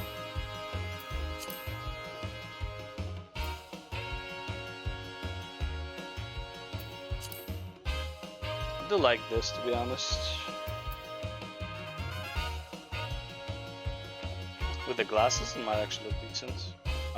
Quick. And show my. Can't show it.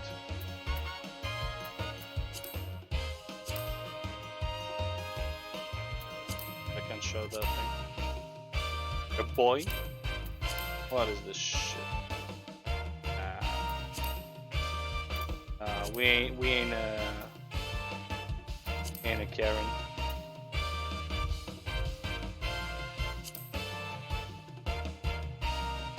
Actually looks pretty elegant.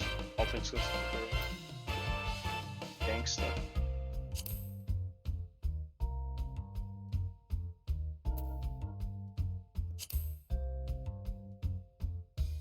Almost like this one.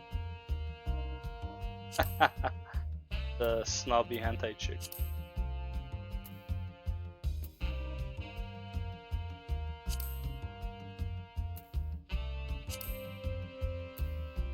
What's with all the dude haircuts?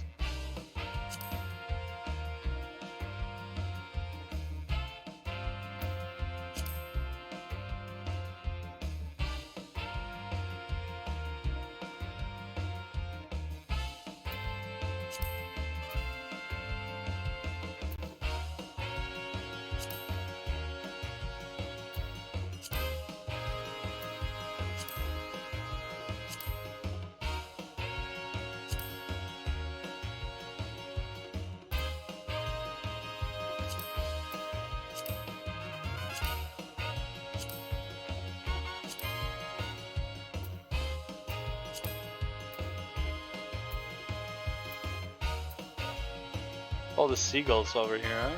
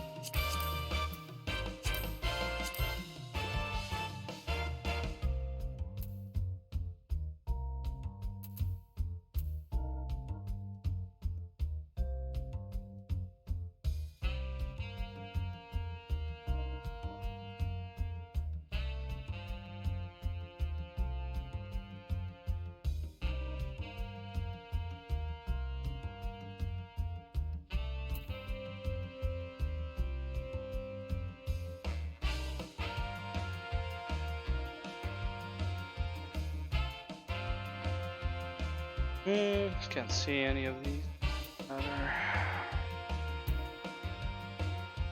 Fine. That's elegant enough, I guess.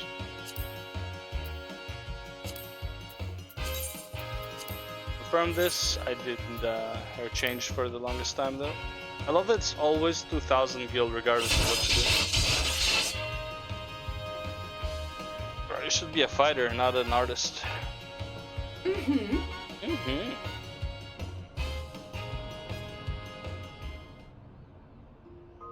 And we also have sunglasses, so we are Professor.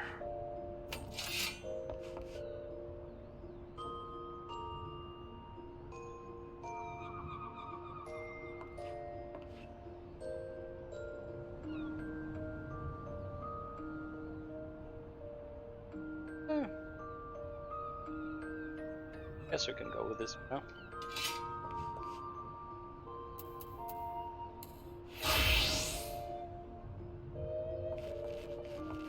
Gotta change this to the dark blue as well.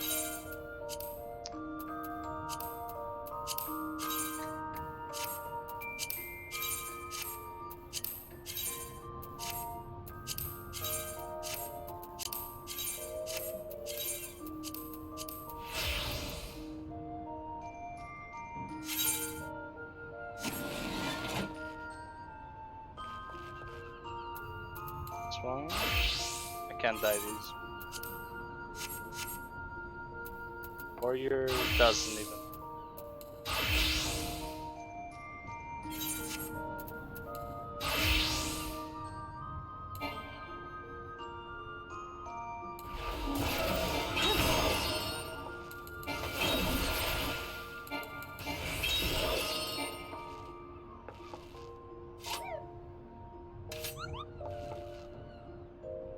That's fine, still kind of works.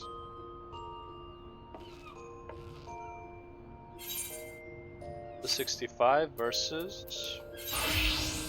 Yeah, a bit of a difference there, isn't there? They're both 70, right?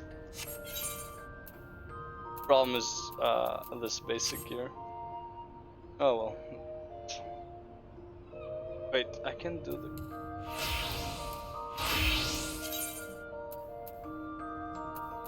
Oh, it's level 60. And I won't be able to do the 70 because it's being Doma, so it doesn't even matter. Okay, so I guess we're staying with the Reaper. That is.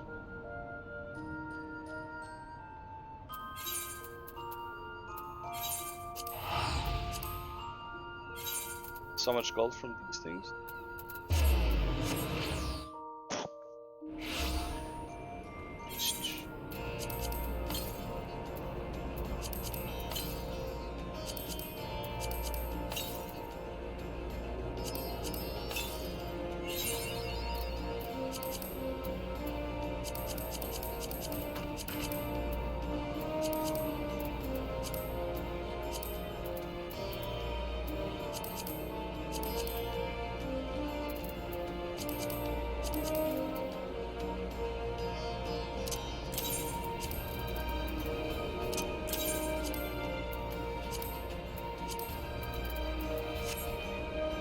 What? Then this.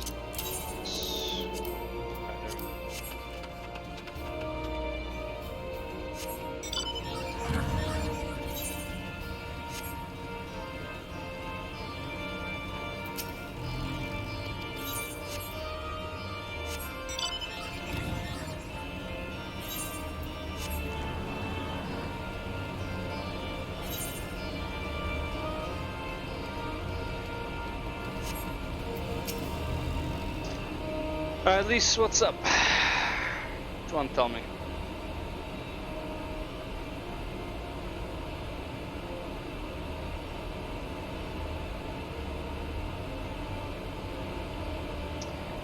Pretty awe-inspiring, isn't it? The breaker of worlds who guided our ancestors to these lands all those centuries ago. Ida used to tell me the story on stormy nights. She wanted me to understand, to remember. At the end of the 5th Astral Era, when the waters rose higher and higher,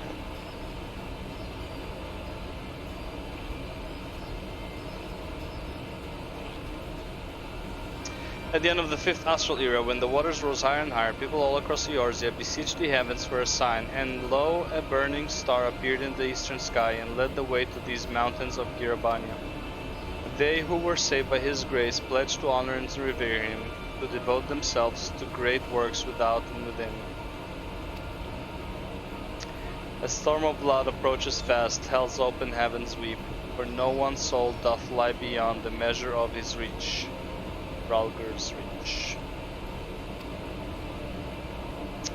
That last part was inscribed on the stone by a monk of the Fist of Ralger. Gita explained to me, a day will come bringing strife and sorrow that none may escape. Waste not these precious hours, and in quiet preparation make strong the body and mind. I don't know if that storm of blood is finally upon us. Oh, it's upon us, Lise. Oh yeah. But if it is, I have to believe that everything we've been through, everything that has led us to this point, will see us through in the end.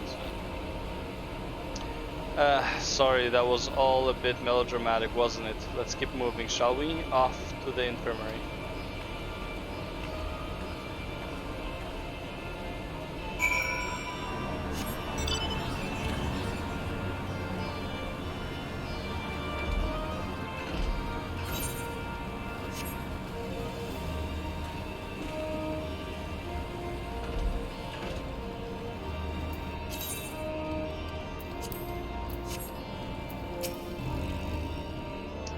This is the infirmary. As you can probably tell, here's where the resistance healers patch up the wounded and tend to the sick. No matter how carefully we planned our operations, casualties were inevitable. It is a sad thing to think about, but it's also important to remember the cost, as Conrad would say. We should go. I'll show you the Aetherite Plaza next. I already got it.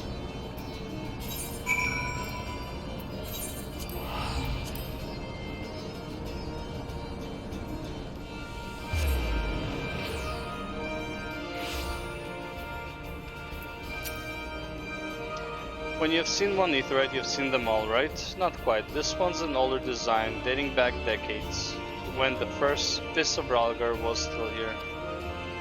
It may look a little different, but it works just as well as any other. I'll show you where the Sutlers are next, but don't forget to attune to the Aetherite before we go. Yeah. Already attuned. It's halfway through.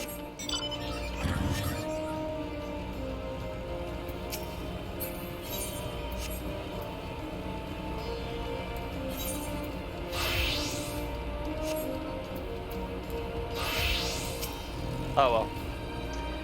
Arms, armor, potions, you name it, these folks will got it. The resistance would be in a bad way without brave merchants to keep it provisioned. If you're short on anything or need something repaired, these are the people to speak to. Oh, Alfino and Alize are here. Why don't we see how they're getting on?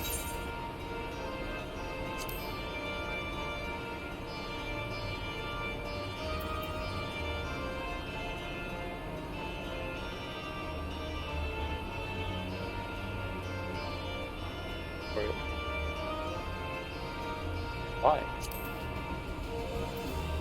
I don't ask questions.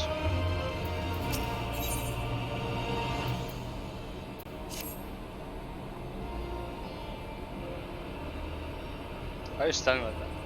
Come to take the measure of our friendly neighborhood merchants. Yeah. They're a bold lot, that much is plain. If the Imperials found out they were peddling their wares to the Resistance, they would be lucky to escape with their lives.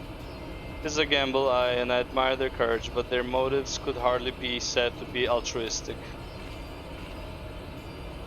Ah, here you are. I've been looking all over for you.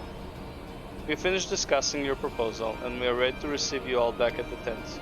I've sent someone to fetch your stolen kraal, so if you'd like to follow me.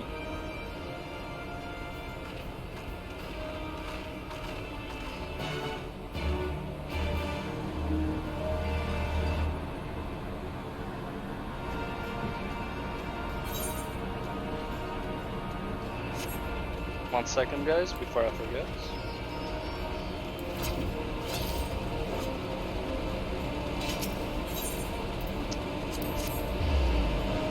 Let's go put these on sale, even though I doubt they will sell.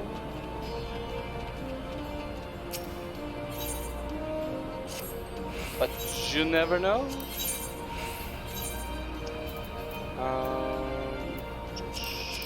Armor.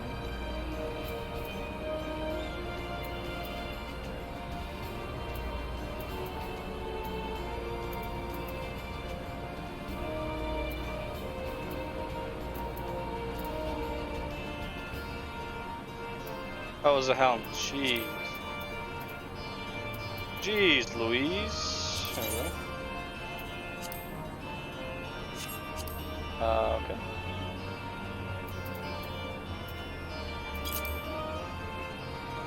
Why not?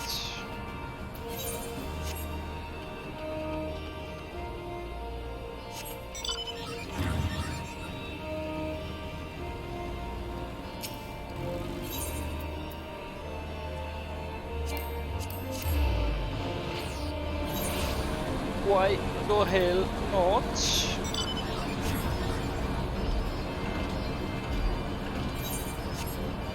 Conrad, my friend, my comrade, Conrad.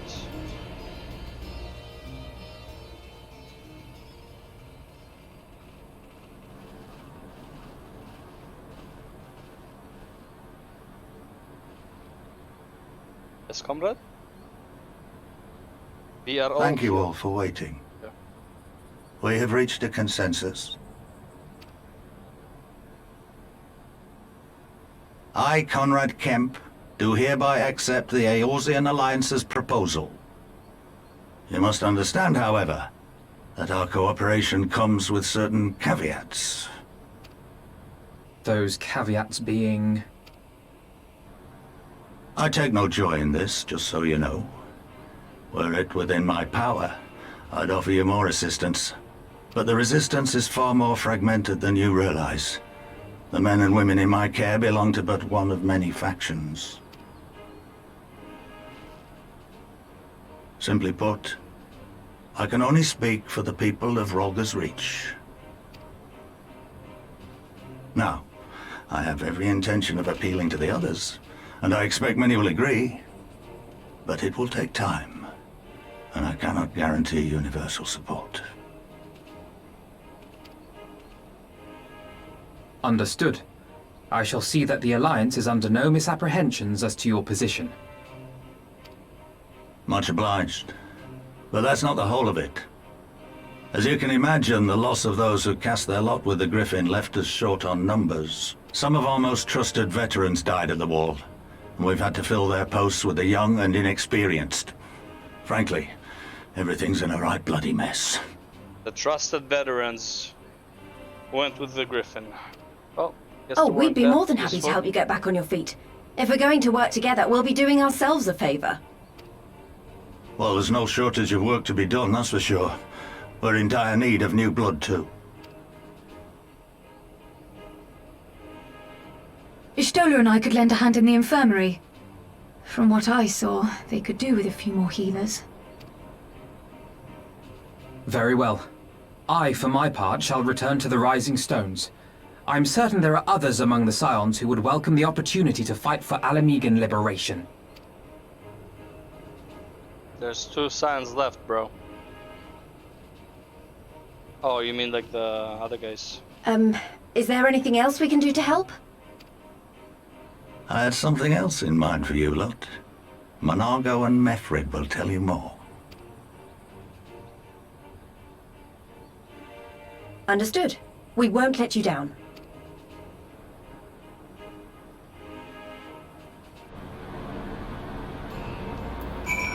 Mefrid, my boy, been a while.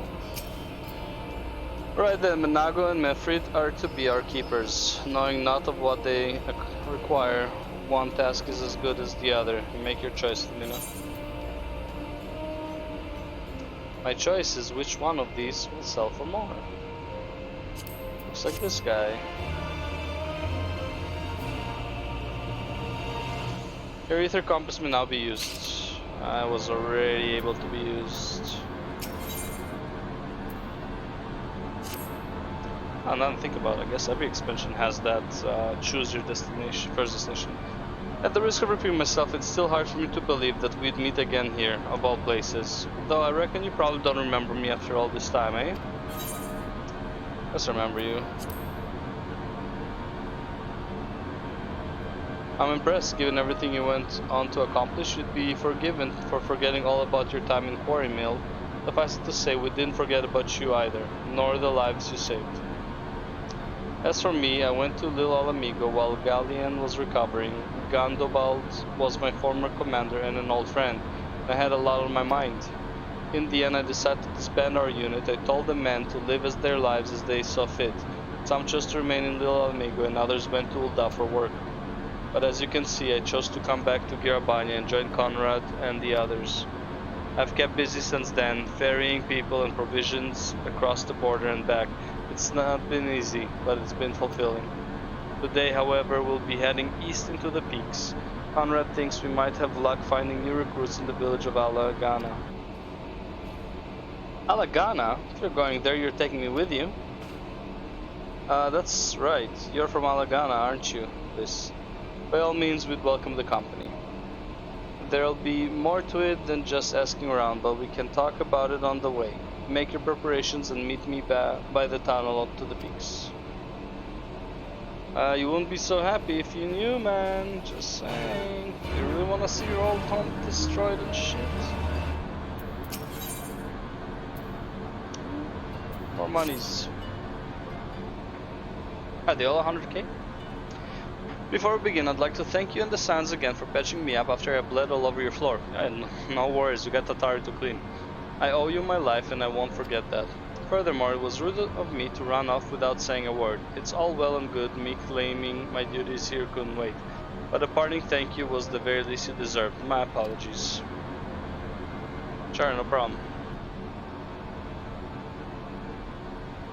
And thank you. Now to business. Commander Comrade Camp entrusted me with a formal reply to be hand-delivered to the Alliance leadership. It covers everything we discussed, as well as detailing the disposition of our forces. What I need is an escort, 1 or 2 men at most, so we can make it to the wall swiftly and without attracting undue attention. Very well, I shall join you in this. General Aldine commands the forces at Castro Morians. It should be simple enough to see it into his hands. Great, that's just what I want to hear. When you're ready to depart, meet me at the pass leading out of the Reach.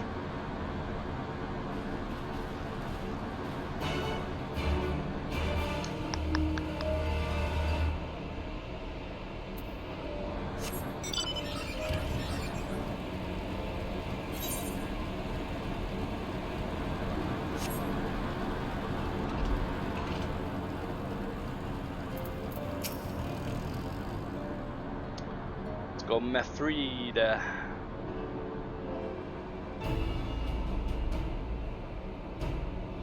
This tunnel will take us all the way to the peaks. We're on a mission for Conrad to Alagana. Clear the barricade if you would. I saw. Shouldn't take more than a moment. It's a shitty barricade if that's all it takes. There's more villages there than out here, but also more Imperials keeping a close eye on things. We'll need to tread carefully.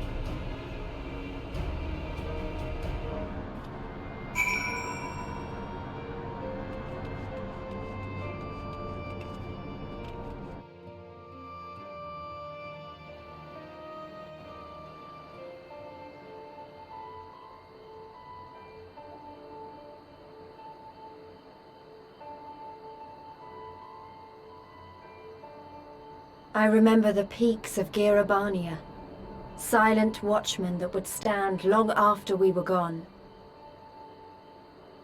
We came seeking allies to join us in the fight against the Empire. People who had had enough. People who had suffered every possible indignity, who had been treated like animals, day after day after day.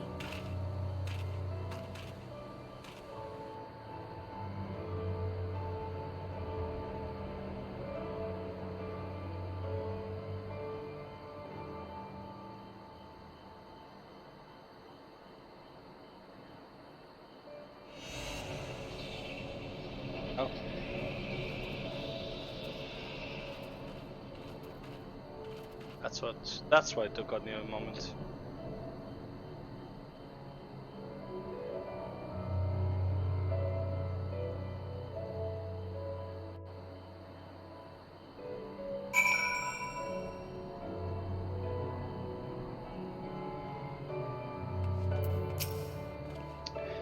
We're a glimmering place here too, so you may have noticed.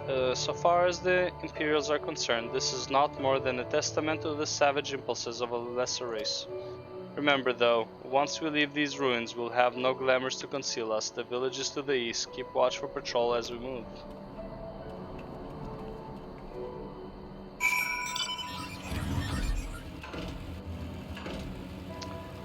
Sloppy blood, born from blood of our sloppy brothers.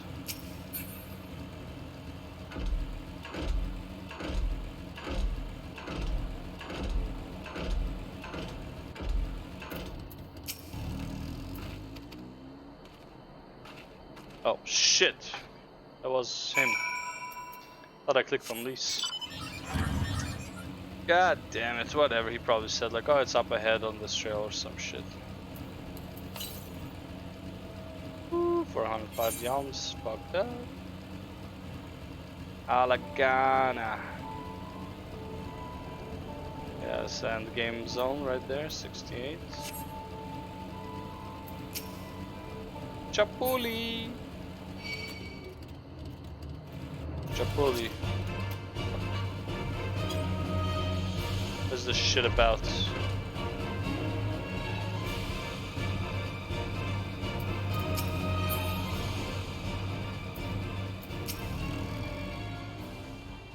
Finally, there we go. That's the music I want to hear.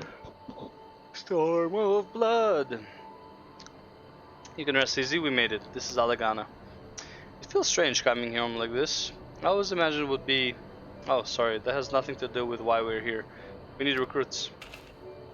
Aye, we do, but as I said back at the Reach, it's a little more complicated than just asking for volunteers these days.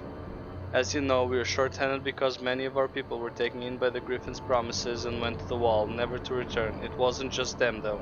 Folks from all over, including some of my former comrades, answered his call to arms. As to why we came to this particular village, it's rumored that Alagana lost a few youths as well.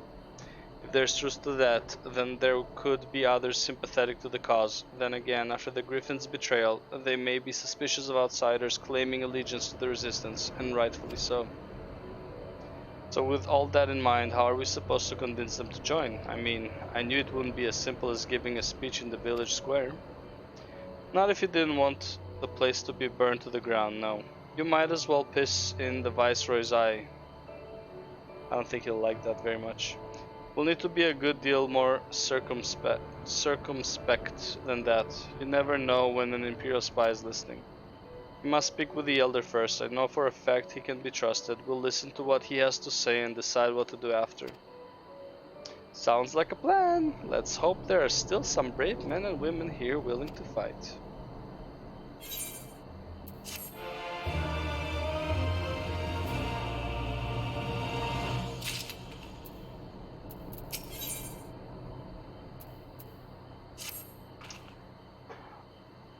Rag and free. The village elder is over by the shore. No time like the present. Let's have a word.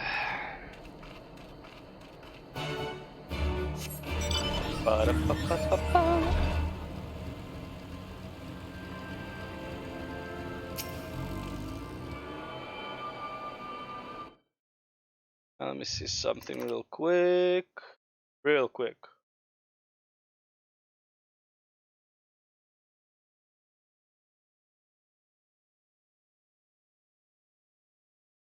Jump ropes. Ethan accidentally calls Dan dad. Not funny. Bows gearing overhaul. Okay, let's see that in a bit. Finish this quest and then I want to see Wow's gearing overhaul. React to that.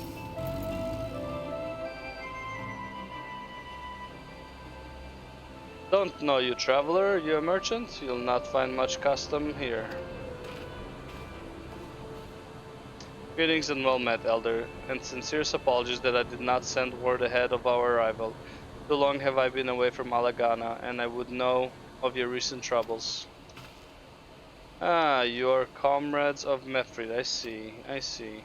Speak on, though, I suspect I know your purpose.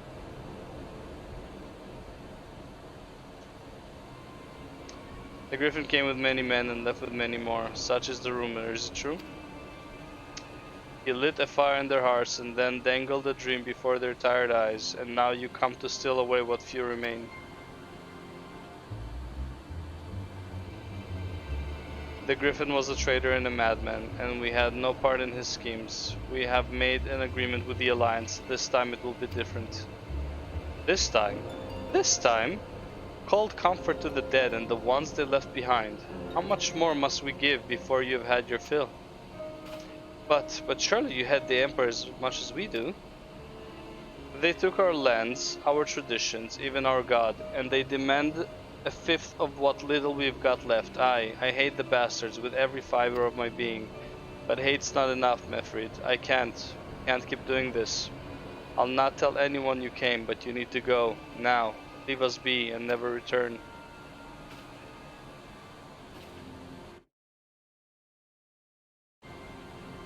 You've got no right to speak to us like that. I've got a quarry that was producing barely enough to keep us fed, and that was before half our young men and women went off to die for your bloody cause. So yes, I've got every right to tell you to leave my village.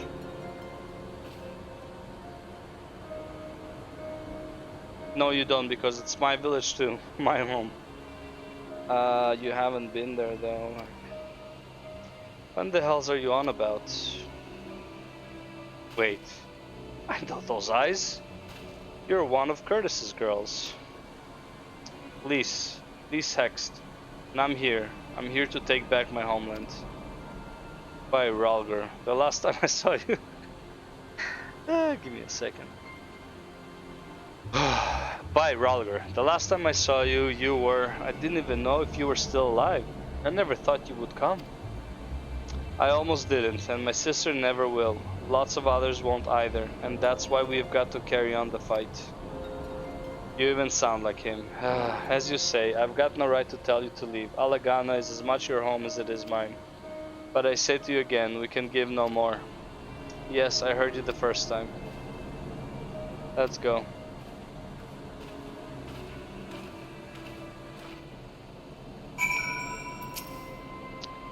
Do what you will and say what you like. You'll find no recruits here.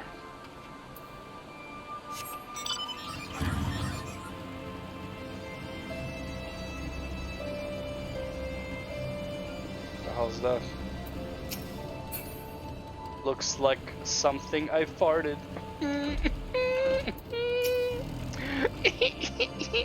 That could have been handled better, but what's done is done. At least we have been granted permission to stay. I was hoping Ragnfrid might help us to recruit some of his people, but that clearly isn't going to happen. If we are to convince any of them to join, we'll first need to regain their trust. It's risky and it's hardly subtle, but I say we approach the villagers directly, see what problems they've got, and if we can do anything to help. The good old tried and true help the helpless. Makes sense to me. Let's split up and ask around. Alright, which one sells? Okay, 15, 16, 17, 17. Go with this one.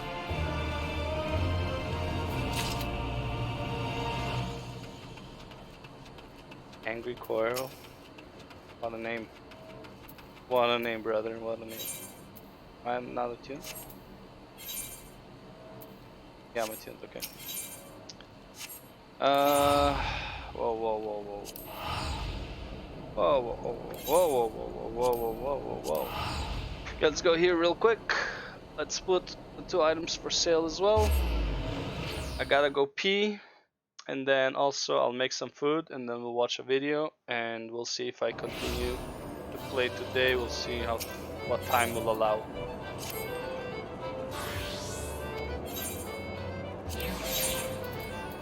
Alright, we need a chest, I believe it was.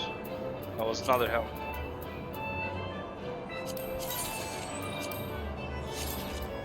Wow, that's, yeah.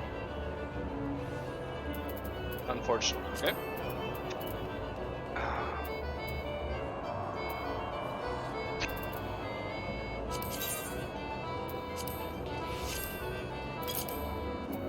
I was hoping to make some profit here, huh?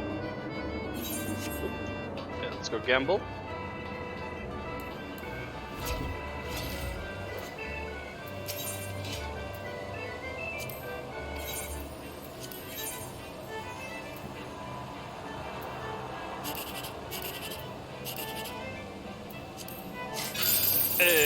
One off. Piece of shit.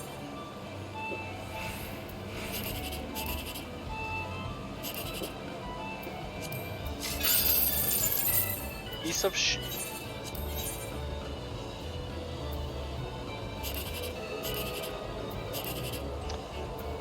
Alright. There it is. What's this? Air Force One, whatever. Oh my lord, the hiccups.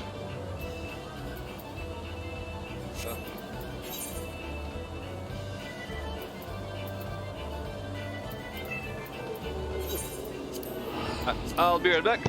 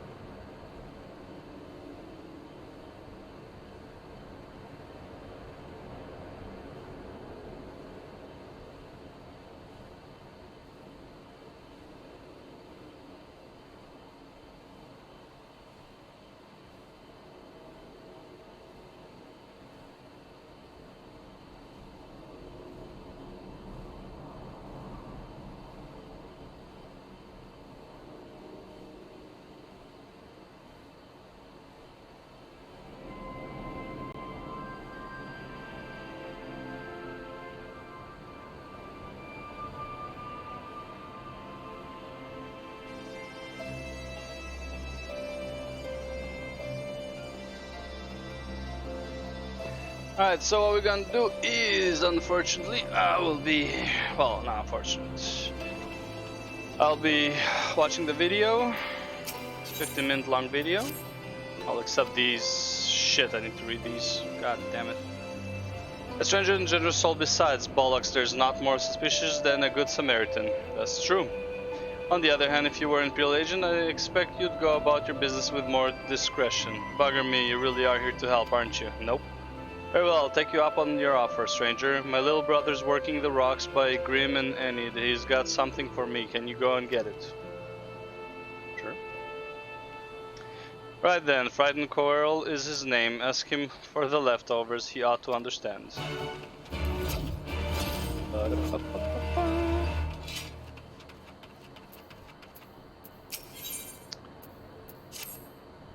You'd best keep your distance if you know what's good for you. Say your piece and move on. I'm here to help. Looking for folks down on their luck? Congratulations, you found one. As you can see, my leg ain't what it used to be. Some days I can hardly walk for the pain. Mornings are the worst, especially after cold nights. Hard labor's right out. Too much pain and trouble for others. There's a tea, what helps with it though? I'd need to grind a chapuli horn and a hornbill talon for the blend. No problem. Fuck 'em up for you. Okay, you'll go and get some for me? Just like that. You need trouble yourself, so. Dark Knight? Correct. Alright, so we are done with FF for now. See what this huge win for players is about. Here's the deal. Here is the deal. Something about loot, right? WoW's gearing overhaul. Alright, we'll see that. We'll see what that is about in a second. But first, let me get my food. How is it not ready yet?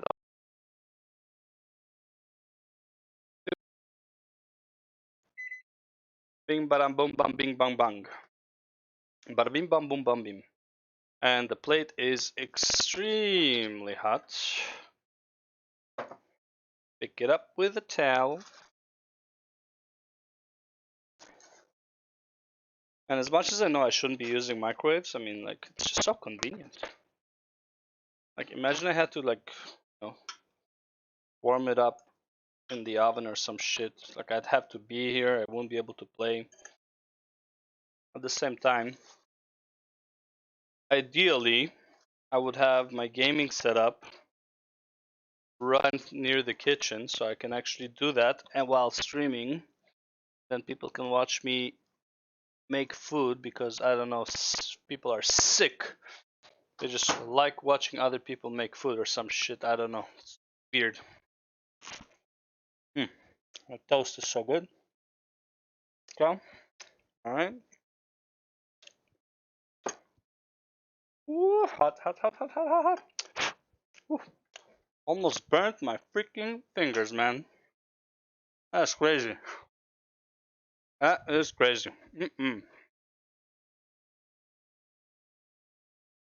Alright. God damn, that's hot.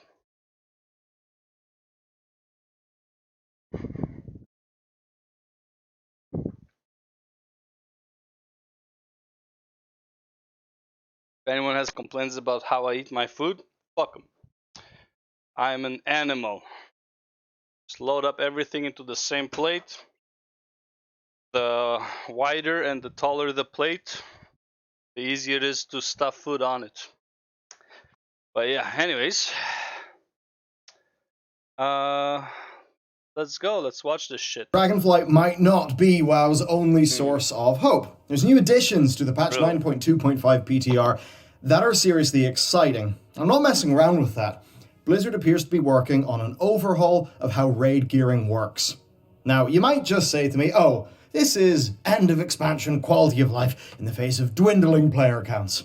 And yeah, sure, they totally did that in patch 8.3. But this time, Ian's actually addressed that criticism a few times in interviews. And about this sort of thing specifically, he said that it reflects a change in philosophy. And about this change in gearing, the team have said that if it goes down well, then this sort of thing could be worked into Dragonflight. That is fantastic news. Like squarespace.com/Bellular Gaming, who are, of course, today's sponsor. Now, just last weekend, I added a media section to our Game Studios website. It was dead easy, and it was super fast. It also needed to be. I had a bunch of videos to do. I had a holiday deadline looming, and I just used their templates. It was great. All I had to do was select the layout that I want, apply the color themes that I'd used earlier in making the site, and then upload a bunch of images. And essentially, Todd Howard style, it just worked. All super quick and easy. And then when it comes to adding in some of the YouTube videos we've done, and soon enough audio, because I know a lot of you would like an audio gallery for the game, I know that adding that will be just as smooth. Of course, they make so much more easy. Membership features, email list, e-commerce, and loads of other fantastic features. Of course, last time I gave e-commerce a whirl, and it was so easy. So get started today with Squarespace's award-winning templates and build your presence on the web. To do that, squarespace.com/Bellular Gaming, right? Follow that, use code Bellular Gaming, you'll get 10% off. So thanks to Squarespace for supporting the channel, and let's go. Okay, let's dive into this new gearing system, the one that could be brilliant for Dragonflight. This whole saga began a few weeks ago. 3 vendors appeared in the PTR, 1 for each raid. Now, they've just had their items added, and more importantly, they've had the currency used to buy those items added. Each vendor has got a selection of weapons and trinkets from each raid. Not enough. Well, go ahead. Okay, right now there's no weapons from Nathria, and not a complete selection of things from Sanctum, but maybe that's just incomplete. But anyway, the point here is that weapons and trinkets are extremely important. As we know, these are the very slots where some bad luck will hold you back compared to your peers and also just make you feel kind of shitty. And this is where the new currency, Puzzling Cartel Dinars, comes into play. Each item on the raid loot vendor costs 1 dinar. You can hold 3 dinars at once, and you'll only actually ever get 3 in the season. Acquisition is weird, it's different. There's a quest line with 3 stages. The first stage, kill 30 unique bosses. The second, 20. The third, 10.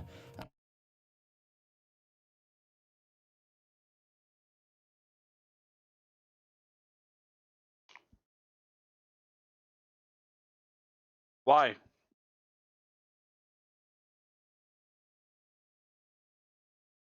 Why? Who's gonna do that?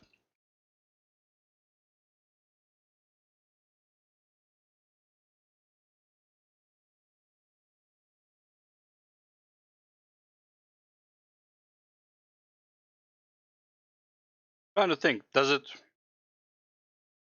does it mean unique bosses? Like for the week, let's say a raid has 13 bosses. You kill all 13, that's 13 unique bosses.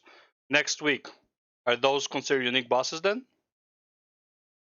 And if you don't get them all in one raid, you could drop down to LFR, it just is unique boss kills. Each step in the chain gets you a dinar. Of course, if you kill a boss on Heroic, then that will be 1 kill. If you kill that same boss in LFR, that wouldn't count. It's just kills of the unique boss in a week, regardless of difficulty.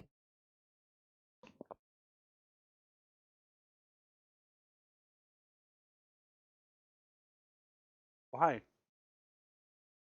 It's so dumb. Why regardless of difficulty? They just don't want to add different difficulty items there? So,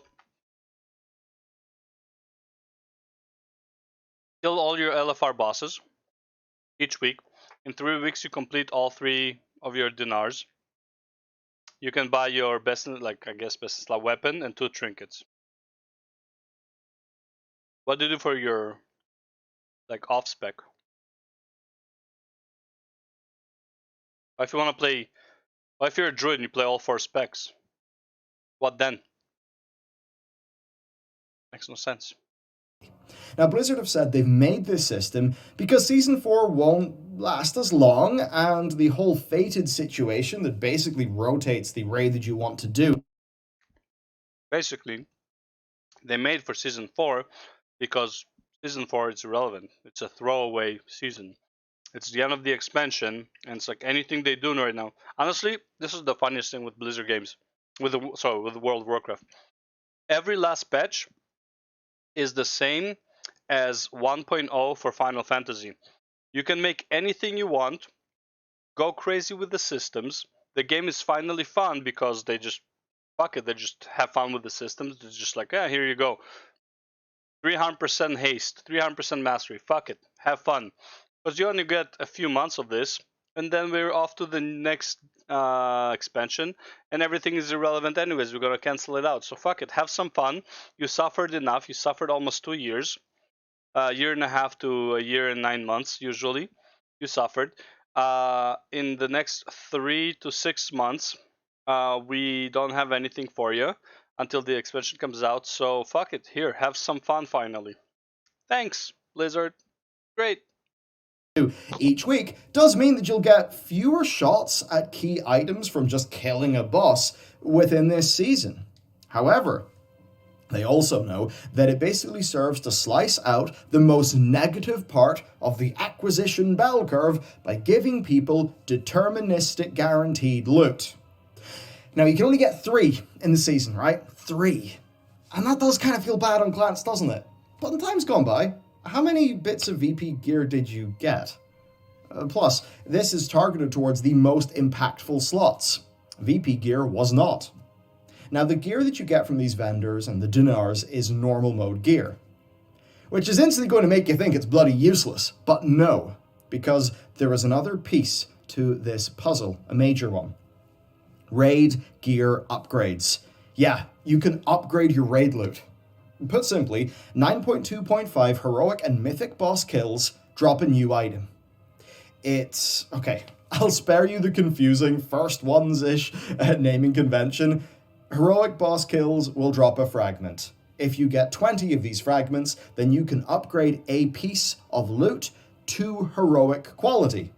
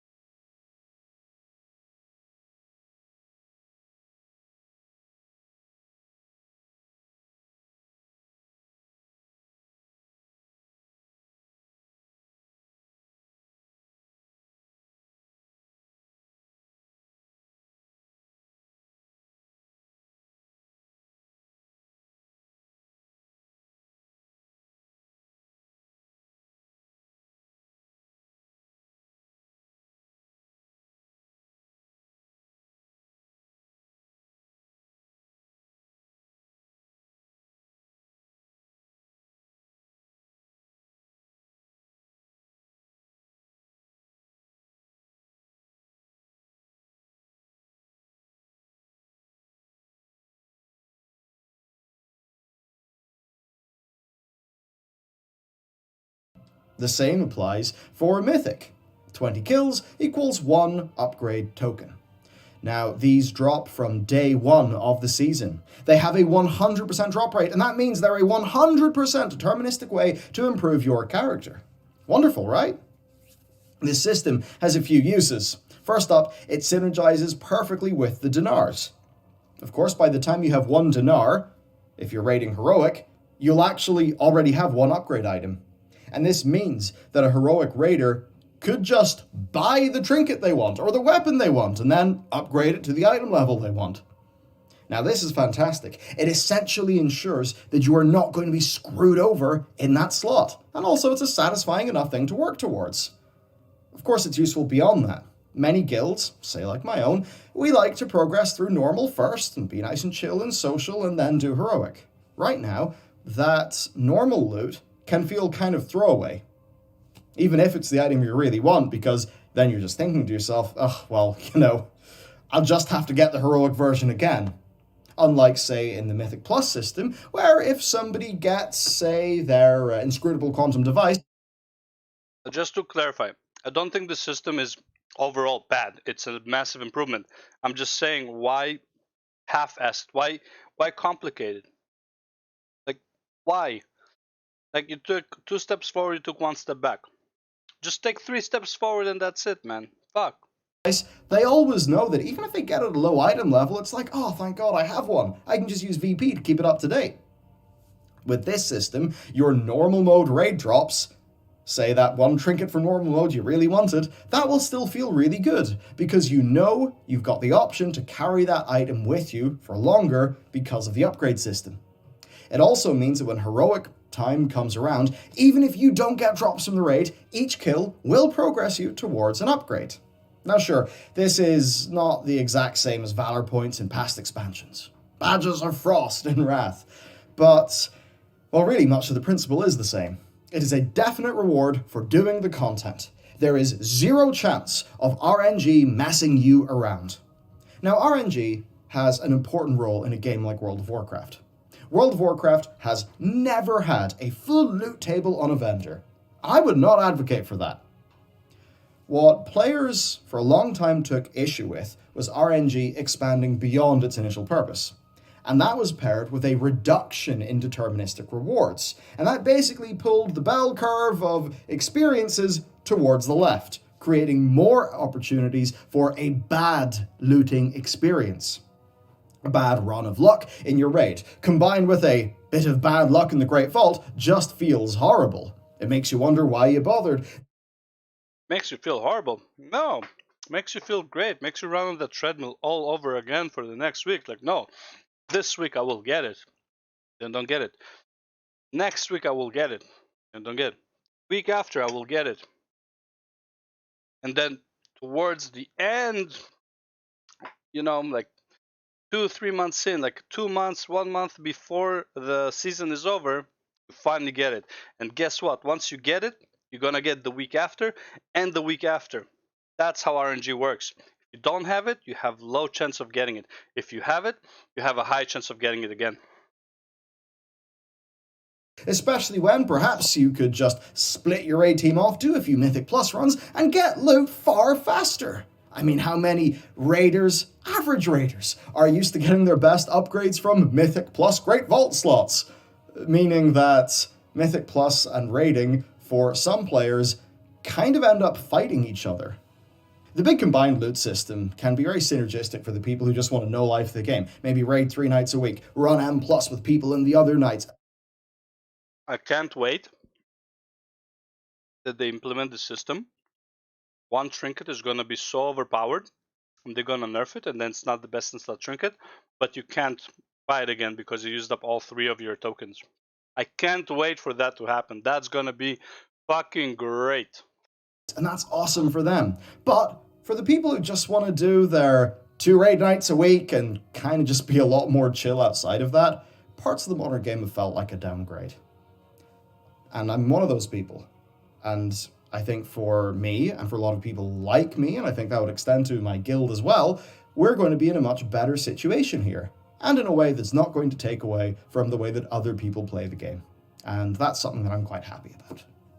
You see, deterministic rewards were replaced with Titan Forging, right? And Blizzard's idea with Titan Forging was that you could still progress your character when you were doing a re-clear of a raid, right? Well, with the removal of Titan Forging, but no reintroduction of a deterministic progress system, we actually just ended up with nothing, leaving the raid loot experience in a funky and pretty unrewarding feeling position. Hell, did that actually drive people towards purchasing loot funneling boost runs? All I know is that this is a straight upgrade to the game experience of World of Warcraft. Could it be better? Yeah, totally. See those dinars? I mean, I like how the pace increases after you get the first one. And Blizzard have said they're not interested in giving us more than 3 in the season. But honestly, Blizz, I do think 3 is a little bit low. I really do. 3 is such a low number. Oh, 1 weapon, 2 trinkets. That's all you need. Nerf 1 of them. See what happens to the community. Just nerf 1 after they buy it. See what happens. And it's for a few reasons. Play multiple specs. See what happens. See how happy you are. As an example, for multi-spec players, that just doesn't feel great only having 3. Smart man. And quite frankly, Smart man. 60 boss kills into a season? I mean, the people who really care about bleeding edge progress, they're not going to be impacted. At that point, I don't think it makes much sense to just turn the tap off. I think it's okay to keep it there to keep the game rewarding. Yeah. There's no deep need to be conservative here. True. What if somebody gets a 4th or 5th dinar, has a spare upgrade item, and just buys a new, really powerful weapon? Here's the other thing. You can't own 2 of the same item anyways. Like, it's unique equipped, so it doesn't matter if you have it. Like, why limit it? Like, it like legit. Like, it doesn't make any fucking sense. Why would you limit it? If you are playing, let's say you're playing a Death Knight because it's the easiest one, right? You have actually no. Death Knight will need 2 one-hander and 2 trinkets, so he already needs 4. All right.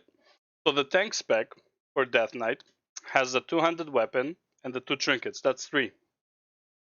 Okay, he wants to play Frost. Well, he needs 2 more for the weapons, 2 more for other trinkets.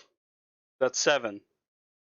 Right, then he wants to play Unholy. Probably one of the trinkets will probably be okay, right? But assuming not, let's say, so that's another weapon and 2 more trinkets. What is that? 10. So just 1 DK would need 10 of the dinars. Okay. What if you're a paladin? Weapon, shield, 2 trinkets. Weapon, shield, 2 trinkets. 2-hander, weapon, shield. Because, and, sorry, 2-hander, 2 trinkets. That's 11 items. What if you're a druid? 12 items. Off the top of my head. I'm not sure, but I'm pretty sure it's 12 items. Right? Any dual wielder, 4.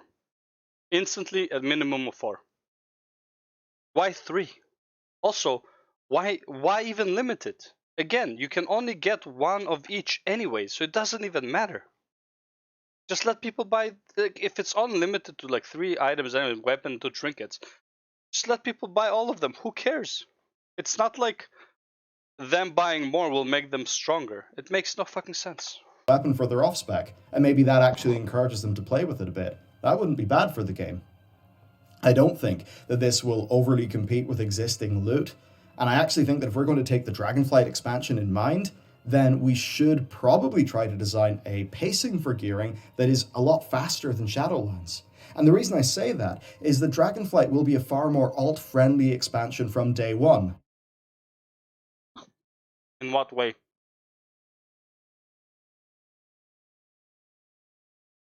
That's what they said about Shadowlands. That was very alt-friendly. With no borrowed power to grind up. That's one of the things that makes me really excited about this expansion. It's one of the things that makes me want to have 2 or 3 alts on the go. God. Alt power is just one of the problems for leveling up alts. There are multiple problems with leveling up alts. Gearing your main is takes so long that by the time you finish gearing your main, you barely have time to play your alts. Like, how many alts can you really play effectively? Let's say there's no secondary systems, right? There's no system. It's only loot. Okay? You need to do, for your best in slot, outside of the vault, which in my opinion, a vault should not give you higher item level than the Mythic Plus, but whatever. Let's say Mythic plus 15 is what you need to do for your best for your highest item level, minus the vault, minus Mythic rating. Okay. How hard is it to get the key you want? How many runs do you need to do to actually get your drop? How long does it take to make a run happen? Okay. Can you do it in 1 week? Or do you need multiple weeks? Let's say you grind out Mythic Plus like a maniac all week. Right? You are fucking exhausted. And then, on top of that, technically, it's not your best in slot. So, let's say first week, you grind out Mythic Plus that you get all your best in slot that you can from Mythic Plus 15. And then after that you would need to gamble on your vault to get the actual best in slot and Mythic rating. So after the first week grind, which is easily over 100 hours probably, you get into, from that point on, you all need to do 10 Mythic Plus runs a week. Okay, minimum of 10 hours, probably more. So in the vault, you would get best slot. And by the way, this is like for one character, one spec. I'm not even talking multiple specs. Okay, one character, one spec. That's how much time you would spend for one spec. The 10 hour after that, like you got your highest best in slot that you can from Mythic Plus. From that point on, you have to get it from your weekly vault. Okay. So you have to do your 10 Mythic Pluses every week on one character. Okay. Minimum 10 hours. And there are no secondary systems, right? Now, you want a second character. Okay, do the first week grind again, 100 hours. And then 10 hours each week. So now you have 2 characters of 20 hours minimum. Third character, 30 hours. Fourth character, 40 hours.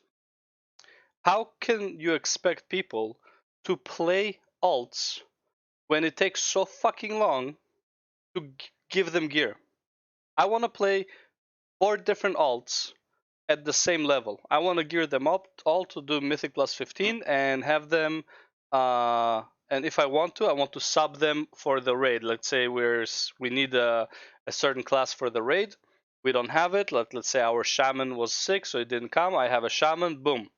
There you go. Here's the shaman, right? The shaman healer or enhancement or element, doesn't matter. Whatever we might need. Which, by the way, you might need elemental, but you might need restoration. So now you need to have 2 specs available, which is,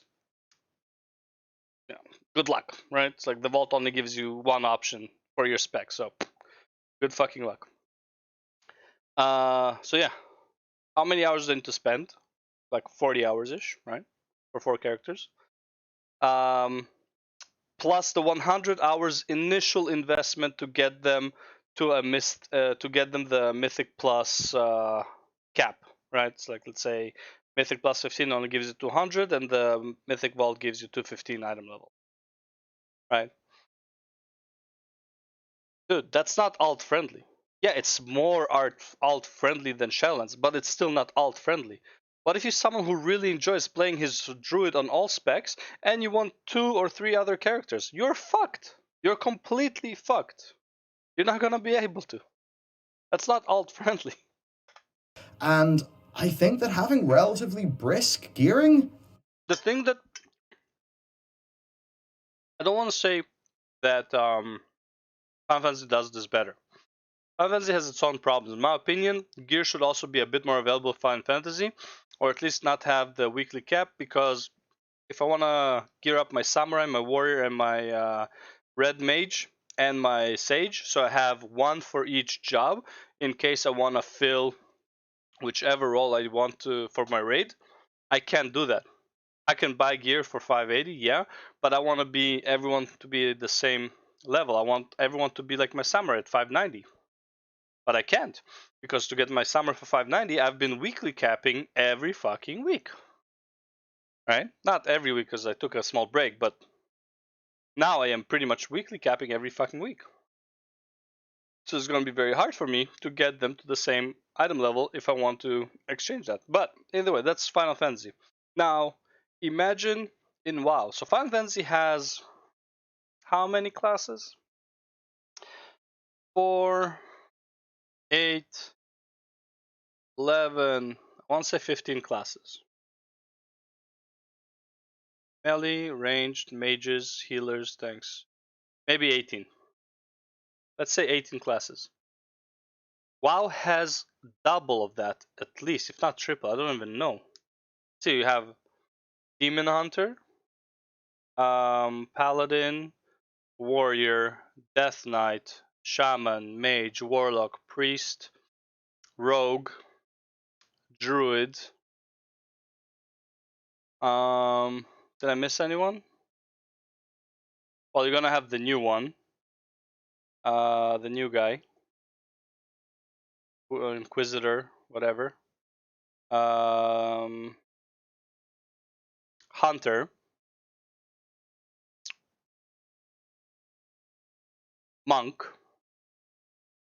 Right? So you have what? 13 classes times 3. Approximately. 39. Approximately 40 total specs. So 40 total classes is what you have. Some of the gear will interchange, so let's say 25. 25 different gearing that you need to do to play your characters. Right? And this, like, obviously no one's gonna play all of the classes, all of the specs, and expect them to be the same gear. No, but I'm just saying, this is the potential of the game. The potential will allow you to have that many specs and that many characters. Okay? For you to even feasibly gear some of them, the gearing system right now is not even close to being enough. It's not even close. The time investment is impossible to play on all those characters. It's just impossible. No one expects you to, obviously, but what if you want to? Right? And here's the thing. What if, I play only on one guy and this guy wants to play on 6? Okay? Either way, my item level will be capped for the week. There's no way for me to get more than a certain item level for the week. Anyways, I would have time to do other shit. And the guy who wants to play 6 characters can also only get to a certain cap for that week. I don't see the problem. If he wants to invest his time on 6 characters, fuck it, let him. But make it feasible. There's no reason for me to play 100 hours for the first week on one character. If I want to play multiple characters. I don't know, like, it just doesn't make sense. Like, the time investment is just not worth it. Actually would mesh with that design really well. Now for the upgrade items, considering that they're upgrades and not acquisition, I also can't help but wonder if it might be okay to be a tad more generous, purely because when you're progressing a raid, you might only get 4 or 5 kills per week. For a lot of guilds. 3 to 4 weeks for a small item level upgrade, that does feel a bit more stingy. And once most of a raid is on farm, an upgrade every 2 weeks that's just an eye level upgrade, that could feel a bit stingy. I mean, come on, people have it on farm. Let them rocket through their gear upgrades. Perhaps it would help increase participation in the various different modes. Now,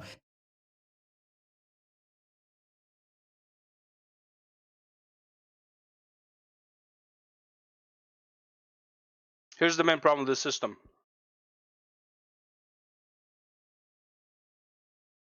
Your best in slot gear comes from the last 2 bosses of the raid. How do you get the mythic version without killing the bosses? You farm up those fucking insignia, or whatever they're called, marks, whatever, seals. You kill the heroic version of that said boss, the last 2 bosses. You get the item and you upgrade it to mythic by farming the first 3 or 4 or 5 bosses. That takes away a lot of the effort people put into getting those bosses killed on mythic. Again, it's a very problematic design, right? And then what's your goal? What's the point for you to go and kill those last couple of bosses. Cutting edge, man, fuck that shit. Every time you see someone with cutting edge, probably boosted anyways, probably bought it, right? That's usually what people would think. I probably bought it, or they don't even care. So why would you bother? You can get the best in slot item from them by farming the first 3 bosses for, for 4 weeks. Then you go, you upgrade the heroic version, boom, you're set. You don't need to do anything else. Such a weird system. To sort of finish this off, I have some important details from Skarzard, one of the developers. So the upgrade items set a piece of gear to that quality. That means that if you acquired a bit of gear from LFR, but you have a heroic upgrade item, well, you could just turn that LFR piece into heroic. Then tier tokens are not going to be added to Nathria or Sanctum. But the creation catalyst is just going to keep on trucking with all of its accumulated charges. So you get the gear early on in the season, you turn it into tier, happy days. That's the great thing about keeping the charges and Blizzard not deciding to reset it, so I think that's great. Also, Domination Shards disabled. Phew. World bosses also will become fated, of course depending on the raid that is currently fated. And while Blizzard say they're not interested in adding dinars to the vault or giving us more than 3 within the span of Season 4, they do think that offering heroic or mythic upgrade shards could be a part of the Great Vault. That would be great. Okay, what do I think then? Overall, when I think of the worst of World of Warcraft gearing, it's a lot of things that actually this works to solve. With this, you always make progress when you kill a boss. Then, the creation catalyst cuts the worst parts of RNG out of tier acquisition. It should have been active earlier in Season 3, but it's going to be active from the start of Season 4. The dinars provide the same function for weapons and trinkets. Sure, making epic, exciting things is important. And again, just to make sure, I'm not saying the system is innately bad. I'm saying the system is half-assed. You could have done so much more with it. I know it's testing, guys. It's on the testing. That's why I'm saying it. It's on the testing. Make it, like, it's so much easier to overdo it and reduce than undo it and then add like a little bit, and then you never actually reach the mark that is acceptable. Just fucking blow it up and work your way down. So much easier to balance after. Really, well, the main thing for game development, but it's also very important to remove the worst experiences that the game can provide. And I think that these changes really make a meaningful shot at that. And I think this will make gearing feel better. Will this make it a Dragonflight then? Well, Skarzard said that these are designed for Season 4 first and foremost. But will it make it? I would say yes. Will it be that great? No, it would be better, but they need to fix the Great Vault, in my opinion. Like, because here's the thing again: is the Great Vault better than the BFA chest? Sure, I'll say yeah. Is it a really good system? No. Great Vault is a pretty shitty system because there's no RNG protection. There's no way to try and target some of the RNG items you're gonna get. Like, hey, I want an item from the other side. I would do 10, 15 plus runs of the other side in order to target the trinkets. Or in order to target only items from the other side. Why is that not there? Oh, it's gonna just give you a random fucking Sanguine Depths item which you don't even need, like the fucking gloves that I got like 20 times or some shit. No. How is it that I actually got more upgrades from the BFA chest than I got from the fucking Great Vault? Just makes no sense to me. Probably not more, but at least as much. And I didn't play all of like mid of BFA up until I want to say mid of N'Zoth. Like I just couldn't play it. I was like, fuck this. I came at the end of the Zara Lore raid. Towards the end of it, I played a bit of Ny'alotha. I was like, man, this is not fun. Until they made the rotation vendor, and I was like, okay, I'll give it a shot. And then I kind of had fun on the Holy Paladin with like infinite wings.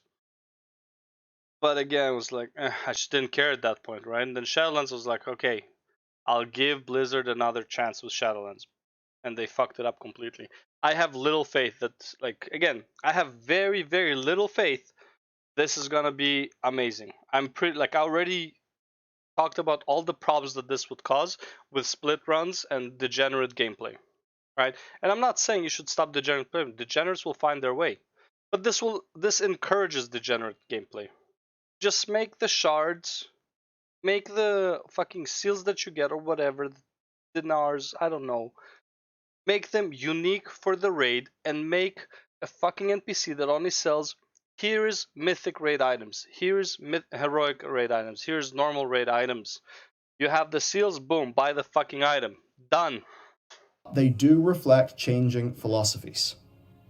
If these are well received, Skarsgård said they could undergo significant iteration and could become part of future seasons, and that they want to show the players, with changes like this, that they are interested in continuing to tackle rewards from multiple angles and to listen to our desires for bad luck protection and rewards that match the effort that we put in.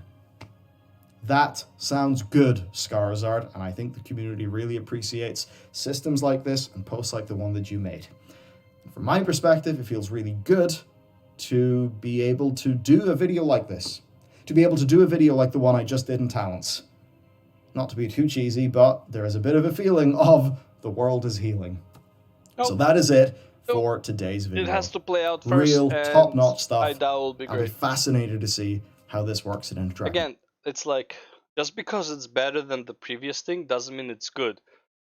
Like, you know, it's like sometimes you have a good shit and then you have a great shit. It's still fucking shit though. Flight. Let me know what you think. And of course, a big thank you to Squarespace for sponsoring today's video. You can check out their stuff down below. And with that said, I'll see you next time. Overall good video. I mean, but I disagree with how positive he is about this. I think it's gonna be another shit show. And again, is it a good move? Yeah, but it's 2 steps forward, 1 step back. There's no reason to limit it. And I can already see so many problems with it. Anyways, thanks for watching. And yeah, that's it for the YouTube video. Like, comment, subscribe, and all that stuff. And I'm probably gonna put a spicy title to this one because it actually got me a bit, you know. Alright. Okay. Alright. Is this the end of the stream? I think it is. Alright, guys. Thanks for watching. Wizard ads. Abby, thanks for the follow. I know you're just trying to sell me stuff. I actually will look into it. I already saw some of it and I actually really like it. I need to see what the prices are. And I will look into it probably closer to next weekend. Not this coming weekend, but like in a week. And yeah, anyways, peace out.